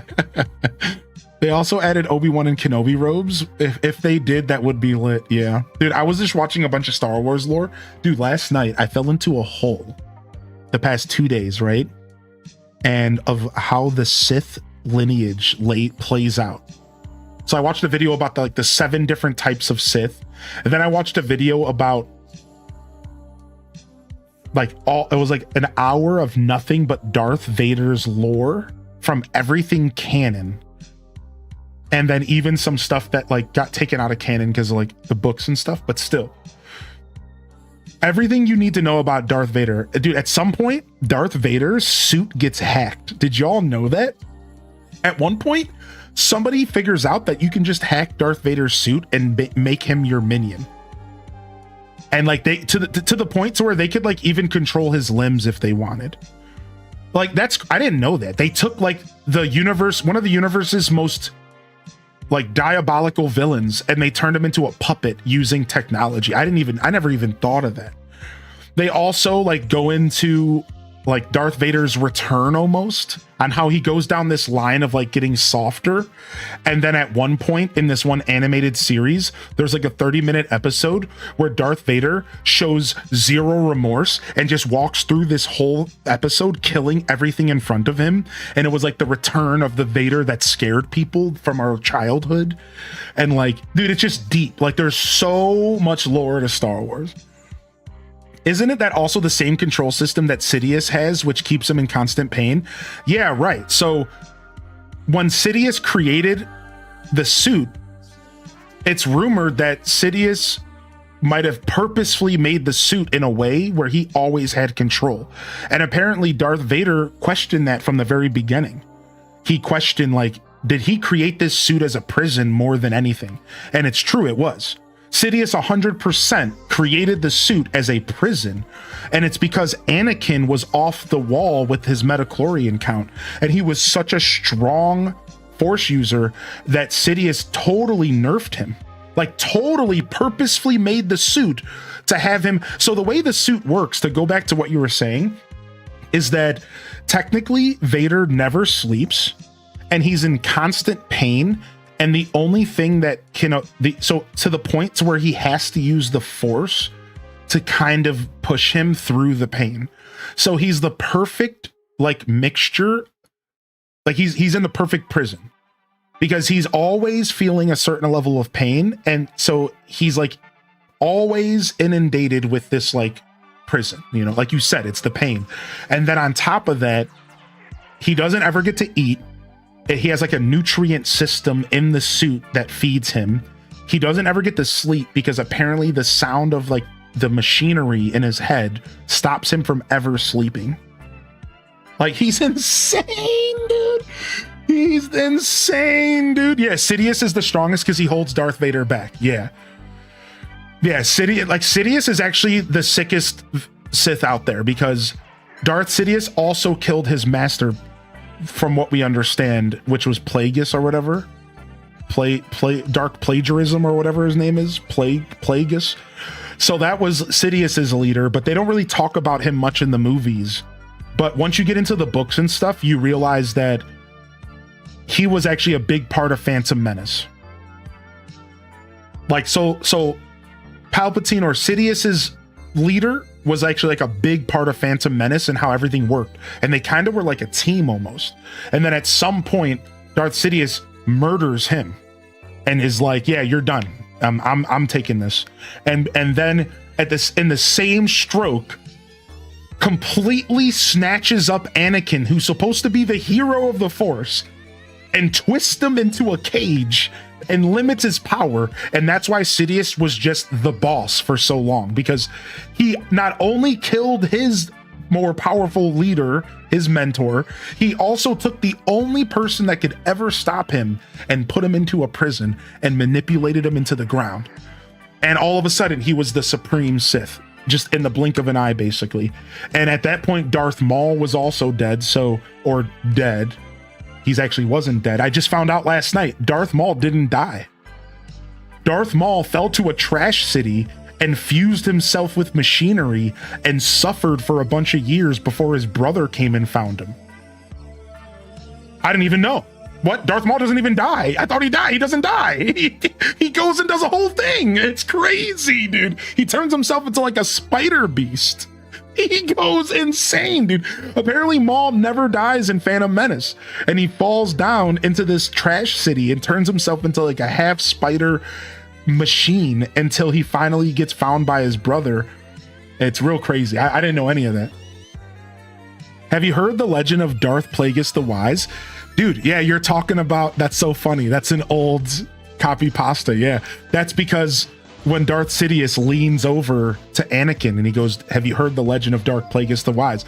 That's the only time Darth Plagueis gets mentioned in those series. And that's like a disservice, because Plagueis was behind like everything. Plagueis instrumented Anakin's downfall and in turn instrumented his own. Plagueis was behind it all. He was the one who was manipulating and strategically he chose Naboo. He's the one who chose Naboo as like the perfect pain point to start the war and to allow. He's the one. Plagueis was kind of behind it all. Sidious was kind of just the face. He was kind of just like the political side, but Plagueis was doing all the heavy lifting in the background, and you don't really see any of that in the movies. It's actually pretty crazy how like they don't talk at all about Plagueis, but he was the Phantom Menace. Yeah, like Plagueis ran everything, dude. He was like the real deal, and he was the one who basically instrumented Anakin's downfall, basically. But it's way deeper than that. It's like he.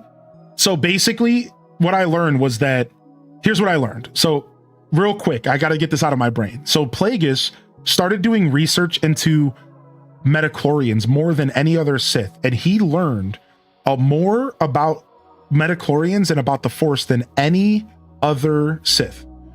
And the knowledge that he gained, he learned that the metachlorians fight back. He learned that the Force cannot just be taken, it has to be earned. And if you try to get the Force to do something you don't want it to do, it will actually bite back. And he learned that the Force was like way more of a living thing that like anybody ever realized. And then he predicted Anakin. He actually sat down with Sidious and he said, listen, if we keep provoking the Force is going to create an entity to take us down. The Force will create a user of the Force that is so powerful that he can take us down. He predicted Anakin. And when he realized that Anakin existed, he freaked out. He was afraid. He panicked. He was like, dude, wait a second. It happened. He's like, the Force produced the downfall of the Sith because we were poking and prodding too much. And he was afraid of Anakin. So then he realized that maybe Anakin can be turned. And that's where Sidious and all of that starts coming in. So when Anakin came around, allegedly, Anakin was a result of their meddling with the Force. Like they basically created a reason for the Force to create Anakin, which in the end was the tool that was used to kill, like, you know, it's like, it was all like full circle. It was all like full circle. And that's why, like, when in the Phantom Menace, when he sits down and tells him about Darth Plagueis the Wise, he's manipulating Anakin because he knows that Anakin wants to try to keep his wife alive. And so in that whole scene, it's real interesting because he's talking to Anakin about Darth Plagueis.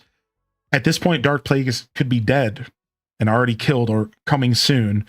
Meanwhile, Darth Plagueis like predicted Anakin's existence, basically. It's like real deep. It's real, dude. It just goes and goes and goes. Yeah. Because Darth Plagueis heard that there was a Force user that was born without a father, and he instantly freaked out and was like, this is it. The Force is finally responding to us. Yeah, real interesting stuff. Anyways, it just goes so deep. It just goes so deep, dude. I could just sit here and yap. I learned so much the past like 3 days about how the Sith function.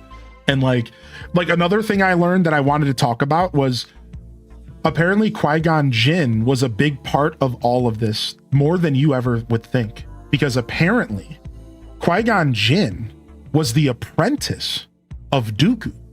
And Dooku believed that Qui-Gon Jinn was the best form of a Jedi, the Gray Jedi.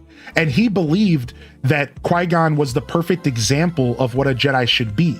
He should be able to use his power, but also still make the right decision.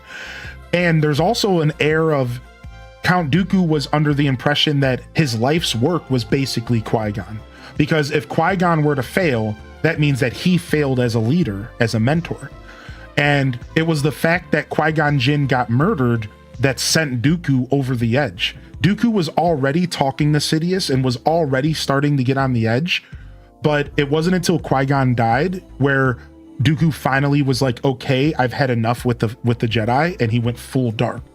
So Qui-Gon Jinn was actually a way bigger part of the whole story than anybody really acknowledges, and how his death was actually what drove Dooku to betray the Jedi, and Dooku's betrayal is what led to Order 66. So Qui-Gon Jinn's death was the reason why the Jedi Empire fell. That's what I just said to you. Qui-Gon Jinn's death was the main reason why the Jedi fell in the first 3 movies.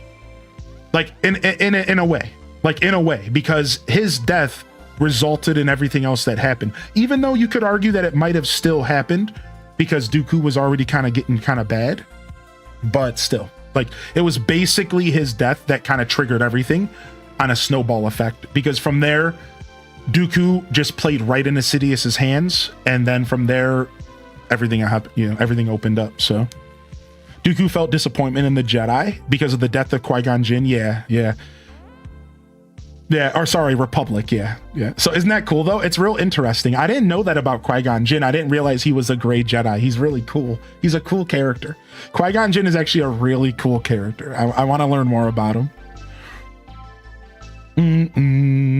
He was my favorite character. Yeah, dude. I didn't know that. I didn't know that he was trained by Dooku. Like, I had no idea that they were connected. Yeah. Dude, it made me want to play The Old Republic again. Like Star Wars Knights of the Old Republic 1 and 2. I'm super jonesing for some more Star Wars lore right now. I might have to play those games soon while we wait for the remake.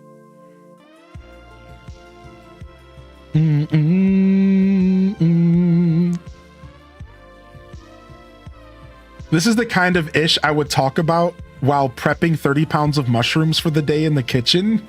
So I'm so thankful for streaming content. Since I left kitchens, I have no outlet for all of my nerd knowledge. White collar people don't know much about other than spreadsheets and vacations. Dude, I love it, man. I love that we can just sit here and yap. We can just sit here and yap, dude. Yeah. Holy heck. Super fun stuff. A lot of the animated stuff is where a lot of the lore that I just mentioned comes up, as well as the games.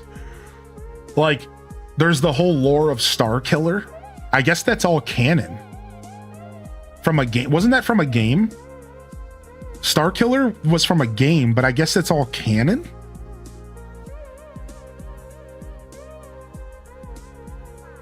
I think that's what I learned yesterday. He's like I can't remember how he came to be, but he was essentially Vader's apprentice. Yeah, he was a Vader's apprentice way later. His name was Starkiller.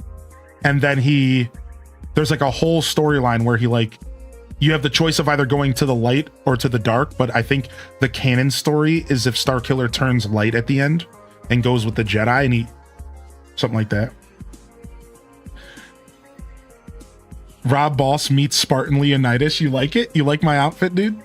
The problem is that all those books are from the extended universe, the one Disney needed to ban in order to get the rights of the stories they tell. I know, so now it's all confusing, but I don't know how long ago Disney banned the books from the canon, but the YouTube video I was watching was pretty recent. And they were speaking as if a lot of the stuff that they were sharing was still canon, but they would always note if it came from the books. So I think the way he worded it was in-universe books. He wasn't saying the word canon. Maybe that was the difference. I'm not sure. Either way, the whole finger snap and now the books don't count is absolute hubbub, because like there's so much good lore in the books. I wonder how they can even do that. Like, that's so confusing to me, because so you're just saying that all of these stories aren't real? Like, I don't, like, I'm not sure how that works. I guess it's all just myth. Like, that's the way Disney said it. It's like all of the stories from the books are now just myth, and they're not fact, and they're all just legend, and some of it could be true and some of it might not be true. It's all myth. The books are now meant to be legends. Myth, I guess.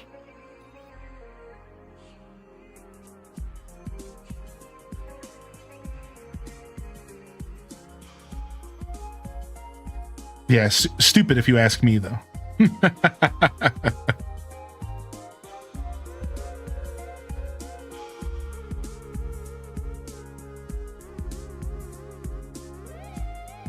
I just consider them different timelines. Yeah, man. Now I'm just all I'm thinking about is now I need to go down a Jedi. Now I need to go down a Jedi rabbit hole. I just want to look into the Dark Troopers. Yeah, now I need to go down a Jedi rabbit hole, and I need to learn about all the different types of Jedis. Like, apparently there was a bunch of Jedis that actually lived after Order 66 that went underground. And you hunt them down in the game with the Starkiller character. What's the name of that game? Star Wars game Starkiller. Star Wars Force Unleashed. I played the game. I played the game, I thought. Yeah, Star Wars Force Unleashed. Apparently, Starkiller was canon. Is Force Unleashed canon? Like, it was at some point, maybe not anymore. It belongs to the Star Wars Legends continuity. Yeah, so what is the Star Wars Legends? The Legends label.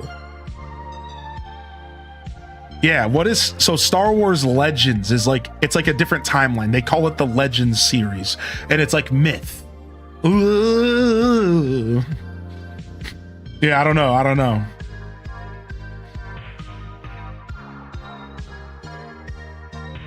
Legends content is content that Disney hasn't approved. Do you know about Abeloth? No, I don't. No, I don't at all.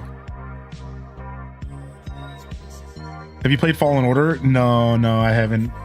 That's like the newer stuff, right? No, I want to, though. I'm pretty out of touch with modern Star Wars stuff. So Force Unleashed was probably the last like new Star Wars game I played. We're gonna be playing Zero Company though. Zero Company's coming out next month. You guys down to watch me play that game?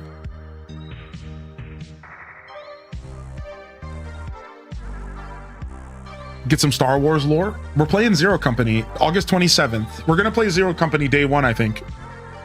I've been looking forward to this game for a while. It's not gonna be something that my community is like super engaging with, but I think we're gonna play it as like a side game. A little bit of like free time stuff. Because it's gonna be a grid-based strategy game. Basically XCOM. But hopefully we get some good juicy lore out of this too. Hopefully we get some juicy lore out of this. Yeah. I want some lore, baby. I have a theory. Dave Filoni, Lucasfilm chief creator officer, is slowly bringing the Legends content by using it in canon, i.e. Thrawn, Heir of the Empire. So your theory is that we're going to see Legends content be transformed into modern content slowly and make it all canon over time. So you're saying like little TV shows, movies, games, whatever, it's slowly going to start being turned into canon, transformed from its original source to like something more modern or palatable, I guess. I hope so. Stuff you're talking about is from the confirmed lore or more like fan fiction type lore. So I was actually talking about a little bit of both. Yeah. So like, for example,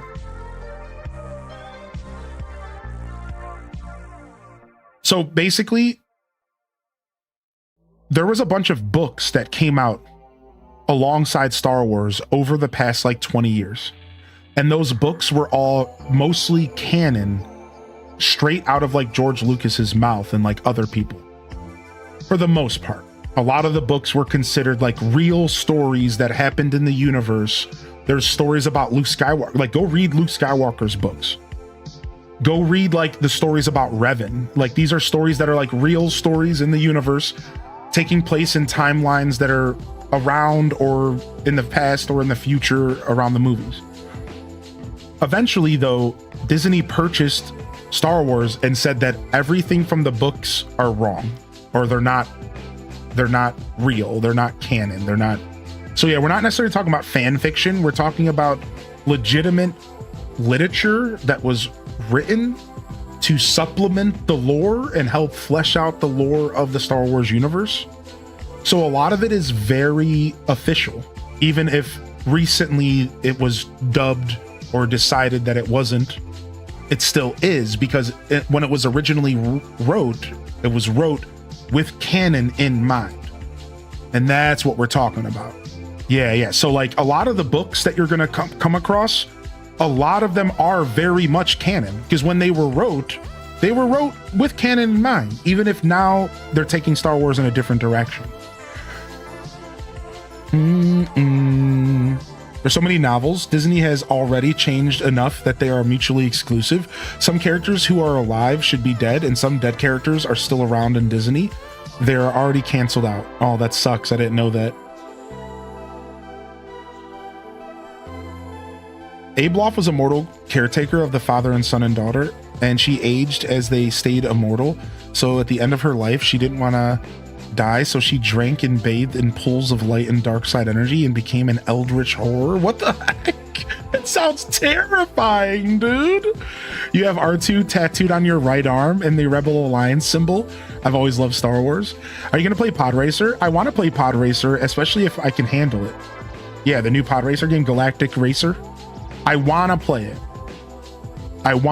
I just, if it's not available on the Switch 2, it could be tough, but you can't change history just because you get all ownership. Right. It's pretty frustrating. So it's like, that's why it comes down to you as the reader and you as the person digesting the media to decide what you want to believe is canon and what's not at this point. Because what Disney attempted to do, we all just have to decide ourselves, basically, and just accept the stories we like, accept the stories we don't, because unfortunately they screwed us. Basically, they screwed us, and they said, well, we're gonna mix it up and change it up. And you know, it's different from like a retcon here or there. Okay, maybe you were writing a story way back in the day, and now you want to write it in a different direction. But this is more than a retcon. This is basically gutting a third, if not more, probably over 50% of the established Star Wars lore. Because you have to understand, if you take the movies out and then you take the couple cartoons out, most of the Star Wars lore was in books. Like most of it, easily over 50% of it. And then when Disney purchased Star Wars, they said that 50-60% was garbage and they threw it away. Think about that for a second. So at that point, you have to just say, screw you, I'm going to decide what I think is a story. And you have to make that decision yourself, because if a company comes in and tries to throw away 50% of established lore, at that point, like, that just doesn't work. Like, you do, like, you know what I mean? Like, at that point, you're making two timelines. You're making the modern timeline and you're making the original timeline, basically.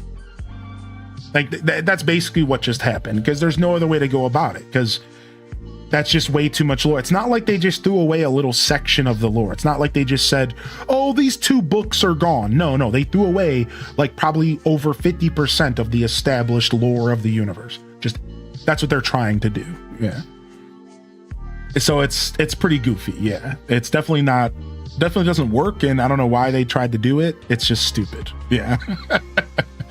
Now, it is cool because at least we are getting like a bunch of TV shows and we're getting more animated series, and we are getting a bunch of lore developed post Disney purchase. So it's not like they bought it and gutted it and then just walked away from it. At least we are getting new stuff. And as Hamlab said, it seems like they are using that old source material and weaving it into the new stuff. So all we can hope is that they keep doing that. And while they are going to be making changes, at least they hopefully they like acknowledge the old stuff, you know? Yeah. So, you know, it's not as all bad as it sounds, but it's still pretty stupid. We need more stuff in the same production level as Andor. I want to watch Andor, but I haven't had the chance because I don't want to purchase Disney Plus. I'm good. I'm like, oh, I'm good, man. I'm good. All right. I got to get ready. I got to go. Unfortunately, it is time for me to skedaddle.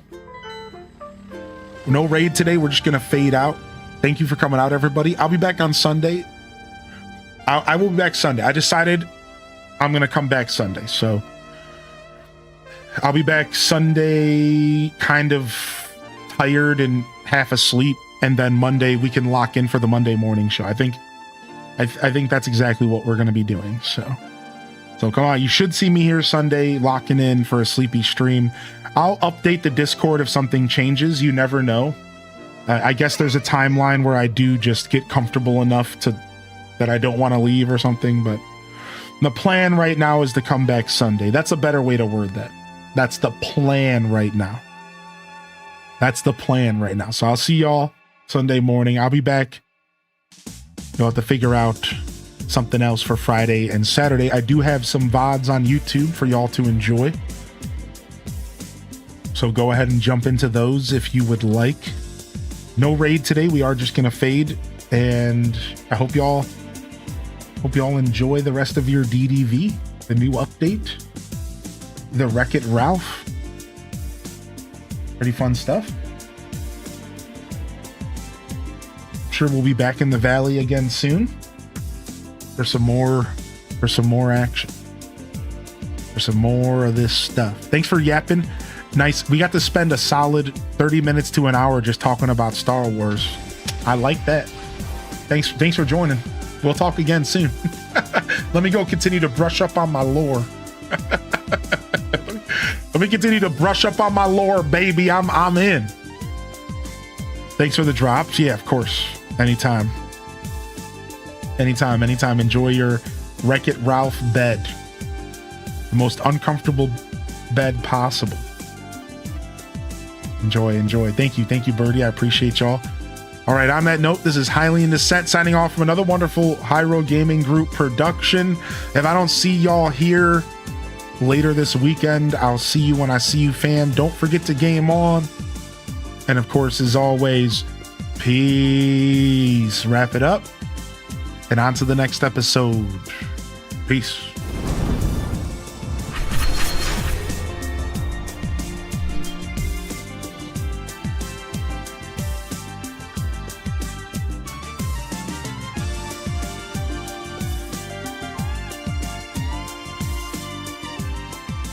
All right.